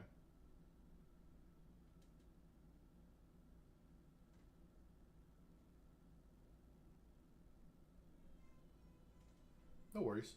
If you ever want to, that is a possibility, but I would still try and figure out how much they're going to be paying you in retirement. If they, once you figure that out, all the backwards math can start. Until you know that, you have to do one of two things. Start planning as though they're going to be zero, but I don't like that plan because you could end up over saving, which would lower your quality of life today. Or you can wait to get that information. You know, it'll probably take a month or two, but I would really try to figure out what they're going to be paying you per month or per year. And then you also need to figure out your lifestyle in retirement. Like if you have a home, are you still going to be paying a mortgage? Is it going to be paid off? Because if your mortgage is paid off when you hit retirement, life is a lot easier. The sooner you can pay off a mortgage and have no mortgage, the better.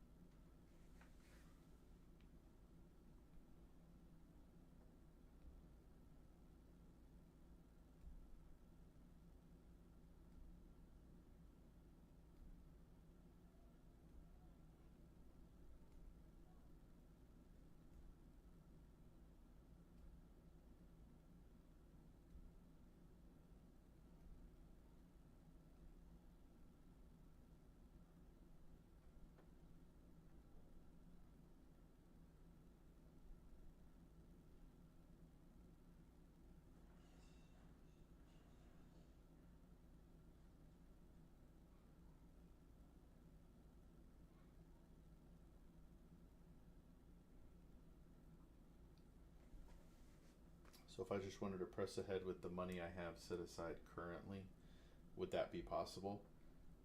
Yeah, it'll just, you won't actually know if you're on track without understanding those things. Right? But there are things you can control now, like whatever you can do to get your costs lower and things like that. But yeah, that's where assessing the 5 steps. Every time you have a question or something changes, go back to the 5 steps and reassess your budget, reassess your emergency fund, reassess your goals, reassess how you're investing in savings. And then the 5th step is actually navigate. So every time something changes, you navigate it. All right. I dig that. So the biggest question mark for me, Denacht, is your progress. And with the information I have, I couldn't tell you if you are progressing. Caleb Hammer. Is that a finance guy?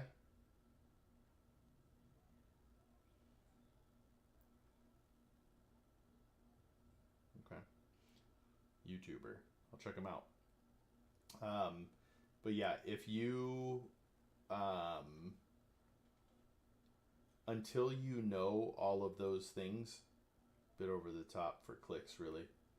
Yeah, I really don't want to become the over the top for clicks type of guy, but you got to drive traffic somehow, so I get why he does it. Like, I brought this up, what I'm doing at TwitchCon, and people were like blown away by it, but I don't really get an opportunity to spread the message like that, so got to get on social media and post things. I don't know if you've checked out any of my social media, Denacht, but I'm on everything: YouTube, TikTok, Instagram, Facebook, Twitter. But I just started posting again today with content.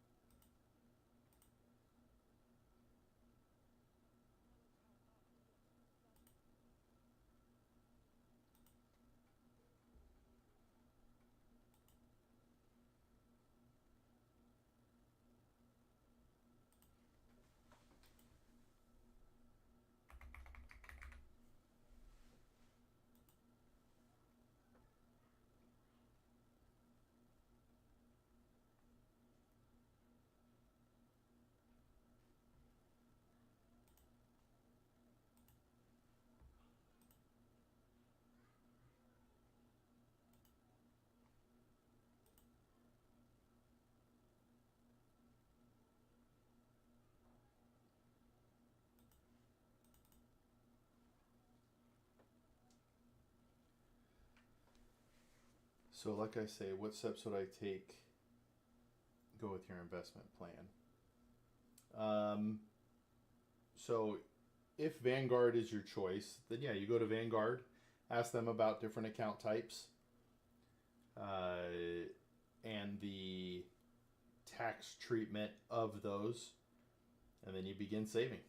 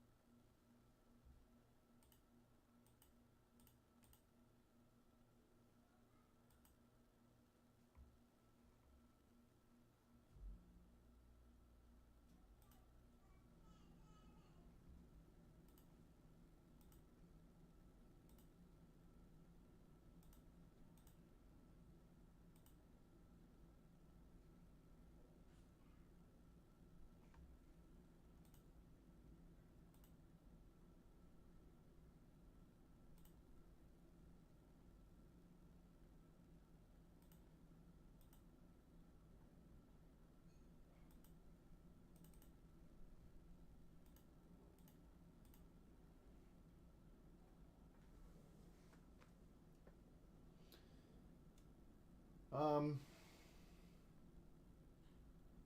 I don't think I'm actually licensed to give you direct advice into specific funds in the UK. I'd be happy to have a conversation with you about it, but ultimately you would have to make the choice because I don't know enough about the rules, laws, regulations in the UK to make a specific purchase. But we could talk about the risks and benefits and all that, and I'd be happy to kind of like, we could walk hand in hand as you make the decision, and I'd be there to answer any questions that you had and all that to help you make a decision. But because you're in the UK, I don't think I'm allowed to. I'm pretty sure the UK would say, no, no, don't do that.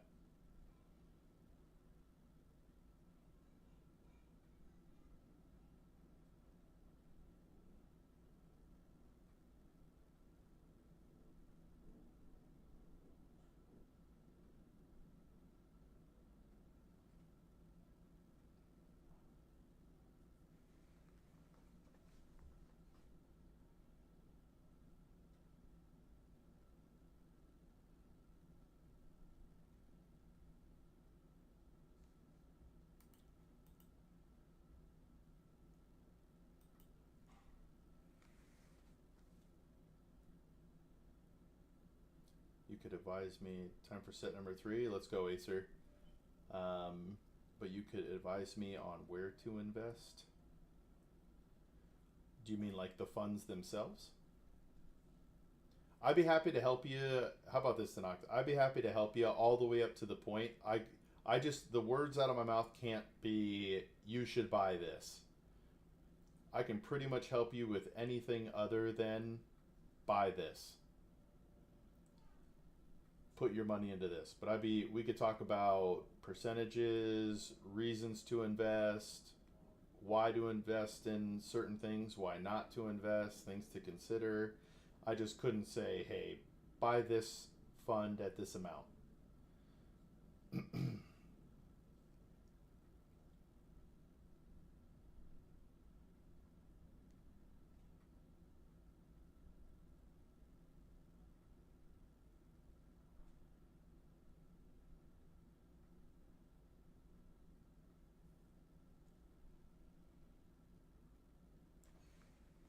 This 401k thing is kind of silly. Of course that counts towards savings.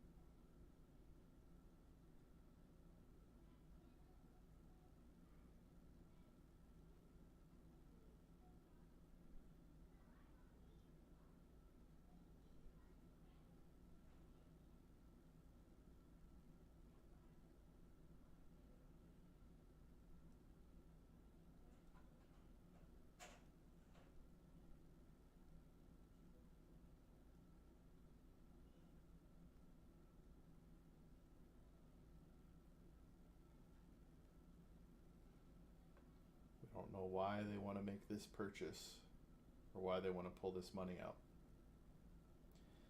Or if their emergency fund balance is this for a reason.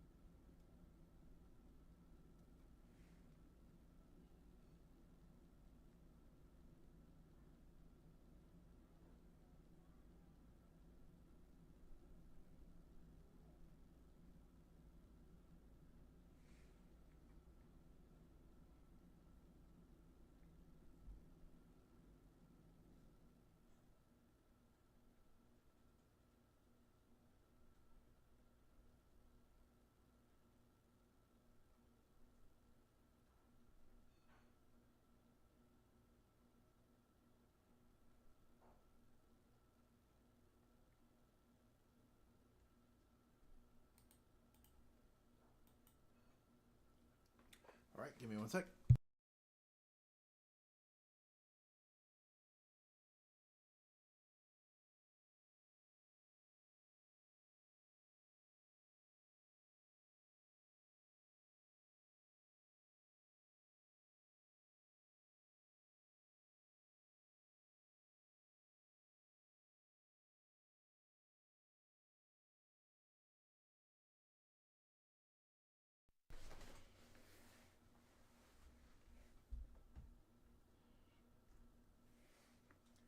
Yeah, the dude that knocked. Are you on ad as well?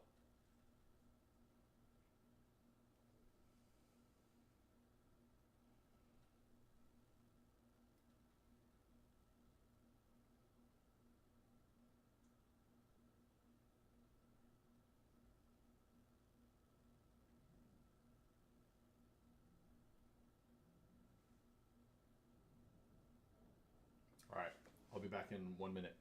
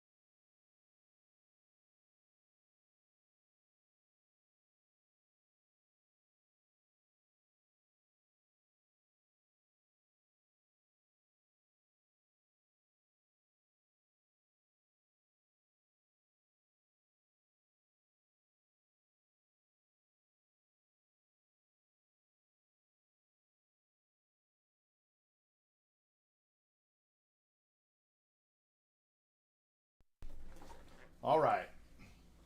So it's asking me to add funds, blended funds, equity funds, fixed income funds, cash. So it wants to know how you want to invest in Oct. So equities are stocks. What are flutter kicks?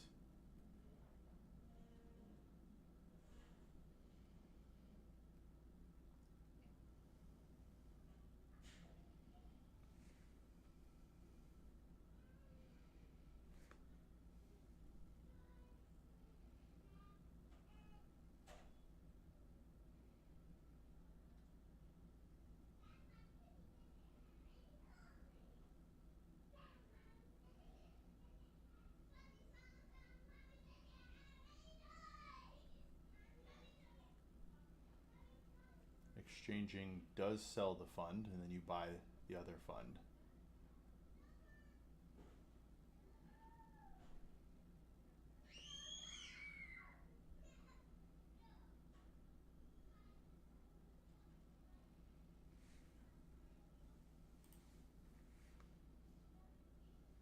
If you want to be 100% stock, you would be equity. Laying on your back with your hands under your legs. Oh, okay. There we go. You know what? I might start something like this, Acer. Every hour on the hour, start with 3 of each for one full day.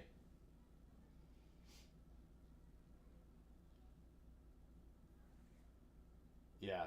Did I ever tell you I did 10,000 push ups in a month? There was one day I did 800 push ups in a single day. Yeah, dude. Look up 10,000 push up challenge. You have to build up for it. And then one of my buddies, I'll never forget this. I hadn't done it yet. I think the most I'd knocked out in one setting was like 25 or 30, but I was doing that very easily. Maybe it was more than that. Maybe I was in the 40 to 45. But my friend was like, bet me I couldn't do 75 push ups. And he bet me $5. I did 75, and he's like, "Oh, if you really wanted it, you should have done 76." I'm like, "What? That wasn't the bet." And he never paid me the $5, bro. Never. Hang on one sec.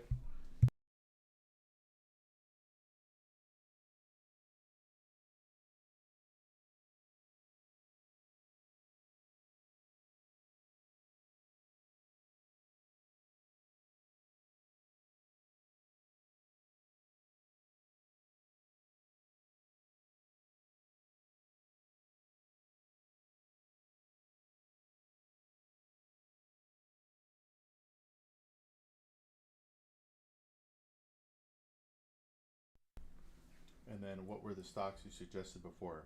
All right, so this is where it comes down to you, Denacht. So I can't remember if the growth conversation was this conversation or a different one, but um, if you want to own the entire stock market, it would be like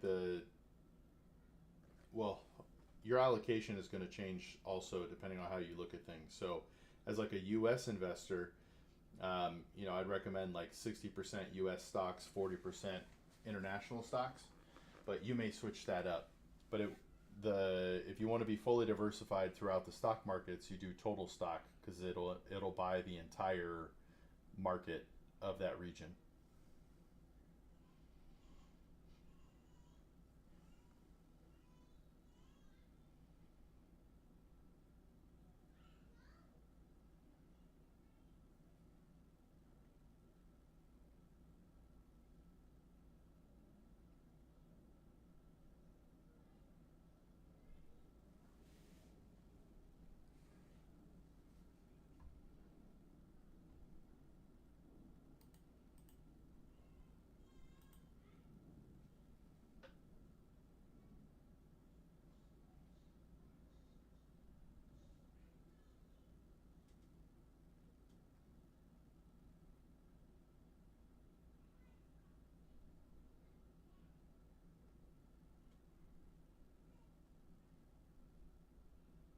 I am not sure on the international side.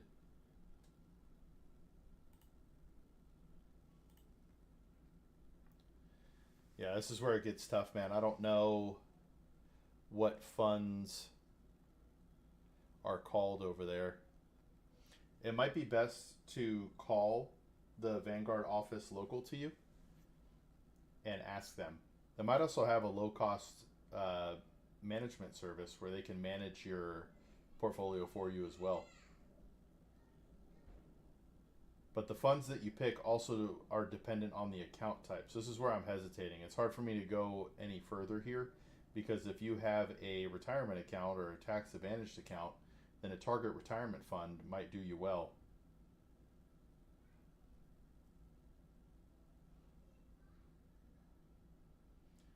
V-ups.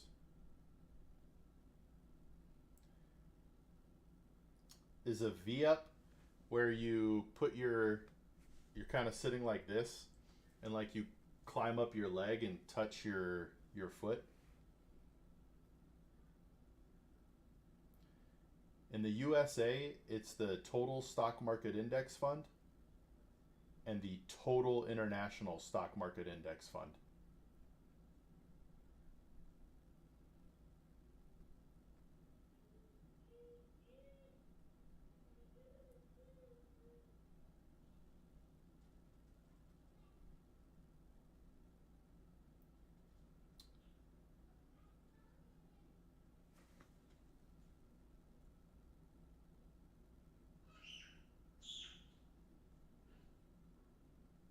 Forgot what the international one was.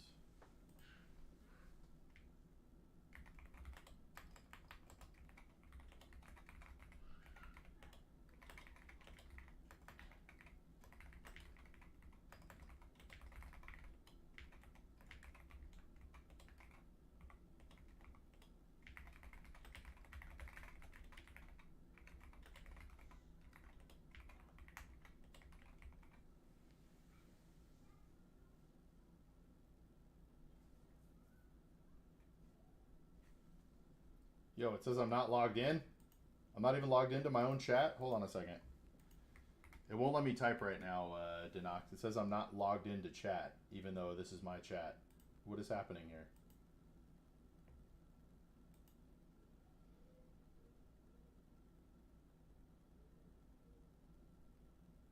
Not really. It's a sit-up where you have your arms above your head and you raise your arms and legs at the same time. Okay. Oh, I'm thinking of something climbers. You are correct.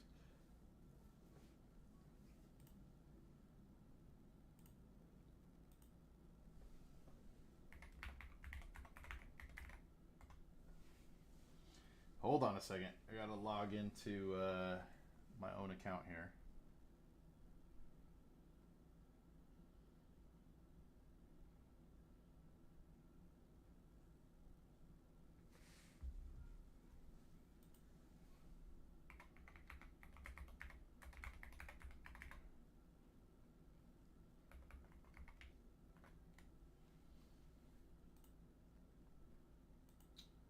Okay.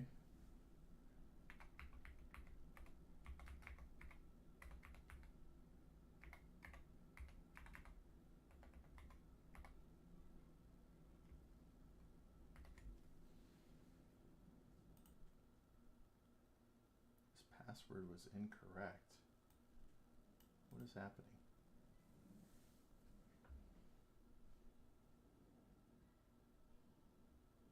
Oh.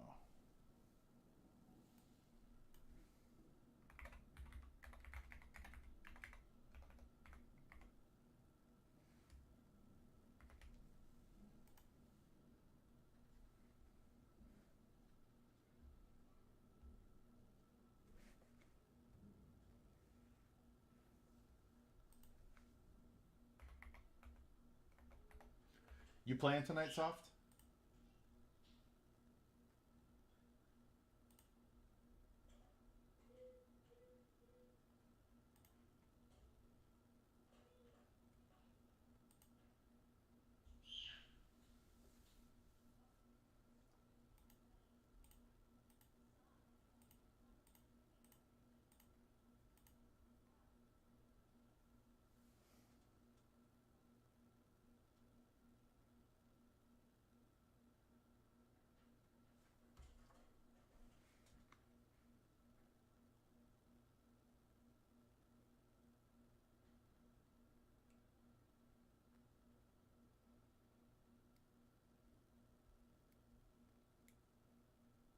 we go.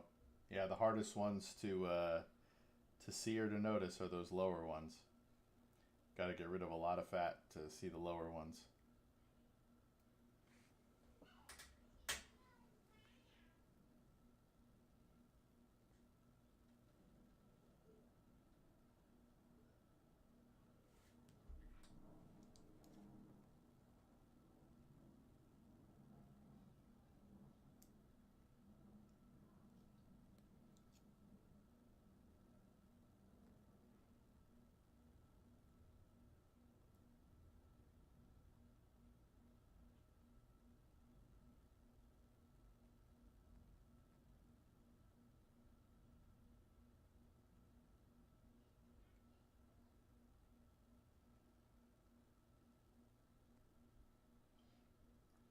Yes, did you see my message come through, Denacht?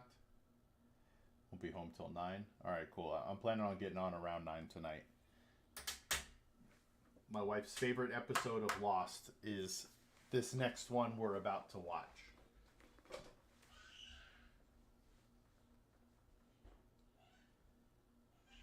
I think the Acer to be putting your feet up on the couch and doing push-ups.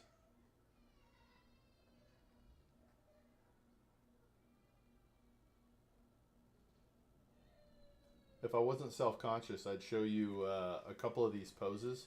My friend's cousin does zero heavy lifting, like your normal lifting.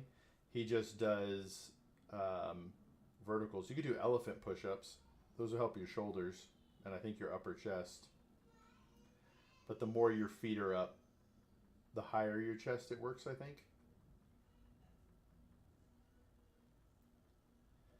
But he does these poses where he holds weights in these certain poses. So he's in a stretched position holding weights.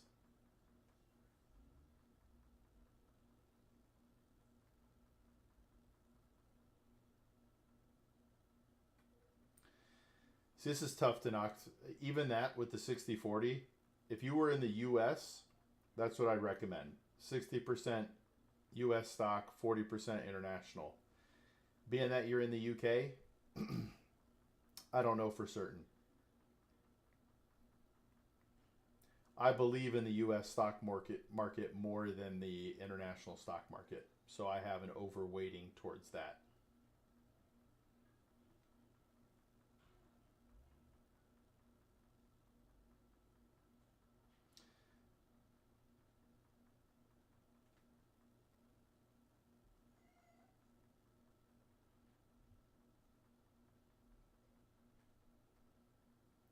So if you want to follow the US method, then it'd be 60% US stocks, 40% international. But maybe you have more flair for the international. So you just want to mix and match to your comfort level there.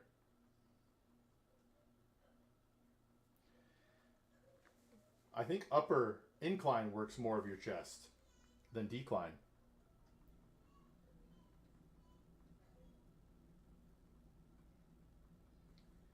Yeah, I'm really sorry for that, Denox.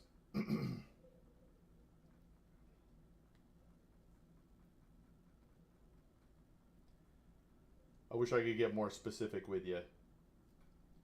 But if you want me to talk to you like you're here in the States, I can give you those responses. But yeah, I just, if, I don't know how outside of the US they look. Correct. If you're a 4 out of 5 or a 5 out of 5 and you have a long term, let's just say 30-year time horizon. Actually, I have no idea. How old are you, Denacht? You can't be too old. I know you told me before. I apologize for not remembering, but I think you're in your either 20s, right? 34. Are you wanting to retire when you're 65, let's just say? Or your retirement age is earlier there, isn't it?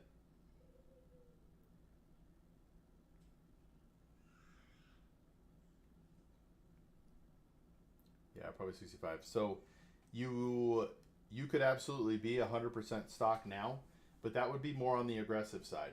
So what Vanguard would probably tell you for a moderate investor that you should actually be like 90% stock, 10% bonds. But you do own bonds, you said, and a large portion of your portfolio in bonds. So you could probably feel comfortable with this portion being more risky and 100% in stocks. And then, yes, it would be.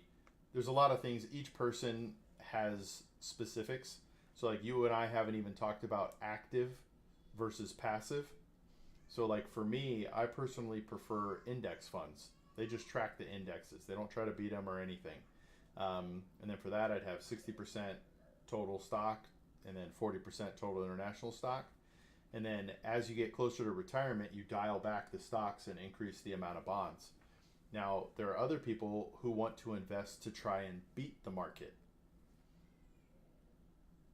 So if you want to beat the market, they have these funds like this where they're active.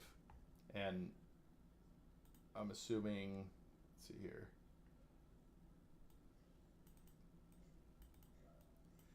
It doesn't actually say beat the market. Either way, these companies are generally trying to beat the overall market. So there are a bunch of other investments that can be considered, but assuming you're comfortable with market returns, you don't want to try and beat them. You're an aggressive portfolio or an aggressive risk tolerance. You have bonds already. Then yeah, 100% stock with the 6,000 you were talking about makes sense.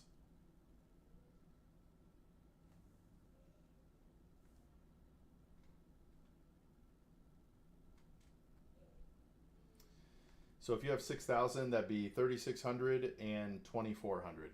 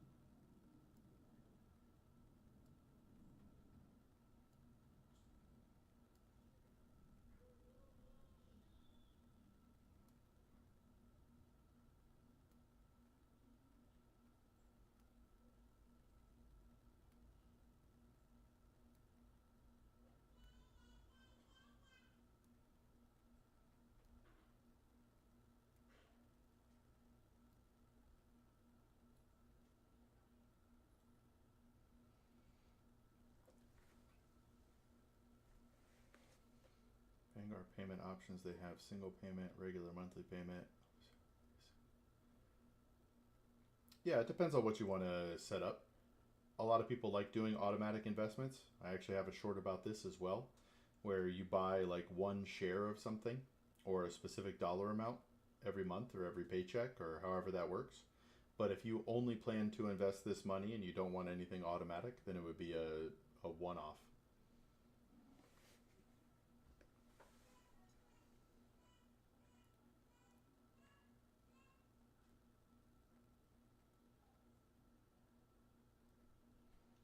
Yeah. It's been a fun conversation, Danact. I really appreciate this. I like going through all the steps. So I appreciate your original question, however many weeks ago that was. You don't have to go away, Danact. I appreciate you, man. This has been a great conversation for me. This is what I want to do all day, every day. But either way, keep me updated. I really do appreciate it.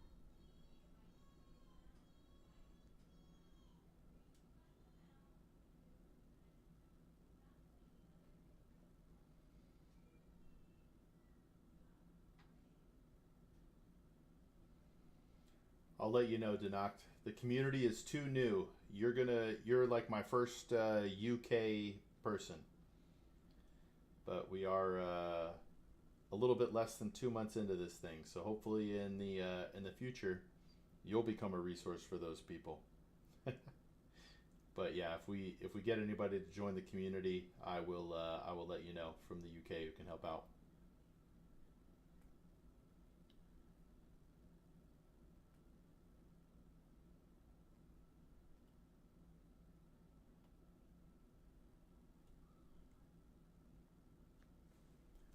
All right, so you've maxed out your IRA and you have no other retirement account available to you like a 401k. The other option you have is to open up another bucket in a taxable brokerage account that you have allocated for retirement. Within these accounts, you generally want to have equity funds that are going to grow and pay minimal dividends. This way, when you reach retirement, you're able to withdraw on these funds at mostly long-term capital gains rates, which will be lower than your ordinary income tax rates.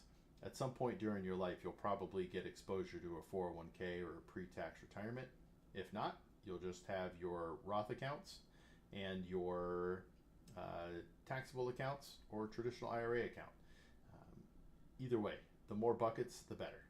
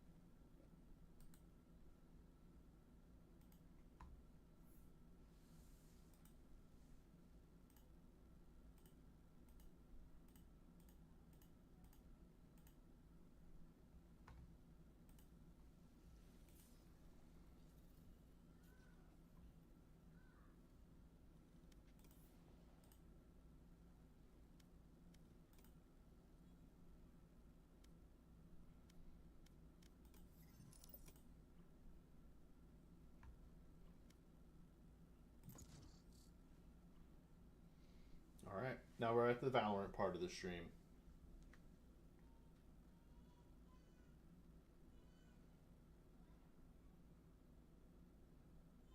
It is a great shop, Soft.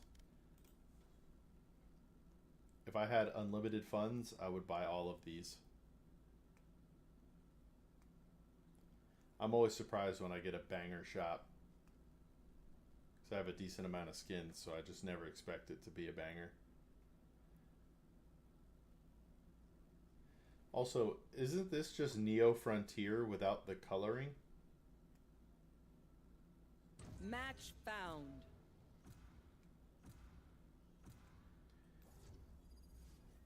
How's the volume for the stream, by the way, Soft?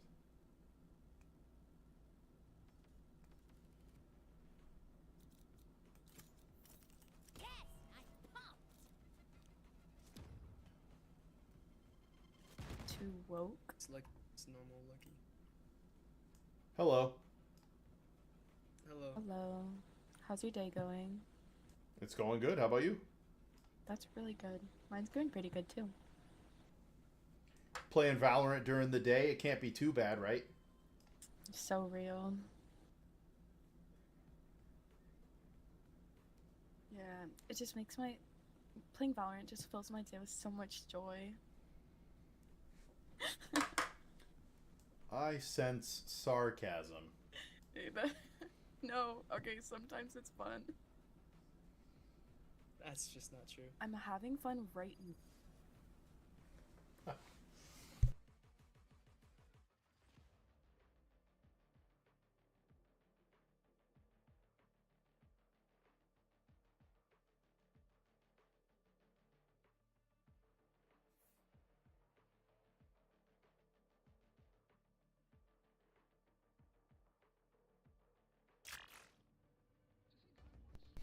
Let's pop some heads, shall we? And you squandered my favor.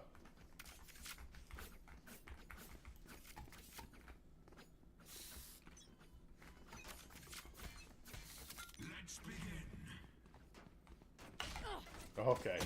All right. Okay.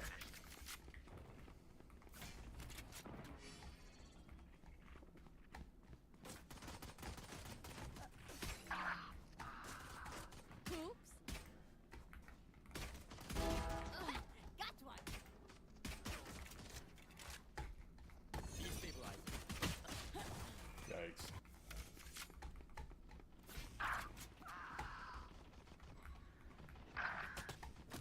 Bomb buddy out.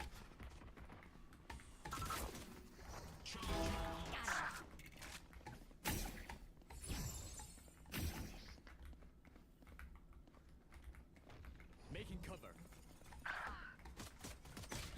Bro. What a terrible shield. Game audio is fine. All right.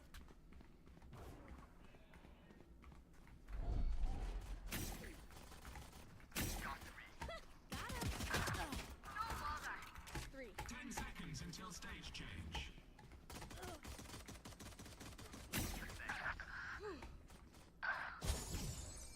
Reloading. Stage 2.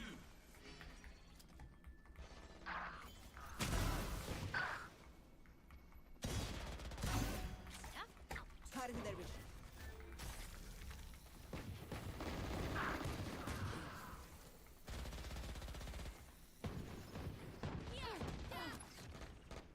Go get him. Reloading. Grenade.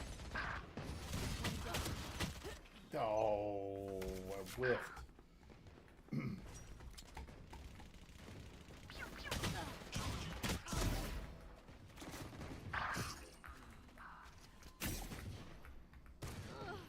My ult's ready. Not enough. Oh, bro. That's what I get for not being focused. Stand aside. It's a rampage. See ya. 10 seconds until stage Bro. change.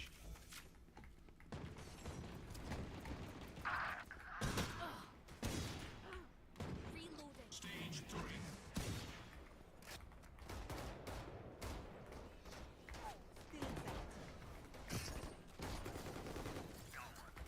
ready yet. Have one of these. Refreshing. Grenade! Strong barrier. Neutralized. Satchel out.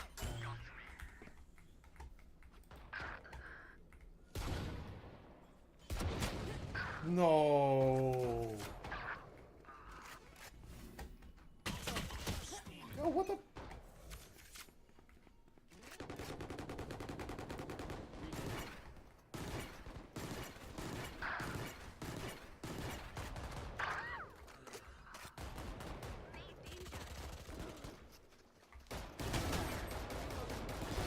Get out of here. No, okay. New stage in 10.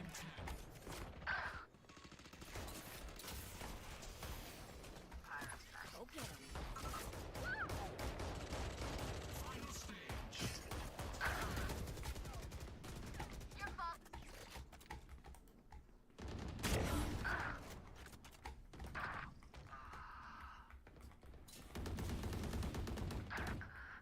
Get out of my way.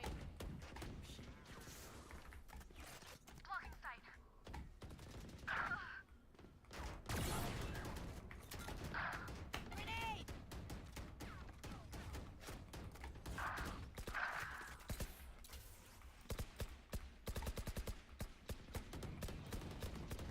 Reloading.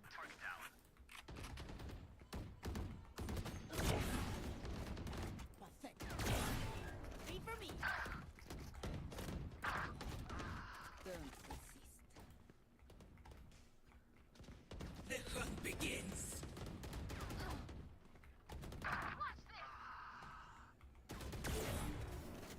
Ultimate Ops.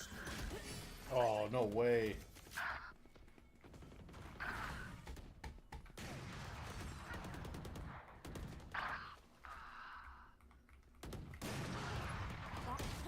Dude, that timing.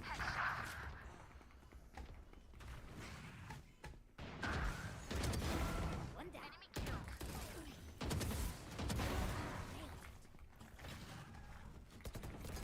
Enemy down. Grenade!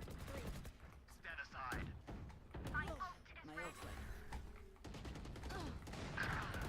Back like my middle leg. Target down. Here comes the Dominating. Leave.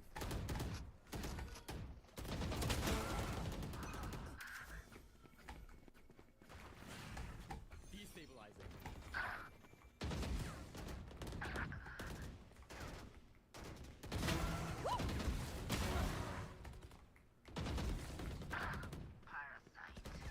Next.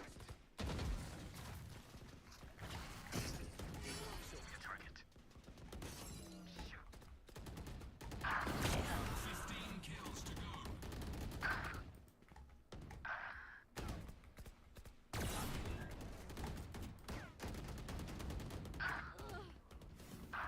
Ultimate Ops spawning. Yo! What a shot, bro. Destabilizing. Cutting their vision. Reloading. Get out of my way! Go get him.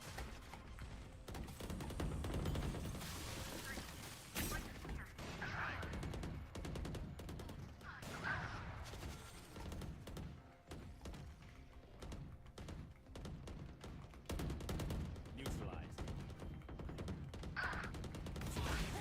Oh. Deleted. I'm getting deleted, bro. It's okay, it's okay. You got this. Bro. Let's get him. Oh, I'm sorry. GG, guys. GG. Come get free financial advice. Ooh, Bubbles Nation. Alright, let's check out Bubbles Nation. Uh-oh. Why? What's wrong with it?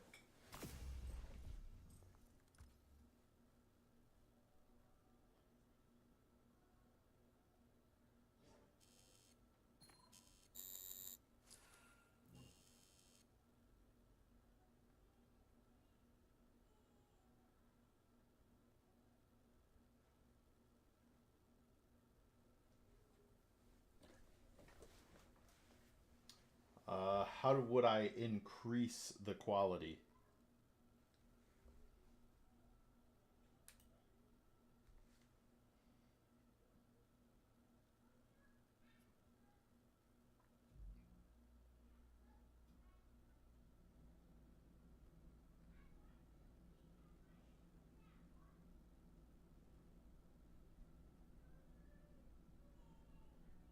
He's gone.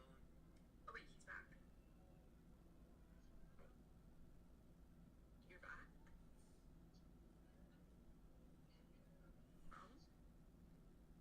Alright, we roll again. Well, tell me more about it though. What is the issue with it?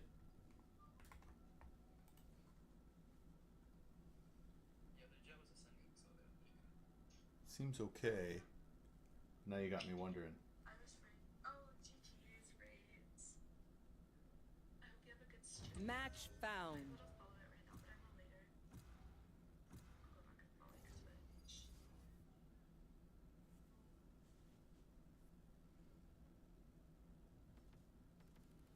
that say?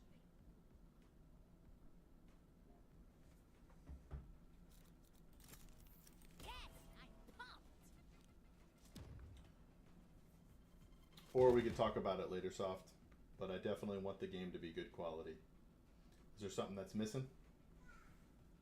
Or it's just like the actual bit rate of it, or...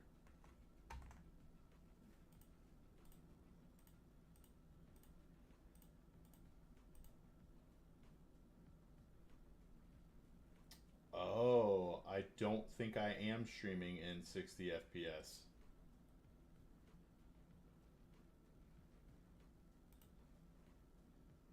I saw that last night, but I didn't change any settings here. Output. Video. Yep, it's 30 FPS. Interesting. Interesting. I will fix that for... I can't edit it right now. I'll fix it in the later stream. 30 FPS will probably be fine for clips, but...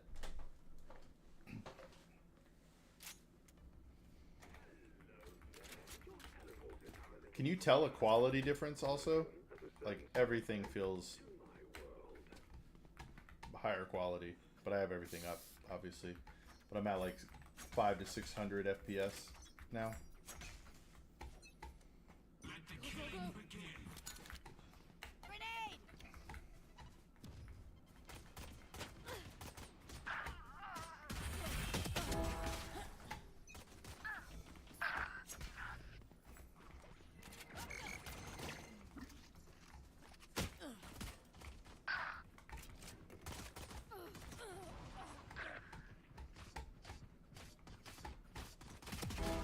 Ouch! Stay down. Heads up, gotta go. Headshot. Charge your ults. Bro! Panicked. Problem solved. Bomb buddy out.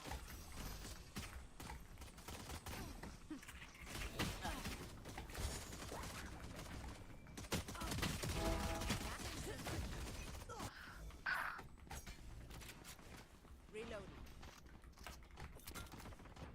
New stage intact. Out of here. Oh. 3 down. See ya. Go. Stage 2. Yo.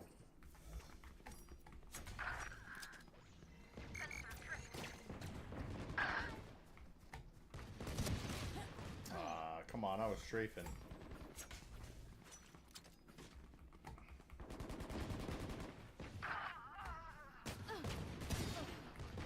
Be faster.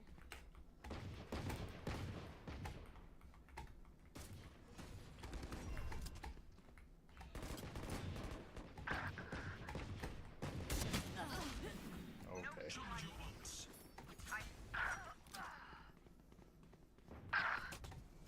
Go get him.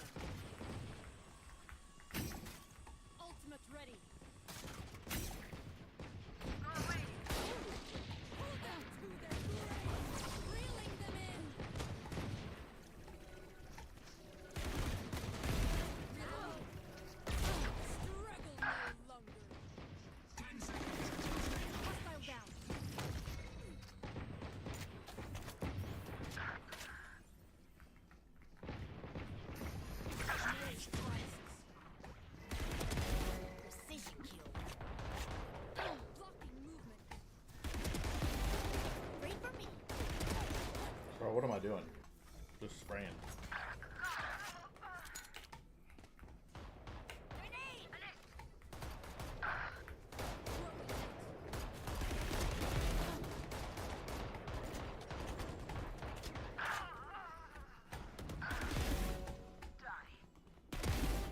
Three for me. Ba-bam, ba-bam, almost. Satchel out. Back off. Reload. Go, go. Hi. Pissed. Bro, what a whiff. What a whiff. Still in sight. Over there.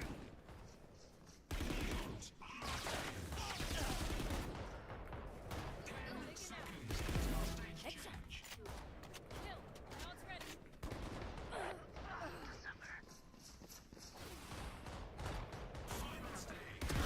Oh.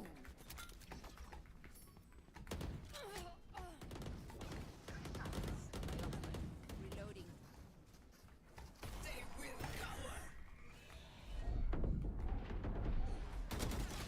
Dude, how was that not a headshot?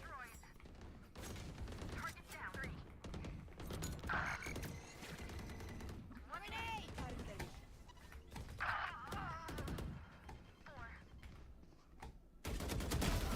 ult's ready. Here comes the power. I blew you up. Nice drive. Ultimate ready.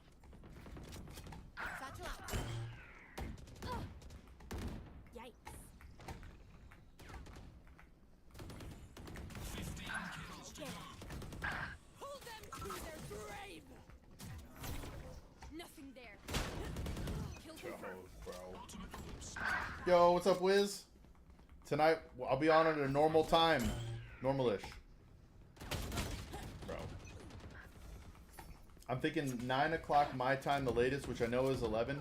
But my wife has one last episode of Lost she wants me to watch. It's her favorite episode of the whole series tonight, I believe. Still in sight. Grenade.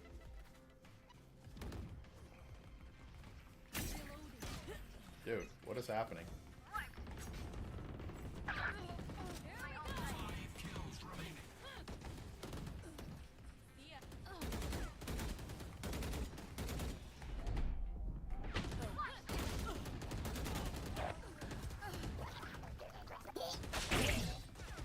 Satchel out.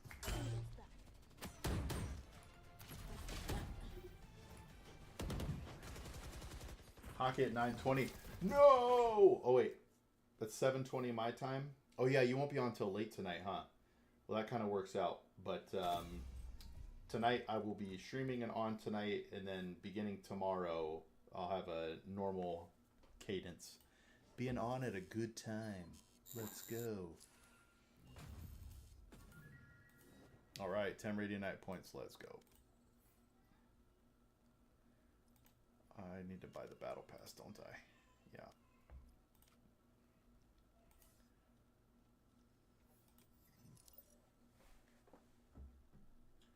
Dun-dun, dun-dun, dun-dun, dun-dun.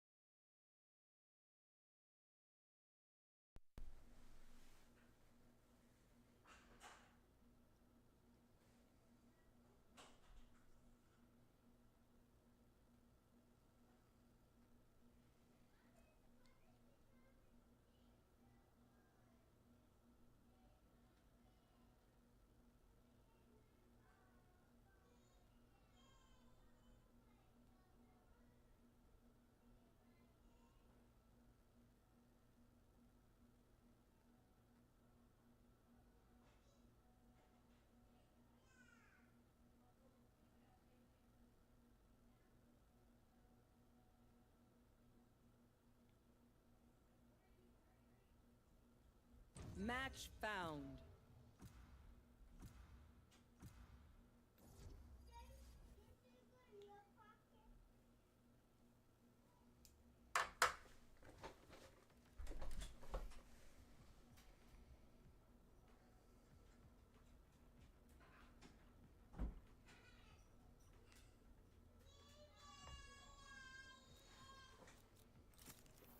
Yes, I'm pumped.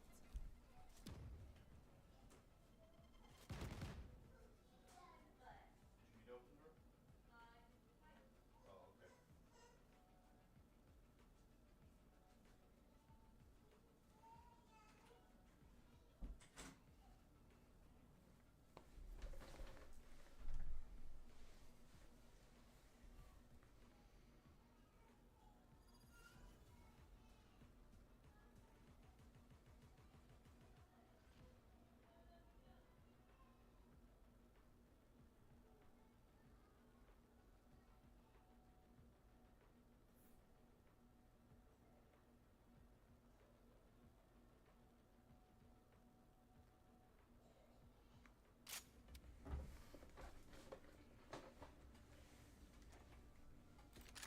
Familia. Go, go, go.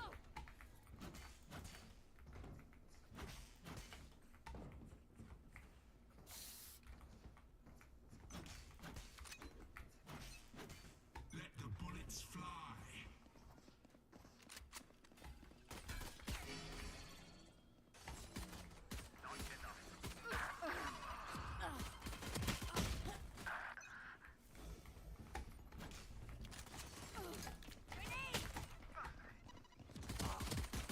Bro!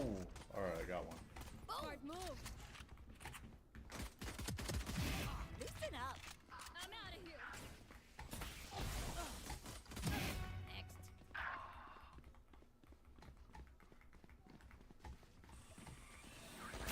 Ultimate orb spotted. Parasite. Bomb buddy out. Wait for me.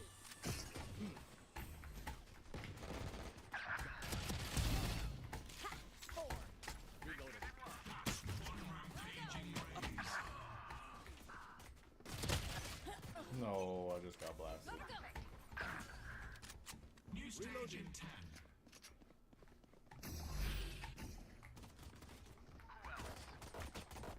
Too slow. Stage 2.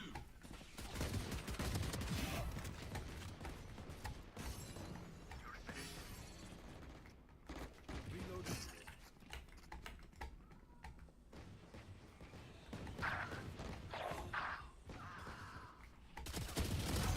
One down. Neutralize. Grenade.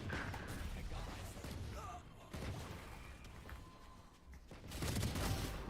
Wait for me. Got breaking them. Charge your ults. My ult is ready. Reload. Got My four. ult's ready. Ha! Four.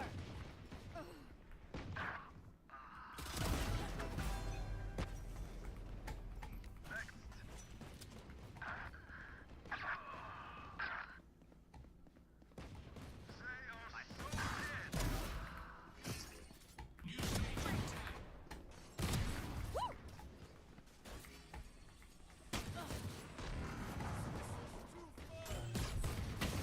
Stage 3.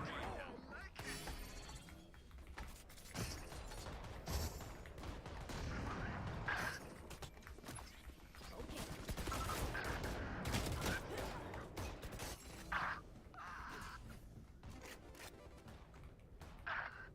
No distraction.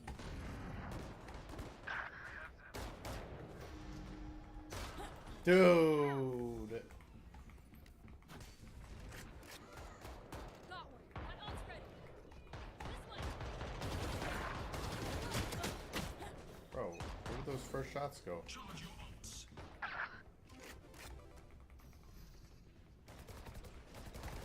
Still in sight. Hey! Reloading. This!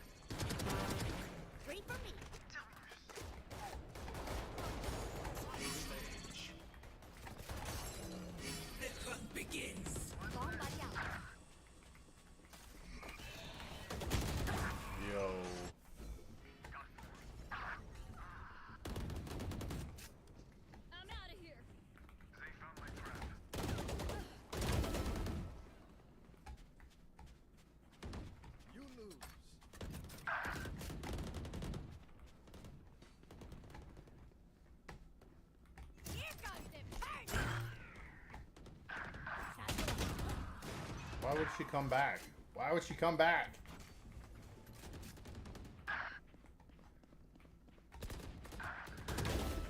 Breaking them. Who else? Not your best.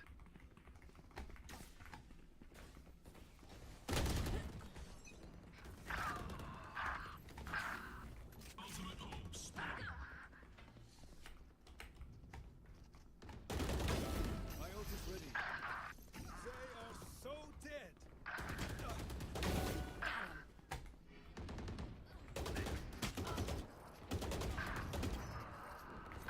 Grenade! Get out of my way! Fire in the hole! Before I suck. Here with my copy.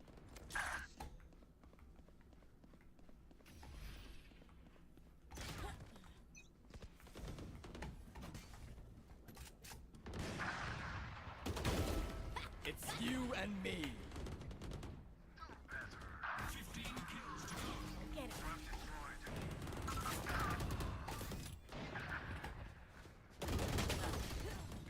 Bro. 10 kills to go.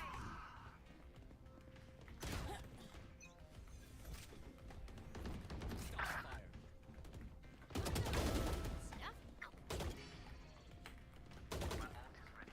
There.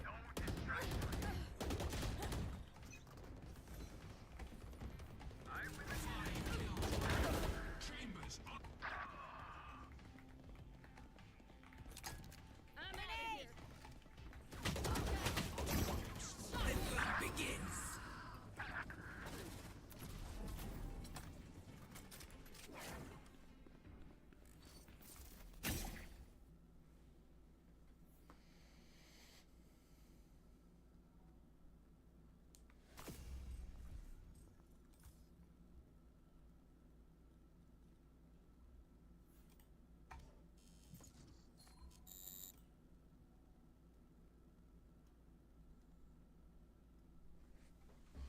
Panda.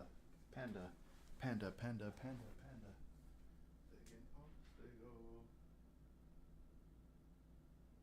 Match found.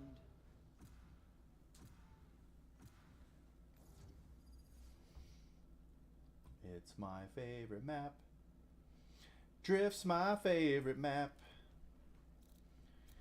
If you don't like Drift, then you won't like me. Drift's my favorite map. Stand in my There we go. Be a team player.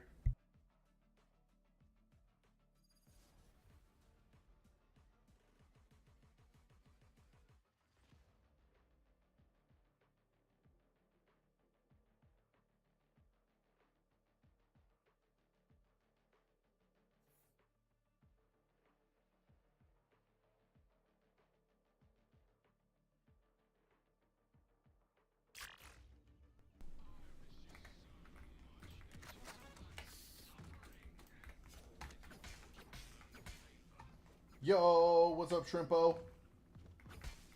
GG's. Which character were you? And were you on my team? And did you dominate me? Not cool if you did, bro.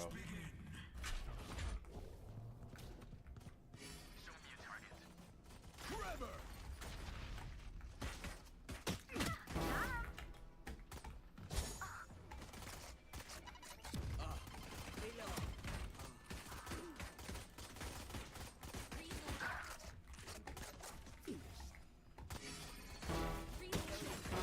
Hit the foe.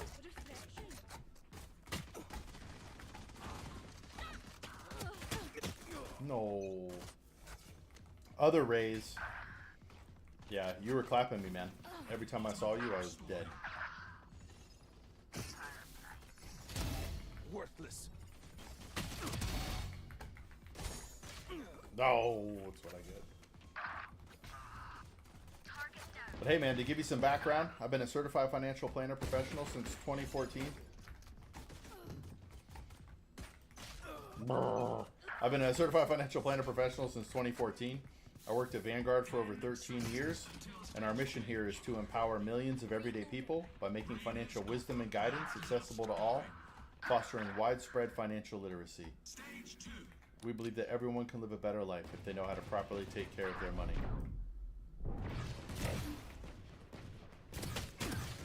No, no, no.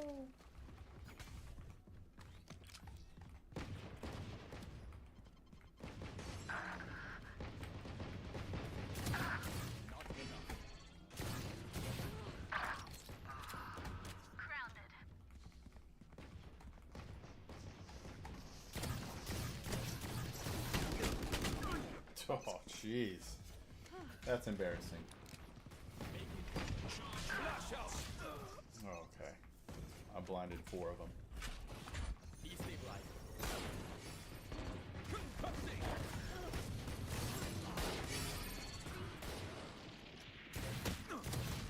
Okay. My plan did not go how I wanted it to.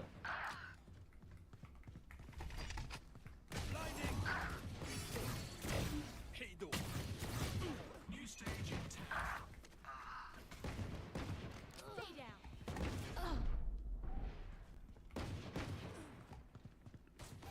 Stage 3.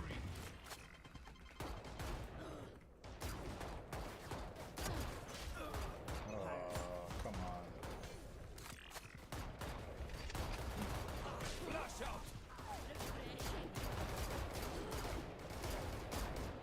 Holy moly.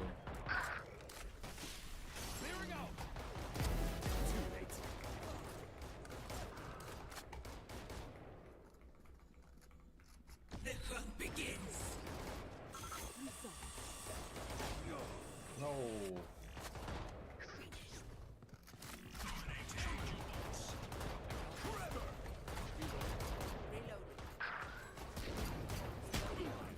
What?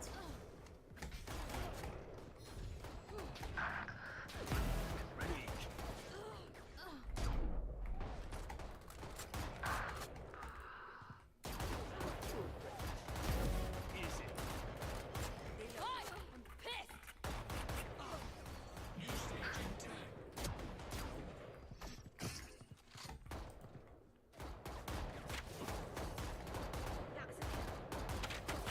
Final stage.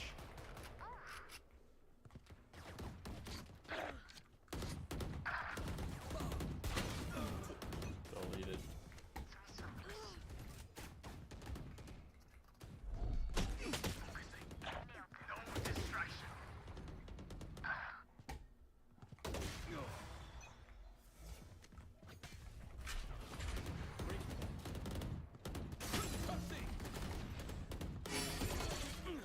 Dude, what?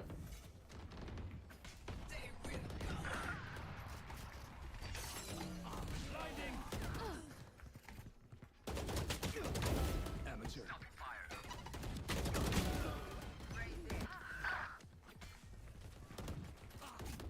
I shot. Flash out.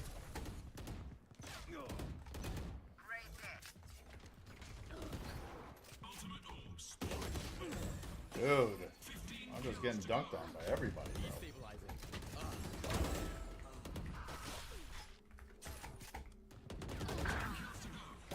It's you and me. That's you, pal.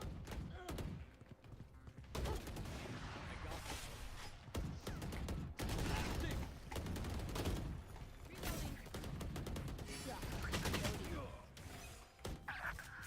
5 kills left.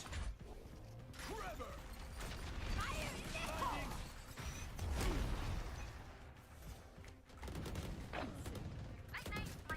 What's this?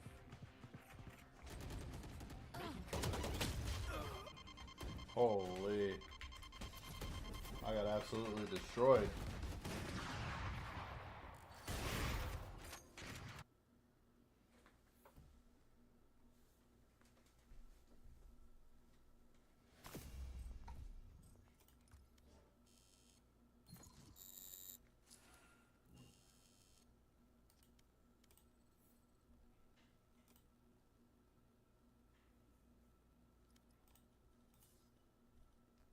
Match found.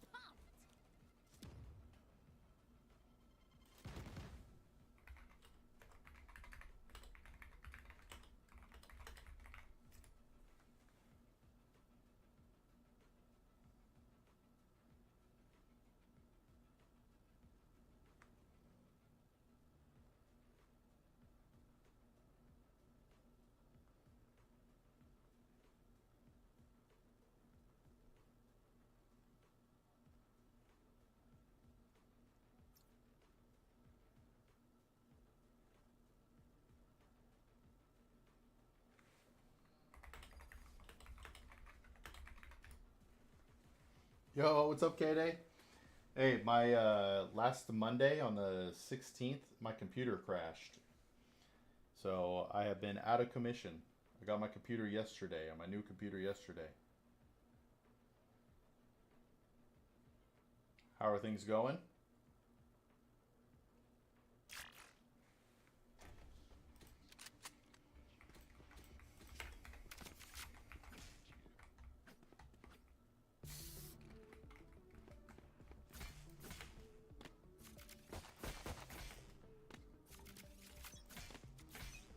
Crash advice guy.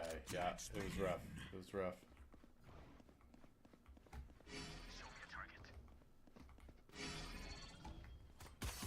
Headshot in a smoke. Grenade! You numpty. Stand aside. Reloading.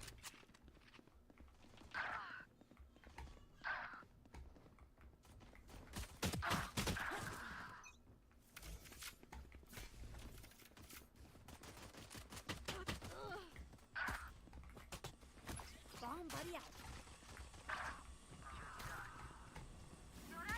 Ultimate orb spawning. Get out of here.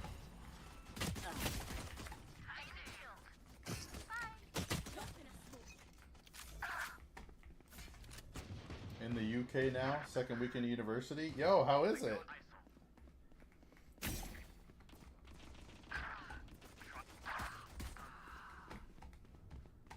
10 seconds until stage change. Show me a target. Stage 2. Reloading.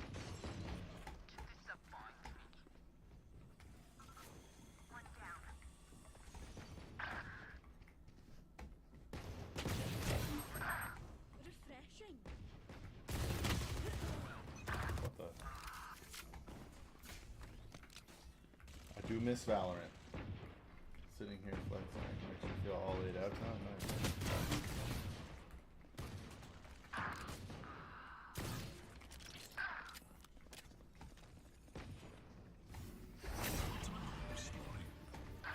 Reloading. I was not ready to pop on that.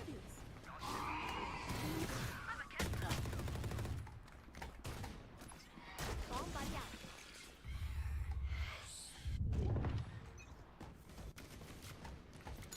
Grenade! Reloading. Ooh. 10 seconds until stage change.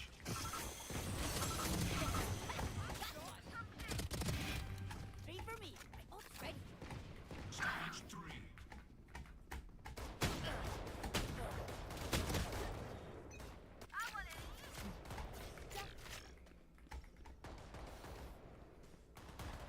Going for 4 years and not doing anything to this?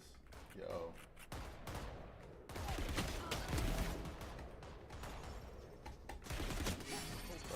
Running around spamming. Ouch! Joke's over. You're dead. One down. Charge your ults. Okay.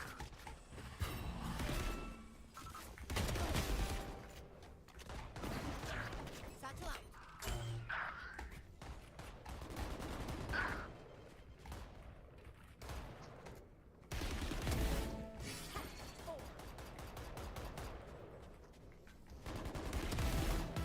Freeze is on route. New stage in 10. There goes my rampage. Breaking them.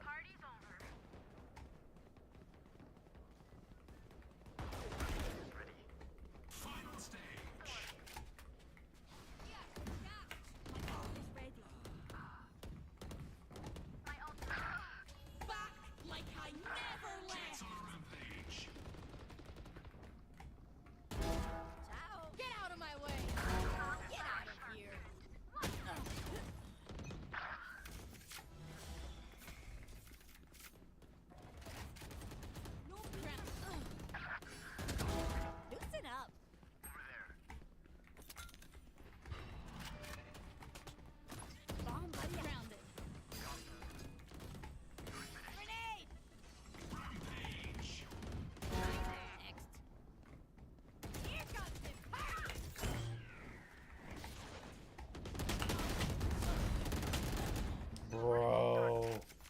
147 to Phoenix. No shot. Charge your ults.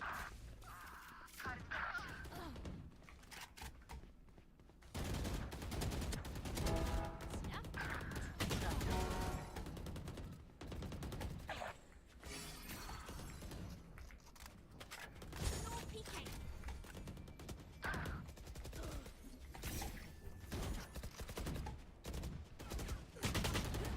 Bro, they're everywhere. Hi. Bye.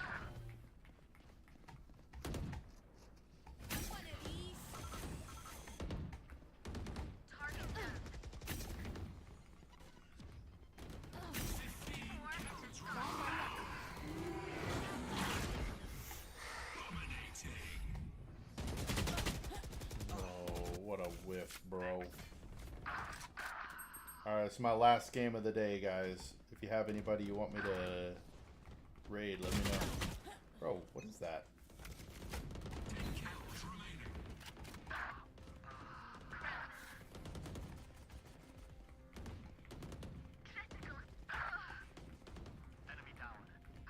It's you and me.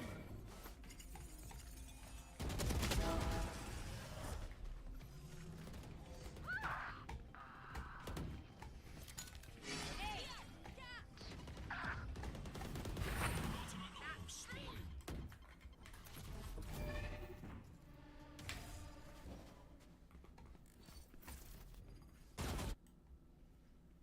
Raid Japan. Is that somebody?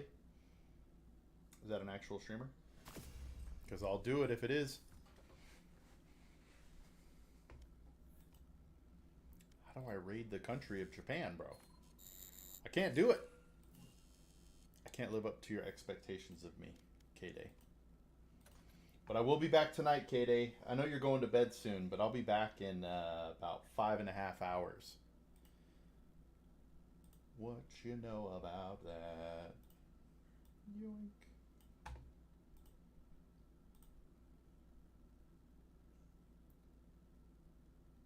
Boats with U-boats in our army. Oof. All right, let's see here.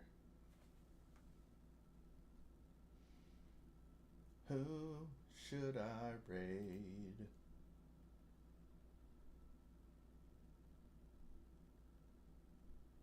I'll do the new friend, Bubbles Nation. What time is it for you now? It is 3:30. Oh, what time is it for you? I didn't even think about that. You're in a new spot.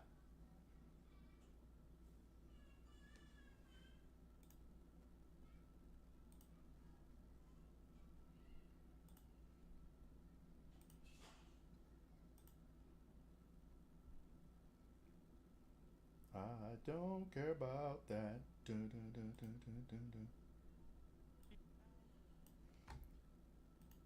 We raid Bubbles Nation. 11:30 p.m. Oof. So never mind. I won't be seeing you later tonight.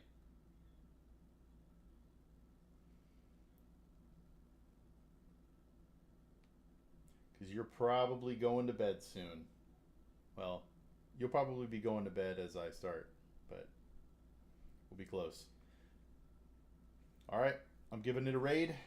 We're going to Bubbles Nation. If you feel like it, say hello. Let's see here. Have a good stream. Thanks, K-Day. But today begins the grind, though. I'll be streaming like 8 to 10 hours per day from now on. 8 to 10 hours a day. I've got many, many friends in the UK. Nice. Hopefully I find them. All right, we raid. I love you guys. We'll see you later tonight.